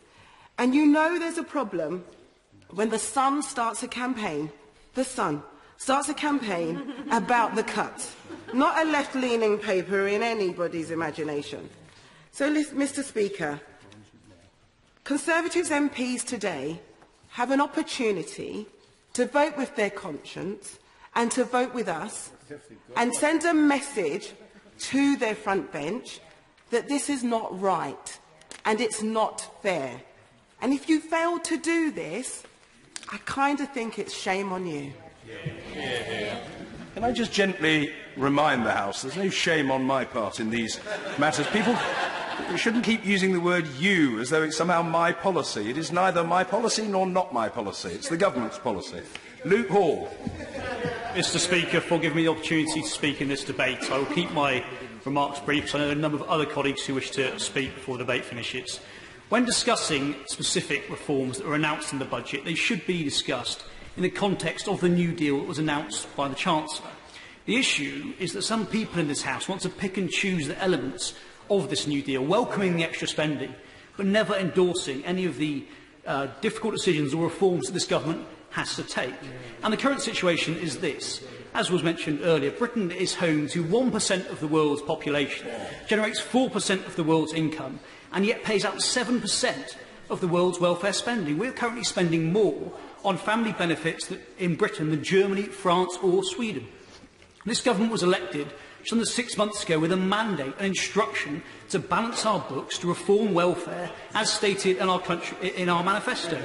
And look, as listening to the benches opposite, we have to seek to avoid the mistakes of the past. Spending on tax credits more than trebled under Labour in 10 years, at the same time that in-work poverty rose by 20%. And in 2010, 90% of families were eligible for tax credits, a disproportionate amount. And after these budget changes, that will be reduced to 5 in 10, a much more sustainable number. But ultimately, the changes that will return tax credit spending to pre-crisis levels, to the level that it was under the Labour government in 2007-2008, and deliver £4.4 billion of savings in 2016, money that can be invested in, I won't give way because the time is short, invested into our National Health Service. But where do we go from here? We either run a high welfare, high tax, low pay economy, or we can continue with the job of reforming our economy to have high pay, low tax and lower welfare. But controlling welfare spending is part of this government's wider offer to working people. We are raising the personal allowance, making sure that by the end of this Parliament, people won't have to pay anything on the first £12,500 they earn, introducing 30 hours of free childcare for working parents, tax-free childcare worth another £2,000 a year, freezing fuel duty, introducing the new national living wage. But these reforms cannot be viewed in isolation. They form part of this government's new wider deal with the British people, supporting people into work and ensuring that we deal with our debts now rather than burdening our children, our grandchildren, our great-grandchildren with more debt than they can ever hope to repay. And, Mr Speaker, that's why I will be supporting the government this evening. Thank you, Mr Speaker. I look at today's debate as someone, perhaps unlike some of the members opposite who have spoken, who did an ordinary job on an ordinary wage before I came to this House. Many of the people I worked alongside in the NHS relied on tax credits to make work pay, and now find themselves caught in a pincer between the government's pay cuts and the work penalty. There are more than 13,000 children in my constituency who are in families supported by tax credits, and that's over 2/3 of all families with children in Dewsbury and Mirfield. Literally, thousands of the people that I represent now fearful for their future. Yes, I'll give way. Thank you. Can I just say that my honourable friend isn't alone. In my constituency, 4,000 working parents will be affected by these cuts. 4,600 children will also be affected by these working tax credit cuts. I think this is, in effect, a working tax penalty, a work penalty. And I would ask you if you would support me in telling the members opposite that actually they are not the party of working people. And shame on you. Thank you, my honourable friend, for his contribution. I absolutely agree that this is clearly a work penalty. And to think the party opposite wanted to rebrand themselves the party of working people. Instead, we have a penalty. Take the case of a cleaner in my constituency with one child, earning just over £13,000 a year. They will now lose nearly £2,000 of that. And that quite simply is the reality of these cuts. And let me just deal with the so-called national living wage. There's one simple problem with it. It's not actually enough to live on. And that is why we have tax credits in the first place, and why the Living Wage Foundation takes account of them when they calculate the real living wage. And if they were serious about an economy based on fair pay for decent work, they would be doing the opposite of what they propose in the Trade Union Bill, and making sure that working people genuinely get their share of the wealth that they create. And the real winners will be their paymasters in big businesses, because the most profitable companies in Britain will get the cut in corporation tax, not to mention the millionaires. We know what they really think of ordinary working people in Britain. The Minister for Work said it herself in her book, Britannia Unchained. The British are amongst the worst idlers in the world, who prefer lying to hard work. Quite simply, Mr Speaker, if they thought that these cuts were so necessary and so reasonable, why did they not mention it before the election? Instead, we saw exactly the opposite. The Prime Minister categorically denying it, that any such changes would be made on national television. We used to say you can't trust the Tories with the NHS. Now we know that you cannot trust them, full stop. Chris Philp. Speaker, At the very heart of this debate lies two different views of how we should combat poverty. On the one hand, there is a view that it's something which the state should do exclusively through the welfare system. On the other side is a view that the real way out of poverty is by hard work for proper, honest, decent wages.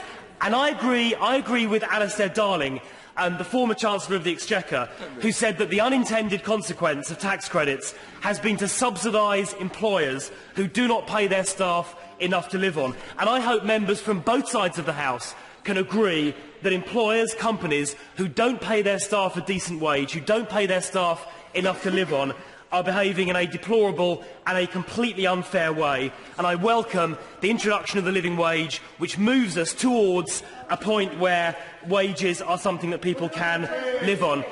I'll make some progress first. A corollary of the introduction of the national living wage is that I think productivity will actually increase as well, because when you pay very low wages, there is no incentive on employers to invest in IT, invest in machinery and so on. So I think a secondary consequence will be that productivity in this country increases. And what this proposal does is it begins to move the balance away from a reliance on tax credits towards a reliance on fair wages. Now, I understand the points that people have made, members have made on both sides of the House about the effect of these tax credit reductions on particular individuals. But many of the analyses we've heard, including those from Unison that a member opposite quoted, and the IFS, take into account the national living wage and the tax threshold increase, but do not take into account the extra childcare, the removal of the fuel duty escalator, which means it costs £10 less to fill up a tank every time we fill up, doesn't account for the 1% reduction in social and council rents, nor does it account for the fact that wages are going up at 3% while inflation is 0. And on the point of the living wage impact, there are 3 million people who will be directly affected, but there are a further 3 million people who will benefit from a ripple effect as other people on wages slightly higher get increased. And in fact, 200 companies, including Morrisons and Lidl, have already directly adopted the national living wage. Members opposite have completely failed, or the Shadow Chief Secretary in particular, has completely failed to answer repeated questions about where this £4 billion would come from, if not from this measure. There was not a single idea. And the SNP did not take up the challenge by agreeing to increase income tax, which they will be able to do I take the intervention. The honourable gentleman, that in this House I moved amendments to devolve universal credit, which is exactly where tax credits sit, and they were rejected by him and his colleagues. I thank the honourable lady for intervention. Very shortly, the Scottish Government will assume powers to vary income tax, and it will be entirely in the discretion of the Scottish Government to raise income tax to fund things like this if they choose to. So we'll find out when the Scottish Government get those powers in a year or so's time whether they really plan to use them. Mr Speaker, I'm conscious time is short, so in conclusion, these are measures which shift the engine of prosperity creation away from the state and towards work and pay. I welcome these proposals and will be supporting them this evening. My SNP colleagues oppose the UK Government's continued attack on low-income families and vulnerable working families, which will have a devastating impact on the majority of the 11,300 children from over 6,000 families in Airdrie Shotts in receipt of tax credits. And I do that by drawing on the very first lines of the Institute for Fiscal Studies report on these matters published in July this year, and I quote, "A package of changes to the tax credit and benefit system has been announced for implementation in the current Parliament. These will reduce household incomes significantly, particularly for those towards the bottom of the income distribution." Absolutely. Yeah. Thank you for giving way. Is the honourable gentleman aware that in the Tory manifesto it only mentions tax credits twice? It does not mention the scale of cuts we're proposing. So therefore, when honourable members opposite are lining up to say they've got a mandate to cut tax credits in this level, then they actually have no mandate at all, especially only Less than 1 in 4 of the electorate voted for that government, so they do not have a mandate. Well, friend, the government does not have a mandate to implement these tax credit cuts. It was not what the people who voted Conservative were voting for. These changes are fundamentally regressive. They disproportionately target those in low-income households and punish them for this government's ideological obsession with austerity. An ideological obsession which is failing socially and economically. An IMF report from June this year highlighted that reducing income inequality not only leads to reduced poverty but also boosts growth. So by extension, the policy of cutting tax credits, increasing income inequality, is going to drive more of our citizens into poverty, and it is going to, in fact, harm growth and therefore harm the government's apparent aim of reducing the deficit. Now, I absolutely agree that we need to make work pay. I believe in a fair day's work, pay for a fair day's work. I also believe that work should be an escape for poverty. But right now, 60% of children living in poverty in Scotland are living in working households. It was puzzling to me to see how cutting tax credits could possibly achieve the goals of making work pay and eradicating poverty. Indeed, this government has absolutely no mandate for these tax credit cuts, as I've already said, and it is absolutely... But having said that, I do welcome the minimum wage rise announced in the budget. But why is the government attempting to sabotage and undermine the real living wage campaign by labelling their minimum wage as such, especially when the Chancellor is giving once with one hand and taking twice back with the other? The House of Commons Library has calculated the cumulative impact of the summer budget on a single earner couple with 2 children, where that single earner works 35 hours per week and earns the minimum wage. The independent analysis from the House of Commons Library shows that in 2016-17, the year all of these changes will start to take effect, a couple at that family in that situation will be £1,500 worse off per annum. And by 2020-2021, that family will be over £2,000 worse off per annum. How on earth can that be described as making work pay? You cannot reduce the deficit by waging a war on the backs of those who are least able to pay. And as the IMF has demonstrated, it makes little economic sense to do so either. So I find it morally and socially reprehensible that these tax credit changes are being forced through by this government without a mandate to do so. And I hope the government front bench will look at this matter very carefully, and the compassionate Conservative backbenchers will keep that in mind at the division bell this evening when they consider the full consequences of these shameful tax credit cuts. Jeremy Quinn. Thank you, Mr. Speaker. Pleasure to follow the Honourable Gentleman from Adrian Shotts. He said that this wasn't the reason why people voted Conservative, or the electorate voted Conservative. I'm not quite certain how he knows that, Mr. Speaker. The Chancellor is absolutely right.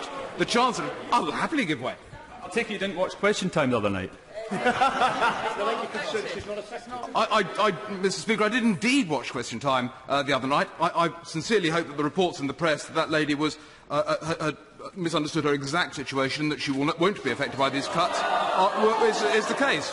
And therefore, I would put it to the Honourable Gentleman, Mr. Speaker, that actually there's a better understanding on this side of the House as to why people voted Conservative. And they voted Conservative to sort out the mess of the last few years. The Chancellor is right. The Chancellor is right to continue the progress of reform. As my right honourable and learned friend, the member for Rushcliffe, said earlier in this debate, echoed by my honourable friend from Spelthall, there is an optimal time now to put forward sensible, necessary reforms. We've got a strong economic backdrop.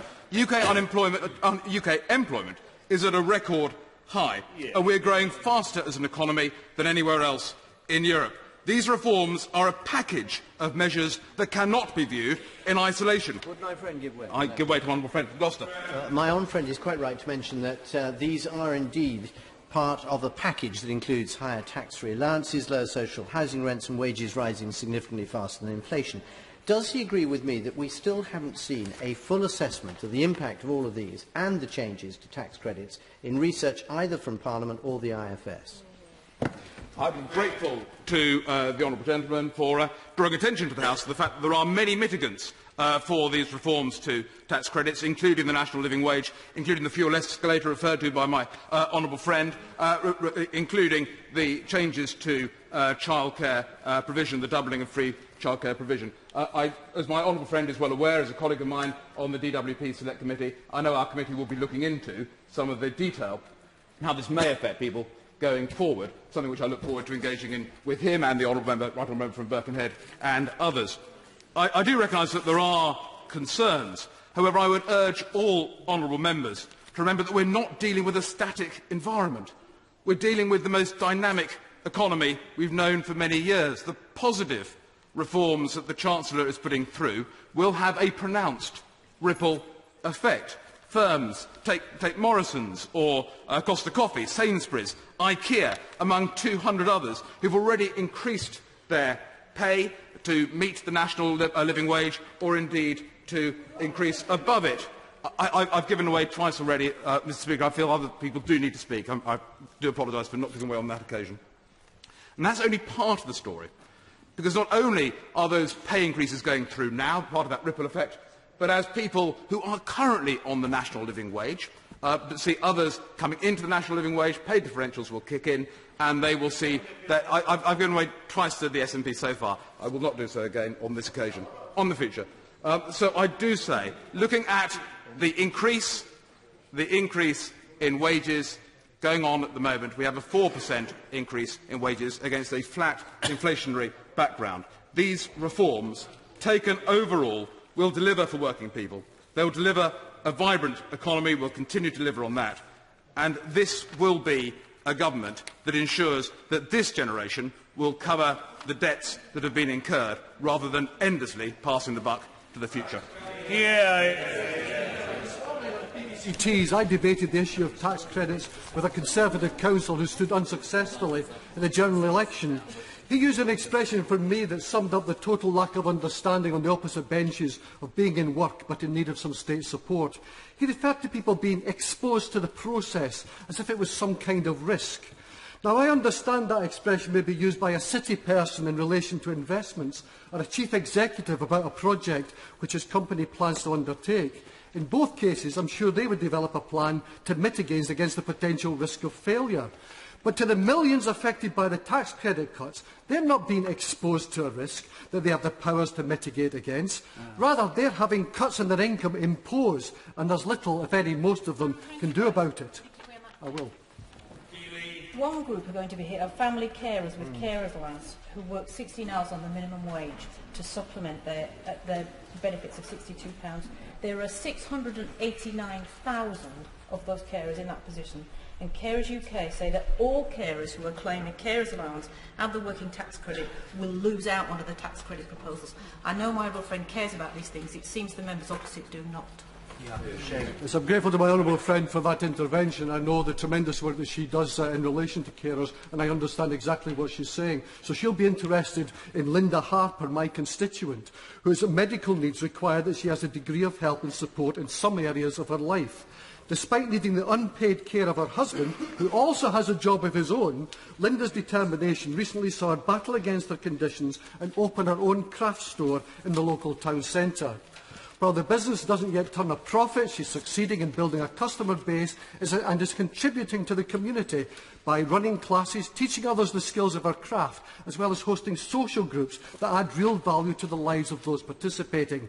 Linda represents someone with the attitude that the Conservative government claims they want to promote. She's hard-working, she's persevering and she's enterprising. Let's not forget the Conservative manifesto ahead of the general election made promises to improve the lives of the millions who work hard, raise their families, care for those who need help and who do the right thing. Yet when the government changes come into effect, Linda estimates that she stands to lose £2,000 a year.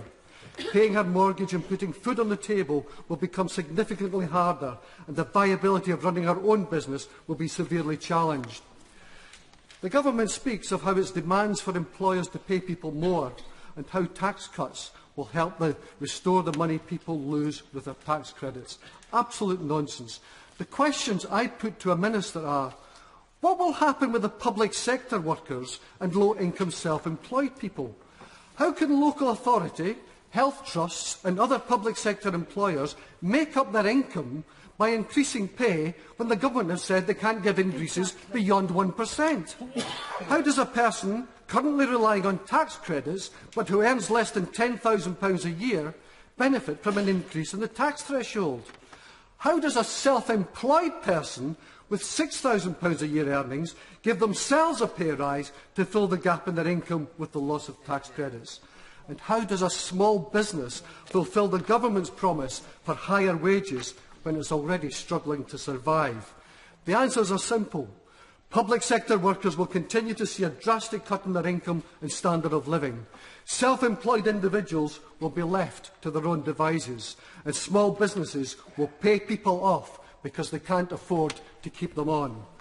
I'm alarmed to hear today that despite the reservations of many members opposite, the Prime Minister and Chancellor have no intention of halting these cuts. Perhaps the 70 or so Conservative members who have a higher number of people in their constituencies claiming tax credits than their majorities will have much more to say about it in the future. Several million people hope so. Maria Caulfield. Thank you, Mr. Speaker. I'm very grateful to be able to speak on this debate, which is a difficult and contentious issue.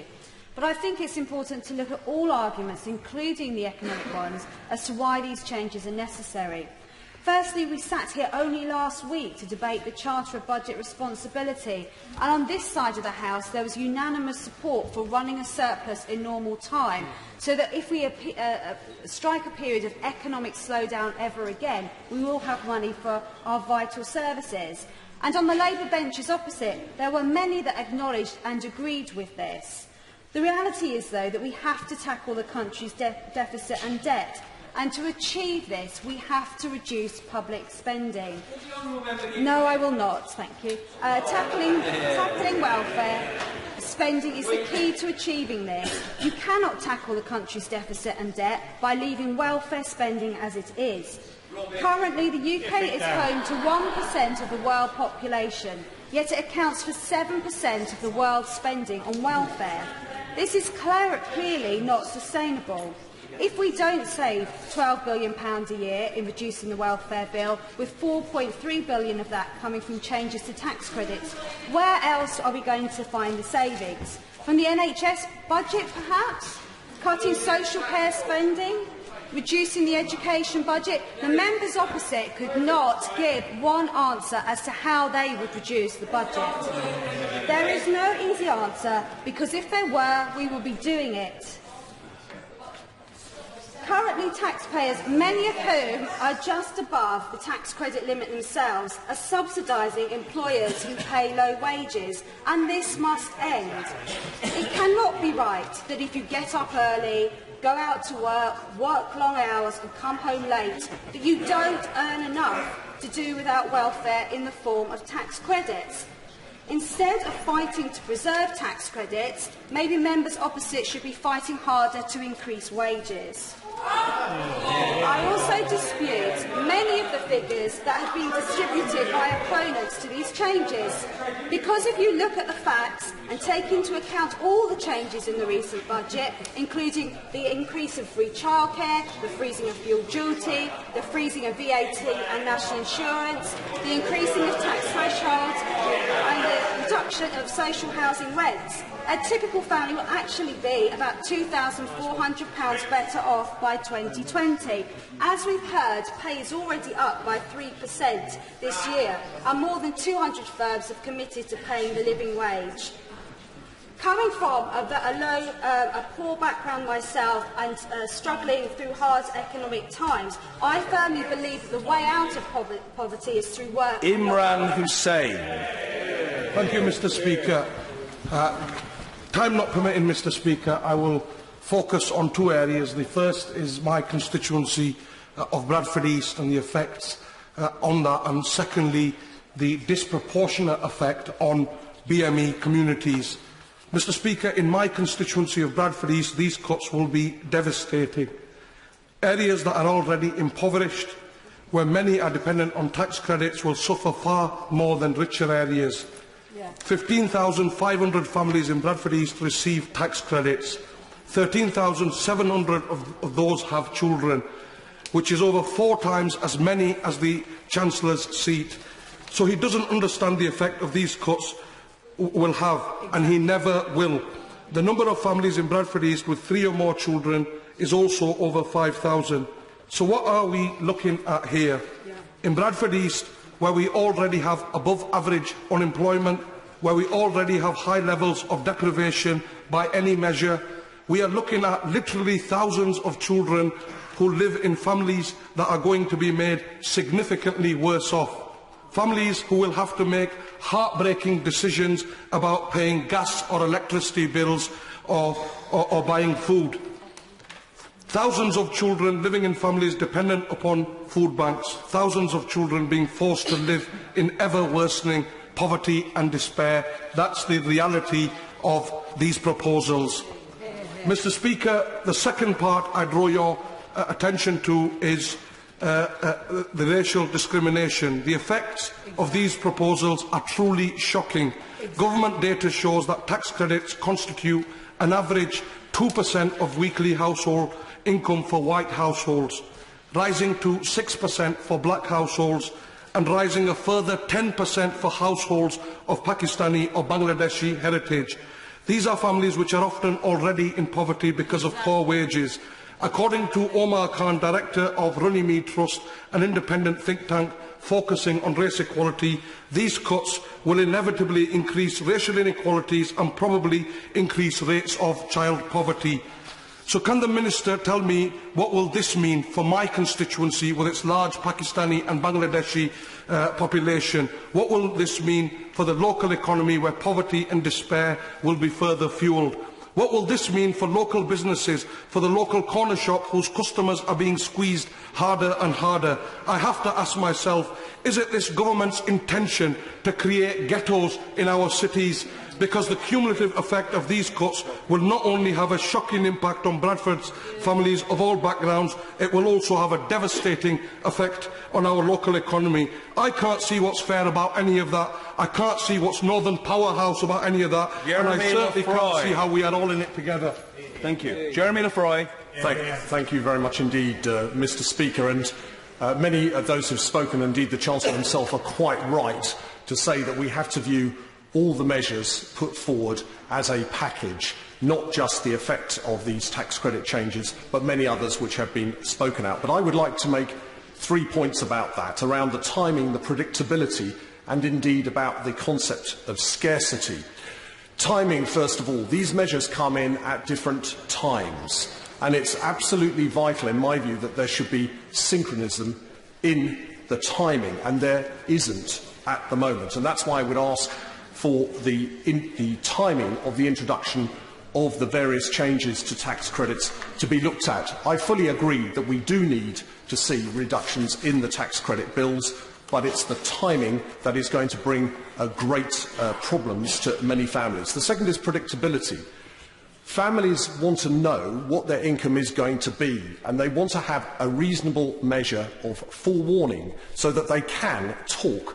They can negotiate with their employers, they can plan their future. If they know that their income is going to be reduced, they need time to do that. And I believe that the substantial cuts that this sees for 2016-17 don't... Yes, of course. I thank the honourable member for giving way. This issue that he's raising, he's making a good speech about time. I raised the point earlier with my honourable friend on this side about carers. Carers who work 16 hours a week at the minimum wage will lose their tax credits. Yeah. They can't change that. They can't plan for this. They can't find any way out of that. I wonder what he thinks about that for 689,000 carers.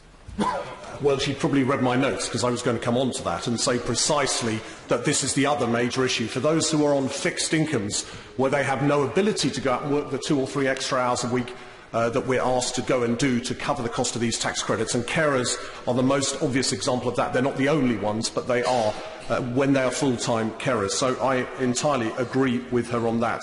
And the final point I would make, Mr. Speaker, is about scarcity. It seems a rather arcane concept to introduce, but studies have shown that for those who find sudden scarcity imposed upon them economically, the costs are very great. The inflation rate for people on lower rates of pay is quite considerably higher than for those on higher rates of pay. And if they're suddenly put into a lower rate of income, perhaps we're seeing a cut of at least 10% or more in their income, their costs will actually rise because they're unable to make those decisions about buying in bulk or about buying in advance, which they were otherwise able to do. And finally, Mr. Speaker, I am not somebody who does not want to see the deficit closed. I absolutely do. And I think that if we do see a change in terms of timing, as I would urge the government to look at, and indeed in the context of carers as well, that we will need to find extra sources of revenue, and we will have to take that one on the chin. I would ask particularly to look at various income tax reliefs and corporation tax reliefs, which I've already written to the Treasury about. Clive Attwood. Speaker, it's clear from what we've heard opposite that there is a division on the benches opposite. We've heard from some honourable members that tax credits have failed. So clearly some of them see this as a bit of unfinished business. So people on tax credits ought to fear that there's more to come. And we've heard from other members who are concerned about their constituents, and I would urge them to not to ignore this opportunity to register their opposition to what their front bench is asking them to do, because this is about choices. At the end of the day, it's about the choices you make and the priorities you have. At this moment in time, it's possible that you could cut the reduction to inheritance tax.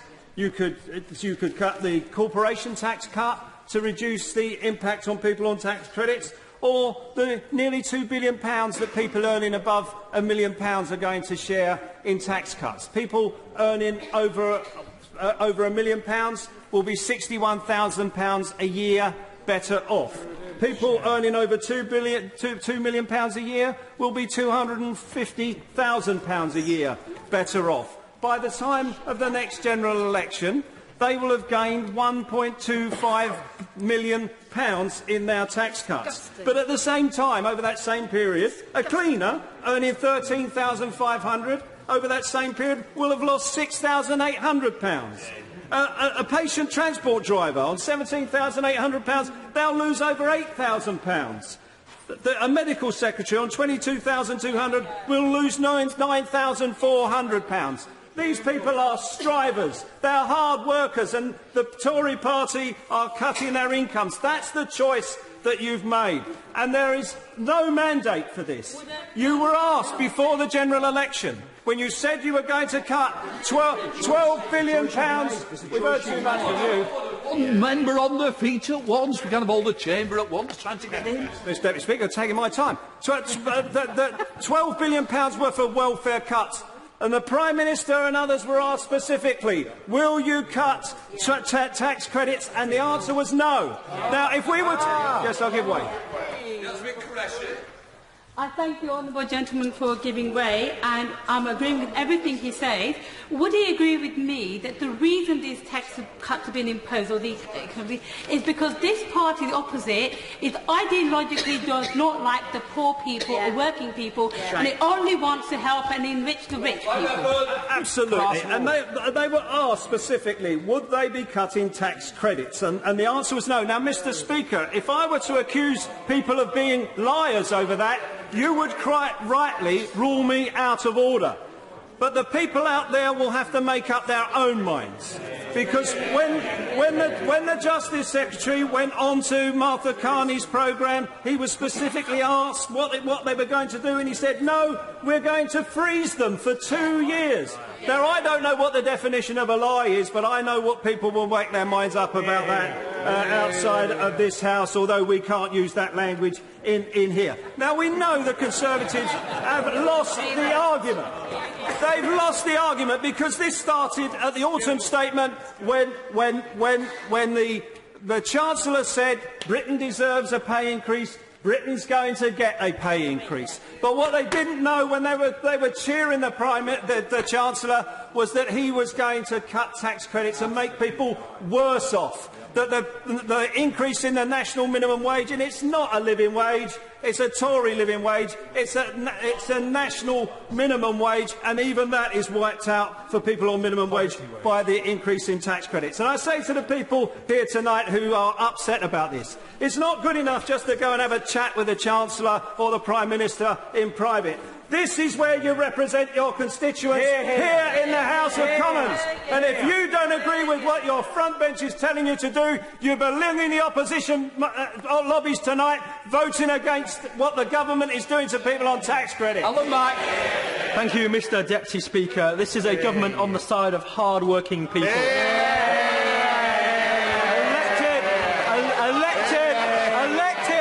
Elected with a mandate and a majority to transform our country from a high-welfare, high-tax, low-wage economy to a low-welfare, low-tax and high-wage economy. So the reforms that this government has brought in and passed by this House must be viewed in the wider context of the summer budget and the broader package of work for working people. On this side of the House, we believe the best route for working people is to let them keep more of the money that they earn. So all members of this House should welcome our new national living wage, a pay rise for 2.5 million people.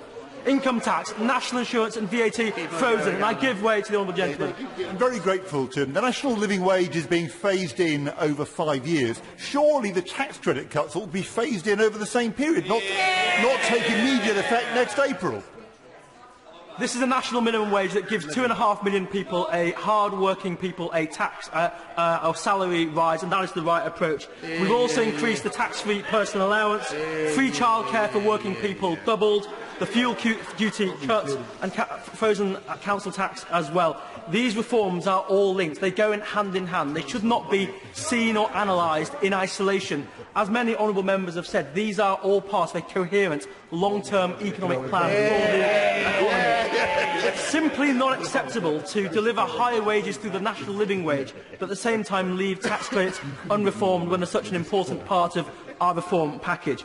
Mr Deputy Speaker, the hard truth, I won't give way, the hard truth is our tax credit system is unaffordable and unsustainable, and it required deep reform to make it fair to the working people who pay for it. The original tax credit system, as I said to the Shadow Chief Secretary, cost the government £1.1 billion. Today it will cost £30 billion. We spend more on family benefits than France, Germany and Sweden. So our reforms focus tax credits on the people they were meant to help, the very poorest, those in the lowest possible income brackets. In 2010, tax credits intended to support the lowest income bracket were instead available to 9 out of 10 families. Our reformed and properly focused system is still available to 5 out of 10 families, a fairer and much more sustainable approach, Mr Deputy Speaker. These changes to tax credits are not necessarily easy, but they are fair and they are right.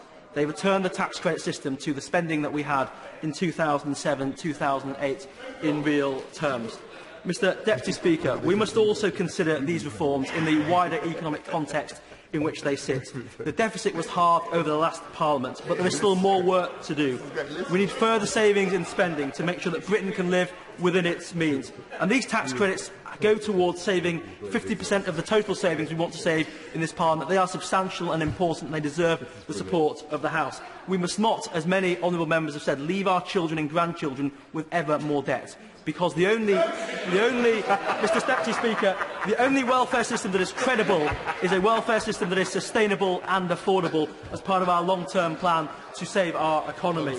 And this government can be proud of the fact that we've gone further than any other government in introducing a living wage of £9. 2.5 million people will get a direct pay rise into their pay packets. At the same time, business has been incentivised to pay workers more, and we've heard from the Exchequer Secretary of the Treasury how over 200 businesses are already making these reforms. Mr Deputy Speaker, on the benches opposite, they opposed our welfare cap. The benches opposite, they also opposed our fiscal charter before eventually supporting it. Eventually, then. Mr Deputy Speaker, the only welfare system that is sustainable and credible is a welfare system that is affordable. We were elected on a mandate to transform our economy, and our reforms put that mantra into practice. I urge all members of the House to reject the opposition's motion. Carolyn Harris. Speaker, we've already heard from honourable friends and colleagues about the impact of these misguided cuts to tax credits.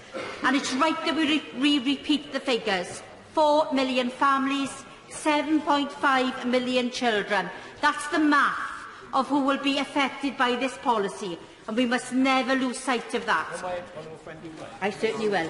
Can I just ask my honourable friend if she has any idea about the extra number of children that we pushed into poverty because of this government's proposed work penalty? I was going to mention it in my speech later on, but I believe that it'll be over 200,000 by 2016, with potential to rise to over 600,000 with a culmination of all the other benefit caps. But to return, both Barnardo's and Child Poverty Action Group believe that 3.2 million low-paid workers will lose on average £1,350 next year. Those who are being hit are the ones who are in work. This government is forever telling us that work is the route out of poverty and they will support those who do the right thing. Ministers tell us ad infinitum in the media that they will stand up for hard-working families. Well, they're not. They're not standing up for hard-working families. The House of Commons Library analysis of the cuts found that over 580,000 of Britain's poorest working families, they are earning between £3,850 and £6,420 a year, with the removal of the tax credits, face losing 48 pence for every pound they earn. I urge this government to think once again. It's not too late to do a turnaround on this. In fact, it would be the morally right thing to do. I'm going to introduce 2 minutes and everybody will get in to speak that way. Suella Fernandez. Thank you, Mr Deputy Speaker. We all here share a belief in the welfare state, and in a country like ours, it's right that we offer help to the most needy and that there should be a safety net for those in difficult circumstances. But the welfare system under the party opposite is immensely unfair in its discrepancies. And this debate goes to the heart of who we are as a country, what we stand for as a people. It's more than about Treasury statistics, it's about real people. And that's why I'm proud to support these tax credit reforms as part of a package set out by the Chancellor, because they are fundamentally the right thing to do if we are to honour the true notions of what welfare is and what it is to work. And I want to look back at history. Today's welfare system had its genesis. Yes, I will. Would the honourable lady like to comment on the Adam Smith Institute, often quoted by the Conservative government, who this afternoon have said working tax credits are the best form of welfare we have, and cutting them would be a huge mistake? I disagree with that comment if that is rightly attributed, because I believe that tax credits have distorted the very notion of what welfare was supposed to be. And let's look back to its genesis of the Beveridge Report, reported in 1942, 73 years ago. Members opposite often seem to claim a monopoly on William Beveridge, but he was not the socialist Robin Hood that they often cite. He was an economist versed in the principles of contribution and industry. And in his report, he said that welfare, his principles were very clear, about taking responsibility alongside the state establishing a national minimum, ensuring that the most vulnerable are looked after, whilst ensuring that the nation remains fiscally viable. We have drifted away from this concept of welfare, that it should provide occasional and temporary support to those in unemployment, sickness and in retirement. We are now having a system where the state is subsidising low pay, and that cannot be right. So this government is putting reforms and reforming the principle that welfare should be a safety net as intended. And I just want to talk about 3 main issues. Firstly, it has allowed business to act in a way that is both unpalatable and bad for the economy, facilitating underpayment of workers, which is sanctioning the chronic undertraining and underinvestment in your workers. If a business knows that low wages are going to be topped up by the state, what's the point in investing in them, providing extra training, providing more scales and promotion? I meet businesses in my constituency who are crying out for more skilled workforces. Secondly, the deployment of the tax credit system was chronically dysfunctional and very confusing for many people. And lastly, the Conservative Party is nothing without social justice. This restores social justice to the heart of our economic principles, and I commend it wholeheartedly to this House. Peter Kyle. Deputy Speaker. Thank you, Mr Deputy Speaker. I just want to make 3 points in the time that I have. The first is why Labour used tax credits to start with, and let me just make this point. It is extraordinary for those of us on this side to hear the party that opposed the minimum wage here saying that we are not supporting the living wage here. If the party opposite, when we had implemented the minimum wage, had been fighting on the other side and saying we weren't doing enough and it wasn't high enough, then the argument and the dynamic about poverty in work would have been completely and fundamentally different. Every single measure that the Labour Party tried to implement to tackle in-work poverty was opposed by people on that side. We implemented the minimum wage, and in the first 10 years of the Labour government, the bottom 20% got richer faster than the top 20%. We lifted 1 million children out of poverty. And the Resolution Foundation have come out today and said the budget in the round will plunge another 200,000 back into poverty as a direct result of this Chancellor's budget. Secondly, people on that side today have been pointing to people on this side saying that we don't support the aspiration for replacing wages with the tax credits with wages. That is fundamentally wrong. The members for Streatham and Birkenhead and many others have fundamentally disproven that point. It is the right thing to do, but you are implementing it in fundamentally the wrong way. The impact of this, as my third point, will have a fundamental negative impact on vulnerable people and on communities. There are people that each of us has in our constituencies turning to us in the hour of need now with problems with tax credits. We know how vulnerable they are, and this government's policy is going to be doing nothing more than making poor people vulnerable people, and it is wrong. Barrowman. Thank you, Mr Deputy Speaker. I hold the greatest of concern for anyone who loses out and finds that their household budget is being impacted by these measures. I did not come into this place to reduce incomes, but to see them increase. However, it was always going to be the case, in making good our manifesto commitment, that savings in government spending would have to be made, and that a proportion of our population would unfortunately be impacted by having to make those savings. So, Mr Deputy Speaker, I ultimately feel that this measure to reduce tax credits is the right thing to do for the following reasons. Firstly, it moves the country away from a position whereby government and taxpayers subsidise the wage bills of employers and disincentivises pay rises. And secondly, as a cost-saving measure, it moves the country to a position where the books are balanced and we are able to reduce the interest bill on government debt. Mr Deputy Speaker, not for the second. In 1998, the amount spent by the Labour government for tax credits was £6 billion. This figure rocketed to £30 billion by 2010. 3 of our largest supermarket chains have employees who claim tax credits to the tune of almost £800 million.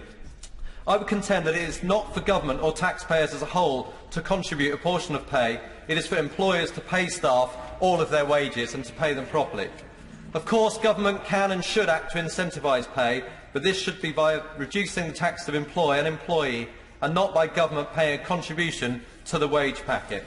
And with regard to balancing the books, last week this House debated the motion for fiscal responsibility, and as a result the government has pledged to deliver a surplus by 2020 and through normal times. This measure is essential to meet that task. I recognise we need to help those people impacted. I am glad the government is so doing in a number of ways which I won't repeat. I recognise that these measures do not mitigate the cost of the tax credit changes in full. If they did, then the reduction in government spending would not be delivered and the surplus would remain out of reach and the government interest bill would continue to be wasted. Order. Jess Phillips. Deputy Speaker, I rise to beg the members on the other side of the House to think very hard about how they place their vote tonight. When I say I'm begging, I mean it. I am begging for 24,000 children in Birmingham Yardley who will be hit by this change. By way of comparison, I did a quick search on Rightmove at lunchtime. From the hundreds and hundreds of homes available for sale in my constituency, there were 4 properties that would benefit from the inheritance tax cut. 4. That's 4 people winning and 24,000 children losing, and the 4 people winning have to be dead before they win it. So they're not very thankful. But, you know, this is meant to be a one-nation government. One nation. For the people in Birmingham Yardley, it looks like the people on the government benches are only looking after the same old people. I feel the need to declare that my name is Jess and I relied on benefits. When I was 23, after the birth of my first baby 10 years ago, my husband and I received child tax credits. Our household income was £19,000. Without tax credits, I would never have been able to afford the childcare for my young son. The top-up meant that I could do small bits of paid and voluntary work. The tax credits helped me go to work and begin to build a career. I have heard all the well-rehearsed arguments from the opposite benches about how they're increasing wages, and I welcome those increases, I really do. But my example would have made no difference because I was 23, and you're not offering a pay rise to anyone under the age of 25. If the government wishes to brand the increases in minimum wage as a living wage, they must also accept that those who don't receive it cannot afford to live. That is the simple problem of that branding. So will the government make sure that any parent aged 25 and under is not affected by these changes, or are they willing to tell me that those families in their constituencies don't deserve to be able to live? Thank you, Mr Deputy Speaker. I heard the Right Honourable Member for Rushcliffe earlier in his contribution, and one of the things he didn't mention in his speech was the level of the income tax threshold when tax credits were brought in. And low earners who are earning just above £4,615 a year would have paid 20% tax on that income. And therefore, I've heard the pleas from the members opposite about allowing wages to increase before the introduction, before these tax credit changes take effect. But the changes in the personal tax allowance between 2003 and now means, in effect, there's an extra £1,197 in a family's pocket if they earn up to the income tax threshold. And that difference of paying tax on £4,615 and now the current £10,000.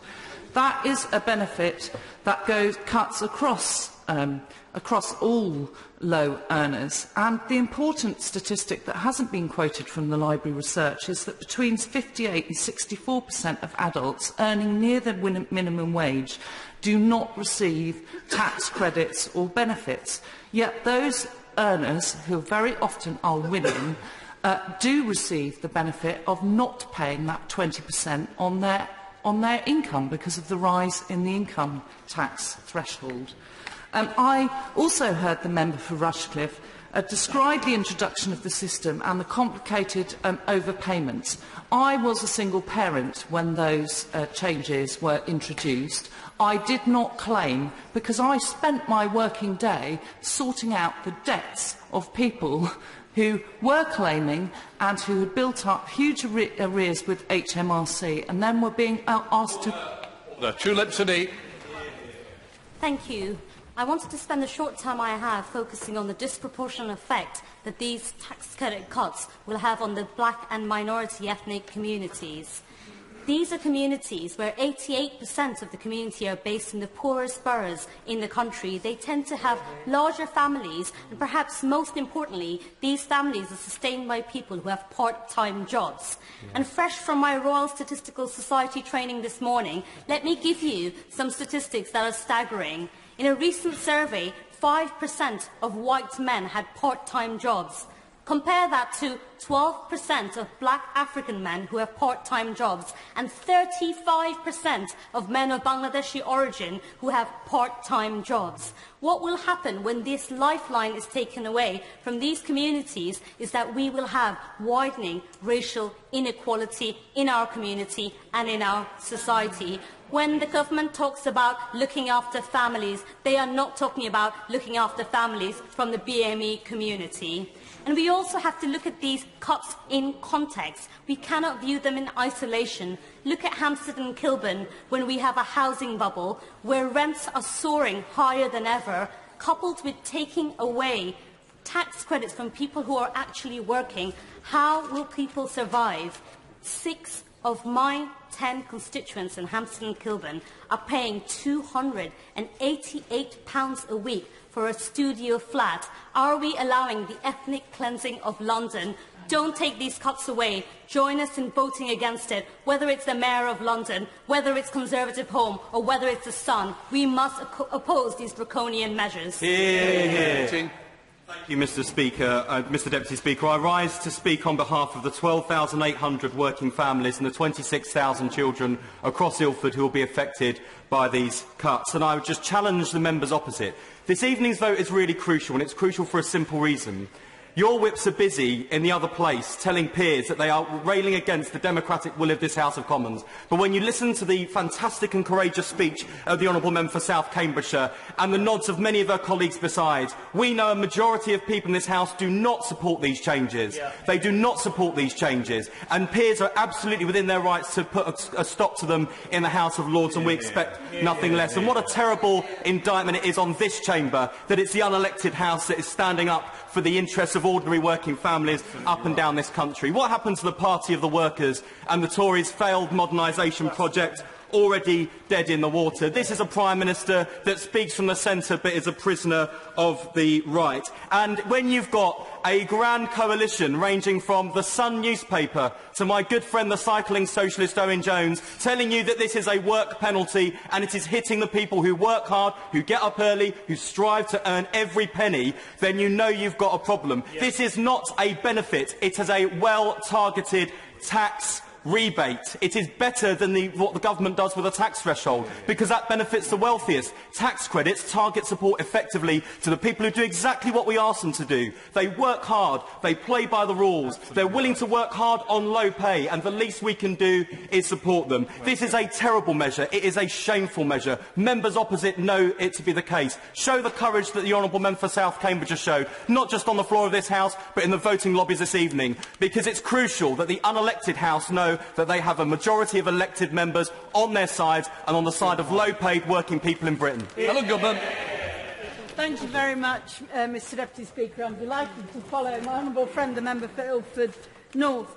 Once again, we see a budget from this Chancellor which was very shiny on the day he presented it, but it's unravelling under closer inspection.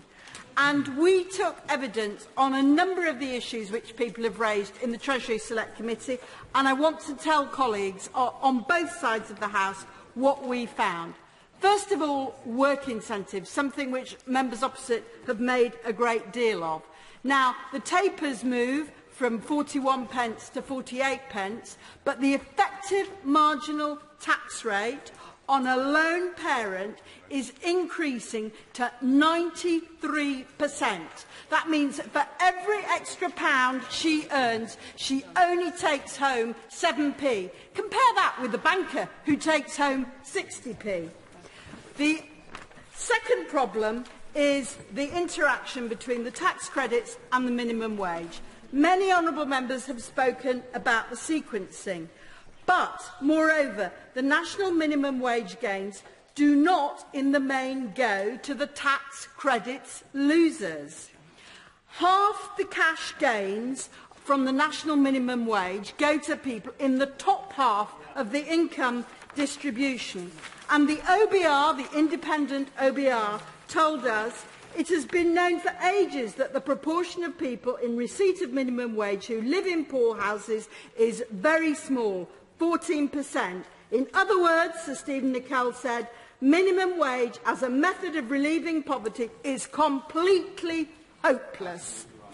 because more people on the minimum wage do not live in poor households. I urge honourable members opposite to look at the evidence and think again. Mr Deputy Speaker, can I congratulate the honourable member for South Cambridgeshire on her excellent maiden speech. Prices have risen faster than wages for the vast majority of this government's time in office, and working people in Grimsby have seen their earnings fall by more than £2,700 since 2010. And today, 1 in 3 of my constituents earn less than the real living wage of £7.85 per hour. Grimsby desperately needs a pay rise, but what this government is doing instead is cutting people's incomes by at least another £1,300 a year.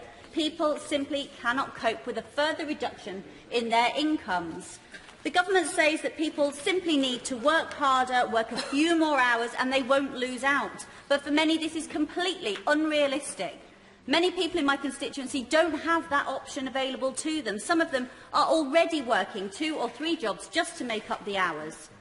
Members opposite were given a mandate by their constituents based on their party's manifesto and what the Prime Minister said during the election campaign. They do not have a mandate for cutting tax credits. In fact, they have a mandate to not cut tax credits. What does it say about the regard in which they hold and the members opposite hold the voters of this country if just 5 months later they walk through the lobbies and do precisely the opposite of what the Prime Minister promised? And the irony is that I agree with what government ministers have been saying. We do need a higher wage economy with less paid out in welfare. As a result, we need to support and help to grow the industries of the future, but the government is doing the opposite. 3 of the UK's solar energy companies have entered administration in the last 2 weeks. The Green Deal has been scrapped and investor confidence is drying up in the wind energy sector. The government has failed to make any real attempt to save the thousands of jobs being lost in the steel industry, and that shows what's actually developing under the Conservatives, an economy where more and more jobs pay less than the real living wage. Speaker, this measure is very much already being pointed out tonight, part of the overall narrative of this government, which has enthusiastically embraced austerity measures which harm the poorest and the most vulnerable households in our constituencies, whilst giving tax breaks to the better off, and a series of ideological measures which can only increase inequality.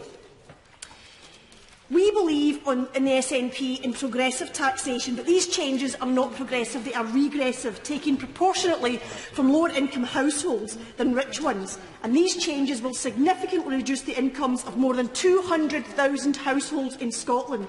200,000 households where choices have to be made between eating and heating. 200,000 households where families have to decide whether or not this week they will have to go to the food bank again.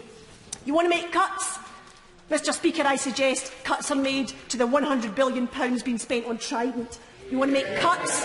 I suggest you don't give tax breaks, increased tax breaks to inheritance tax thresholds. Mr Speaker, as the youngest of 8 children to a widowed mother, I grew up in deep poverty. I know what it is like. I know what it does to aspiration, and I know what it does to motivation. And I know how corrosive it can be to every area of life. And I suspect, Mr Speaker, if more people on that side of the House had lived the life that I had lived, they would not be supporting this measure tonight. I don't want any child in Scotland to grow up in more poverty than they already are. I don't want any child in the UK growing up in poverty. And far from the mantra of making work pay, this measure punishes the working poor. And I ask this government to consider the impact of this measure on our poorest families, consider the impact on our households, consider the impact on our most vulnerable children. And anyone who truly believes in a fairer society must reject this measure. And anyone who supports this measure tonight, hang your head in shame. Mark Durkan. Thank you, Mr Deputy Speaker. This measure isn't just a penalty against work, it's also a penalty against parenthood. It is quite clear that there is a divergence of view in this House.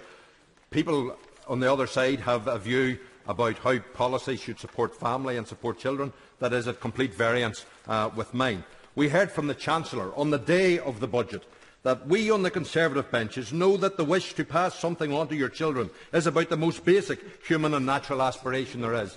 Feeding children is an even more basic aspiration than that. Nurturing children, giving them warmth when they need it. Somebody being able to have the aspiration to work and bring home food to their children and support their family. Those are people who are going to be hit by the measures that the party opposite is bringing in, because it is people who are working and working very hard and trying to do the best by their children and for their neighbours. They are the people who are betrayed by this measure. I do not accept the nonsense that we heard from some honourable members, with some exceptions opposite, who were more or less trying to tell us that low-paid workers should now be the acceptable casualties of a dogmatic imperative of austerity. They should not. Nor do I accept the somewhere over the rainbow nonsense that some of them are giving us, that, oh, it's all going to work out well and it will be so swimming and people are going to be so much better off when they see what they are going to get. It is quite clear that the way in which these measures are being brought forward, people are going to suffer in the meantime. People will also lose jobs as well as lose income, because some of us are hearing from employers in some sectors that they will not be able to do the pay increases without doing damage to the payroll that they currently have. But members opposite need to realise that labels that they put on this, all the clichés they come up with, aren't going to give a buying power to the money that they are leaving people with, and clichés will not be hard currency to support families who are being driven into poverty. Louise Haigh.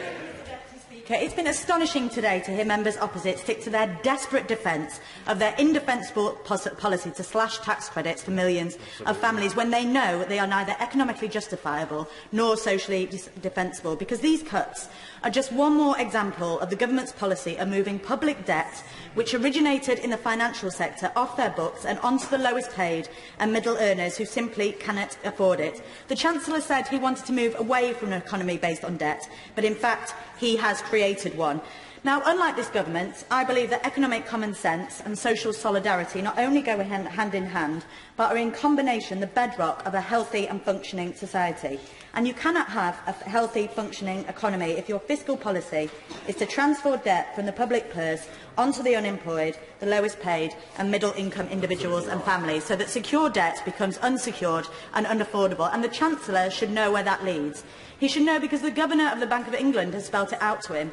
Mark Carney warned over the summer that household debt was one of the reasons why the recession was deep and the recovery so grudging. And if enough people are highly indebted, it can have big macroeconomic impacts, so current lending standards become irresponsible to reckless. These are some of the same risk factors that led to the global credit crunch in 2007. These structural flaws remain, but we now have one very clear difference. We have a Chancellor who is exacerbating these structural flaws by heaping public debt onto the low-paid, and we have a Chancellor who acts without regard for the personal economic nightmare he is visiting on the homes of working families. That's why the Labour Party are so fundamentally opposed to these measures, because an inclusive and healthy economy cannot be built whilst we are hurting working people. It can only be built by investing and supporting them.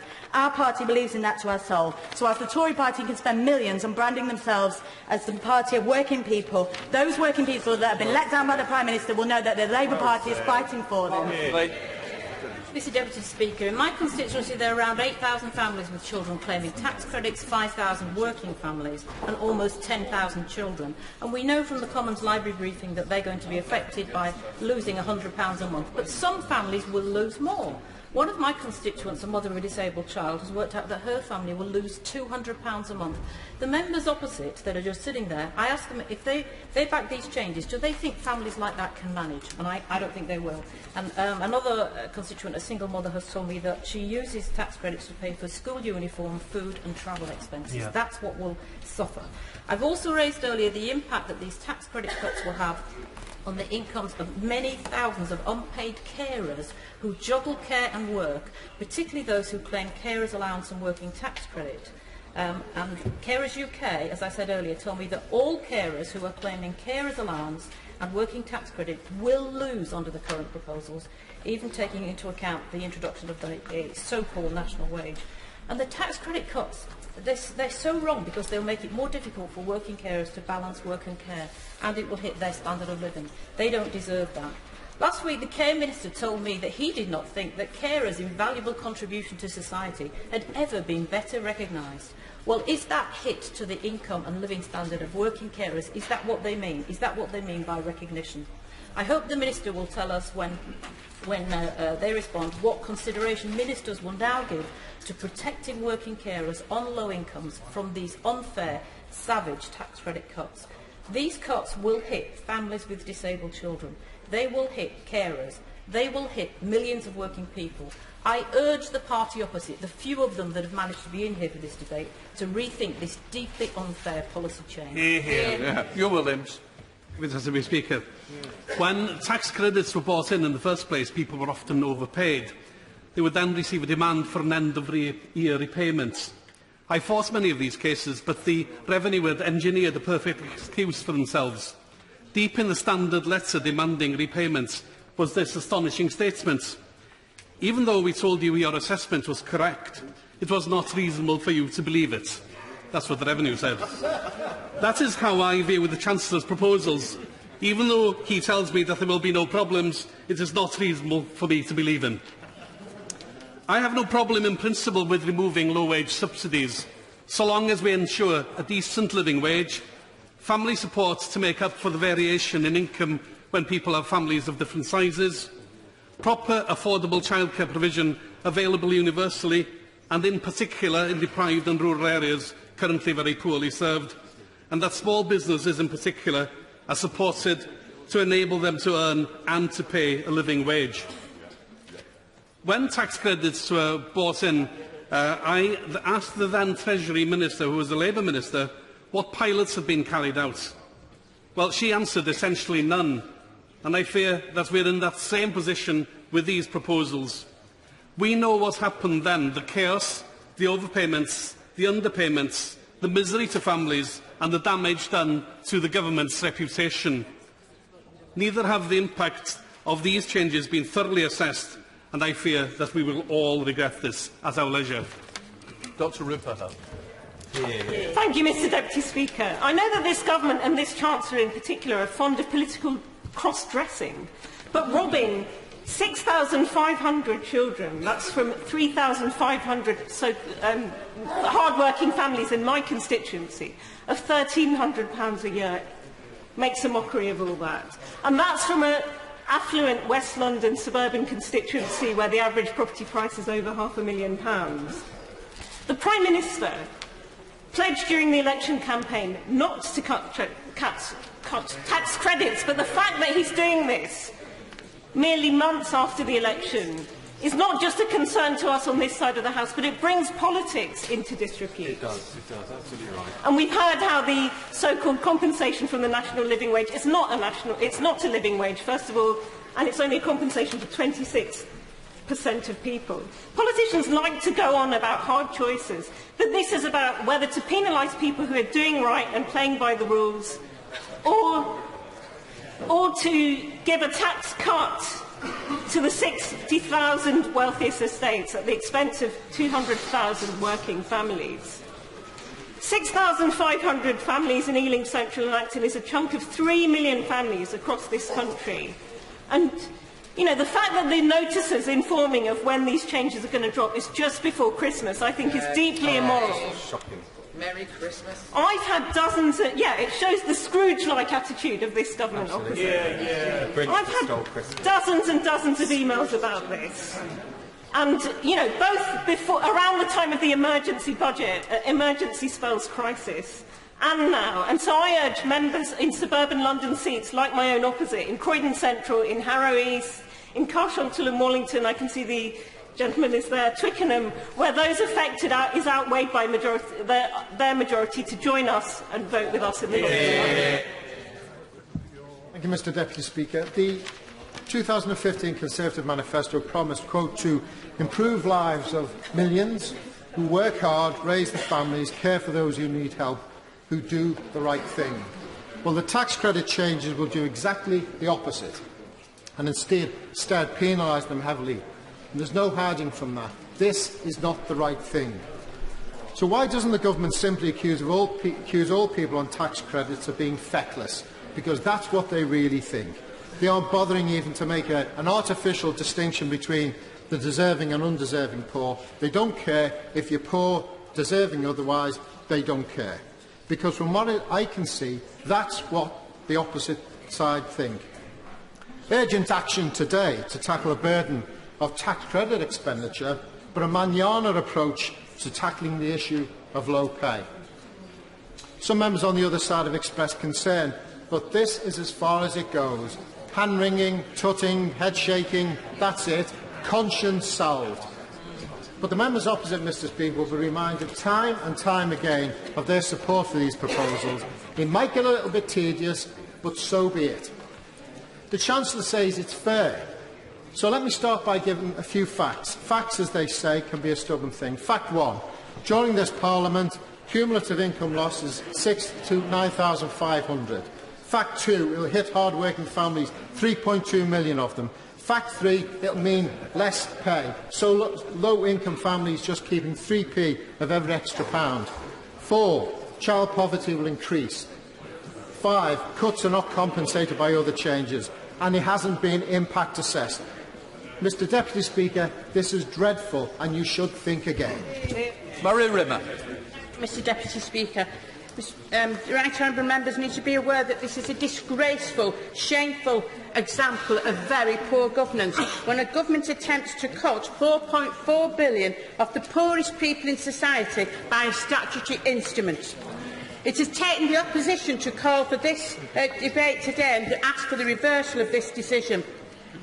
Areas of my constituency have been recorded as suffering from the absolute highest unemployment deprivation levels and the 6th highest income deprivation affecting children in England. 7,900 families with children claim tax credits, poor income, and lots of them are unemployed, other people. 5,800 working families claim tax credits. Many of those are on the minimum wage in my constituency, with 2 parents working and 2 children. They're set to lose over £1,800 next year, and that brings them to 7,700 in the life of this Parliament. Other families with one earner will lose over 1,500, and that means there will be 7,000 over the life of this Parliament. 4,800 working families with children claim tax credits. 8,300 children in those working families receiving tax credits. Many of the schools in my constituency have been forced to introduce free breakfast provision, with hundreds of children taking breakfast. The reason they've done that is so that children can concentrate, to improve concentration and learning levels. If our children are to get out of poverty, they have to be educated, but they need to have their stomachs full. I would call on you members opposite to examine your conscience. Do not involve yourselves in this further attack of the poorest people in society. Dr. Lisa Cameron. Thank you very much. Just basic points to make, because so much has already been said today in this debate. Constituents in my home constituency of East Kilbride, Straven and Leslie have urged me to speak in this debate regarding the poverty they are now experiencing, having to go to food banks, having to feel ashamed of going to food banks in order to feed their children, working extremely hard to make ends meet every day and for every penny, and yet feeling that they are being punished by this government. Please consider your actions tonight. Consider the impact this is having. It's having this impact on hard-working families, those that the government say that they are responsible to, those that the government say that they care about. Please consider this. This is imperative. It's absolutely imperative, not just for my constituency, but for constituencies right across the UK. These tax credit cuts are unfair. They're unfair to hard-working families across the UK and in Scotland, and I really urge the government to make sure that they listen to everybody's views tonight, take account of their constituents, who I'm sure are hurting just as much as ours are, and pay attention when we're speaking about these crucial issues that constituents are informing us about. It's got to be said, and we really must take account of those who are trying their hardest to get on that first rung of life, who are trying their hardest to protect their families, and who are trying their hardest in order to protect those nearest and dearest. So therefore, I'm urging the government tonight to vote against this measure to make sure that the most vulnerable of our society, including the disabled, are protected. Thank you. Smith. Thank you very much, Mr Deputy Speaker. Mr Deputy Speaker, we've had over 50 speakers, 50 contributors to this extraordinary debate today. I think it is a measure of how vital today's debate has been, a measure of how much we need to properly understand the full impact of the changes that the government is proposing. And what has rung through so many of the speeches today is that politics is always about choices. What are we going to prioritise? Who are we going to stand up for? What, as the Honourable Lady for South Cambridge has said in her brave and heartfelt speech today, do we stand for? This debate and this vote tonight has laid bare those fundamental choices, and the very simple question that the government must face tonight, the simple question that will be asked right across Britain is, are they what they say they are? Are they a party for the workers? Are they a party with the interests of the workers at their hearts? Or are they a party with their own self-interest at their heart? Are they a party that is set fair tonight to dock the pay of workers across Britain? Because, Mr Deputy Speaker, it is very, very simple. They cannot be both. Even this most Janus-faced of governments cannot turn both ways at once. They cannot be the party of workers whilst cutting workers' pay, and they need to answer that, and each one of them will need to answer for it according to where they vote this evening. Because there is no plausible defence for a policy that is going to take £1,300 on average out of the pockets of working families. 70% of those losses falling on working mothers. A Tory tax on workers and a Tory tax on working mums. And how do they justify it? We've heard it today from successive speakers. They say the bill has gone up and it has to be cut. Well, it has gone up on the Tory watch. They say the minimum wage increase. Let's have none of this nonsense about a bogus living wage. With pleasure. I thank him for giving way, but can I tell him that under the last Labour government the tax credit bill went up from 10 billion to some 30 billion and is now down to 25 billion. So I'm afraid it's not gone up on our watch. Well,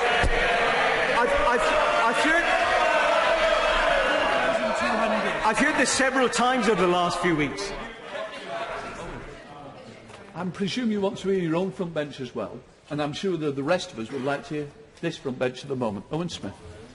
I'm grateful to you, Mr Deputy Speaker. I was going to say I've heard this nonsense from the government several times over the last few weeks. I heard it from the Minister earlier today. The truth is, when this variation of tax and child credits came in 2003-04, the original bill was 19 billion. It went up to about 23 billion under Labour. And then in 2009, after the crash, it went to 29 billion. Under his government, it's been 30 billion each year. So the largest bill we pay for tax credits has been under the Tories. And why is that?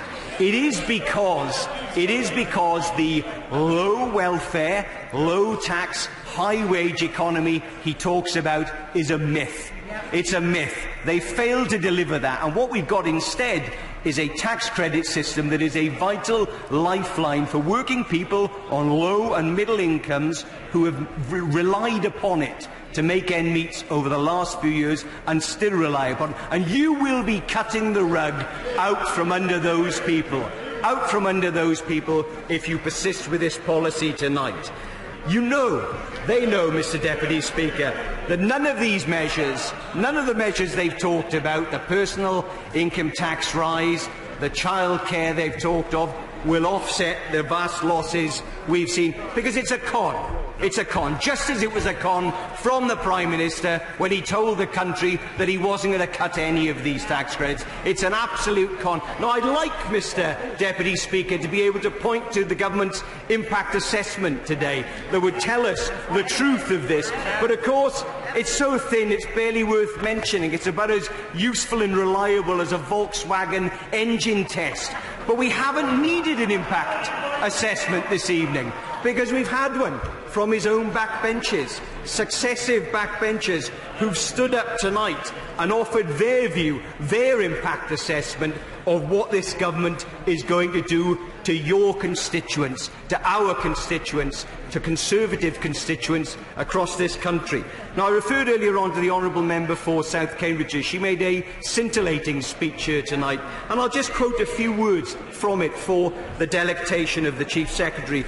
She said these measures were, quote, a betrayal of who we are. Not of who we are, who the Conservative Party are. She said that it would lead to working people having to choose between heating and eating. And what about the Honourable Member for Plymouth Moorview, who gave another excellent speech in which he said his blue-collar city opposes these reforms, and he pleaded as a compassionate Conservative with his front bench to think again. Or the Honourable Member for Stafford, who talked about the impact we would see on carers and those people on low incomes. Or the Honourable Member for Waveney, who said that he, as a one-nation Conservative, could not support these reforms without significant mitigation. We had interventions from the Honourable Member for Gainsborough, the Honourable Member for Brigg & Gould. These are just some of the Conservative members who are opposed to these measures.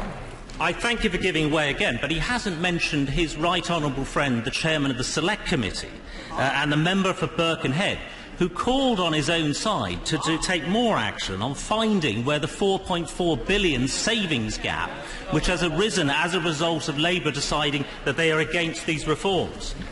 Well, let me start by that number of 4.4, because it's interesting. It's about 4.4 thousand constituents in his constituency who are going to be hit by these changes. So I think the real question he should be answering to the members of his constituencies, what does he say to them about the cut they're going to have? And he mentions the Honourable Member for Birkenhead. He spoke with great eloquence and knowledge here today, of course, and the crucial thing he said was, think again. Mitigate these measures, understand that your measures, mitigation, are not going to work, they're not going to offset it, and with that I will give way to the Honourable Member for Birkenhead. I'm immensely grateful. When I made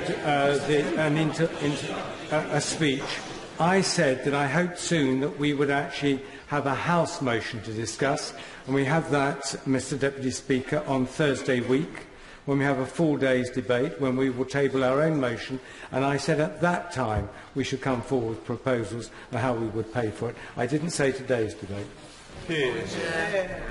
Well, I'm very grateful to my right honourable friend for his eloquent intervention. As ever, he reports accurately his own words, even if the front bench opposite couldn't. Let me be very clear. In the short period we've got this evening, tonight's vote, it may not be a binding vote, but it is a vote in which this House and the members on both sides of it can send a message to the front bench of the Conservative Party.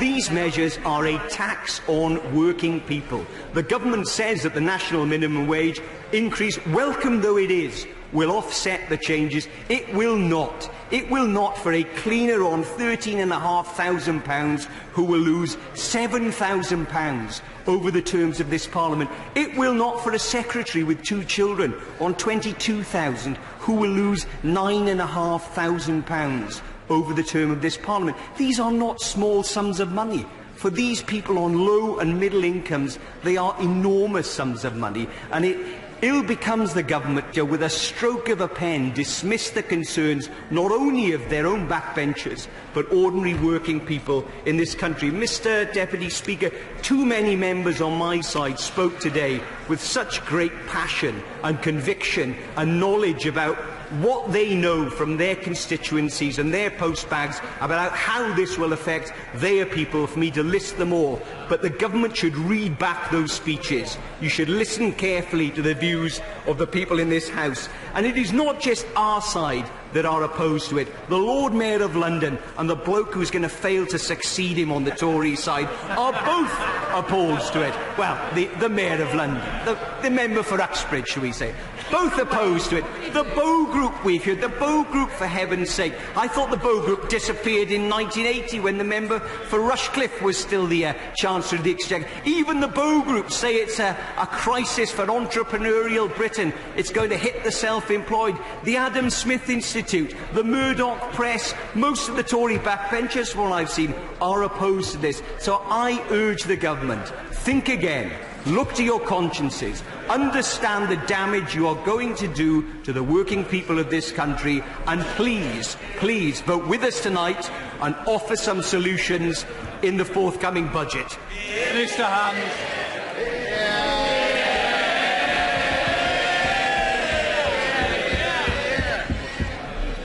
Thank you, Mr. Deputy Speaker. We have had a heated debate with a great deal of misinformation from the benches opposite.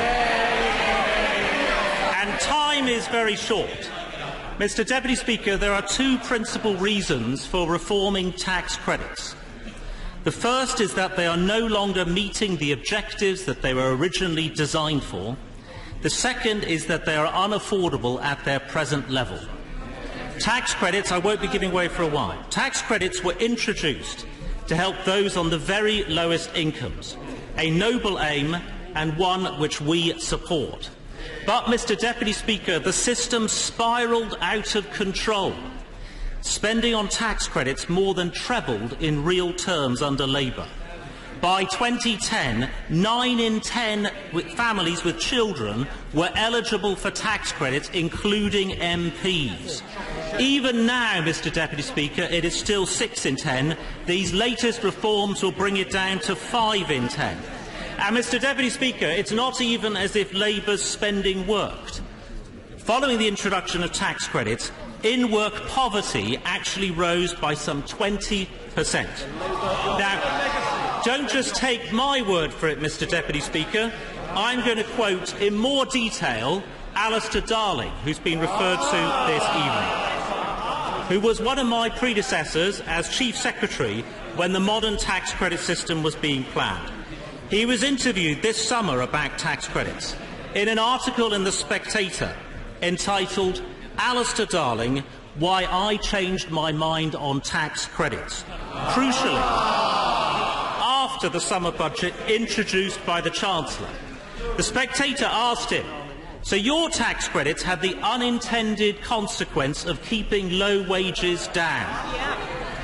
Undoubtedly, replied Darling, undoubtedly. The last Labour Chancellor said, undoubtedly. I think it was a good policy when introduced. And he went on to say, as Keynes famously said, when the facts change, you change your mind. One of the unintended consequences... I'll give way. And I'm really enjoying him reading out excerpts from The Spectator. But could he ask the fundamental question? Could he confirm that 3 million people in this country are going to be £1,300 on average worse off as a result of these changes? Let's not hear about the past. Tell us about the future.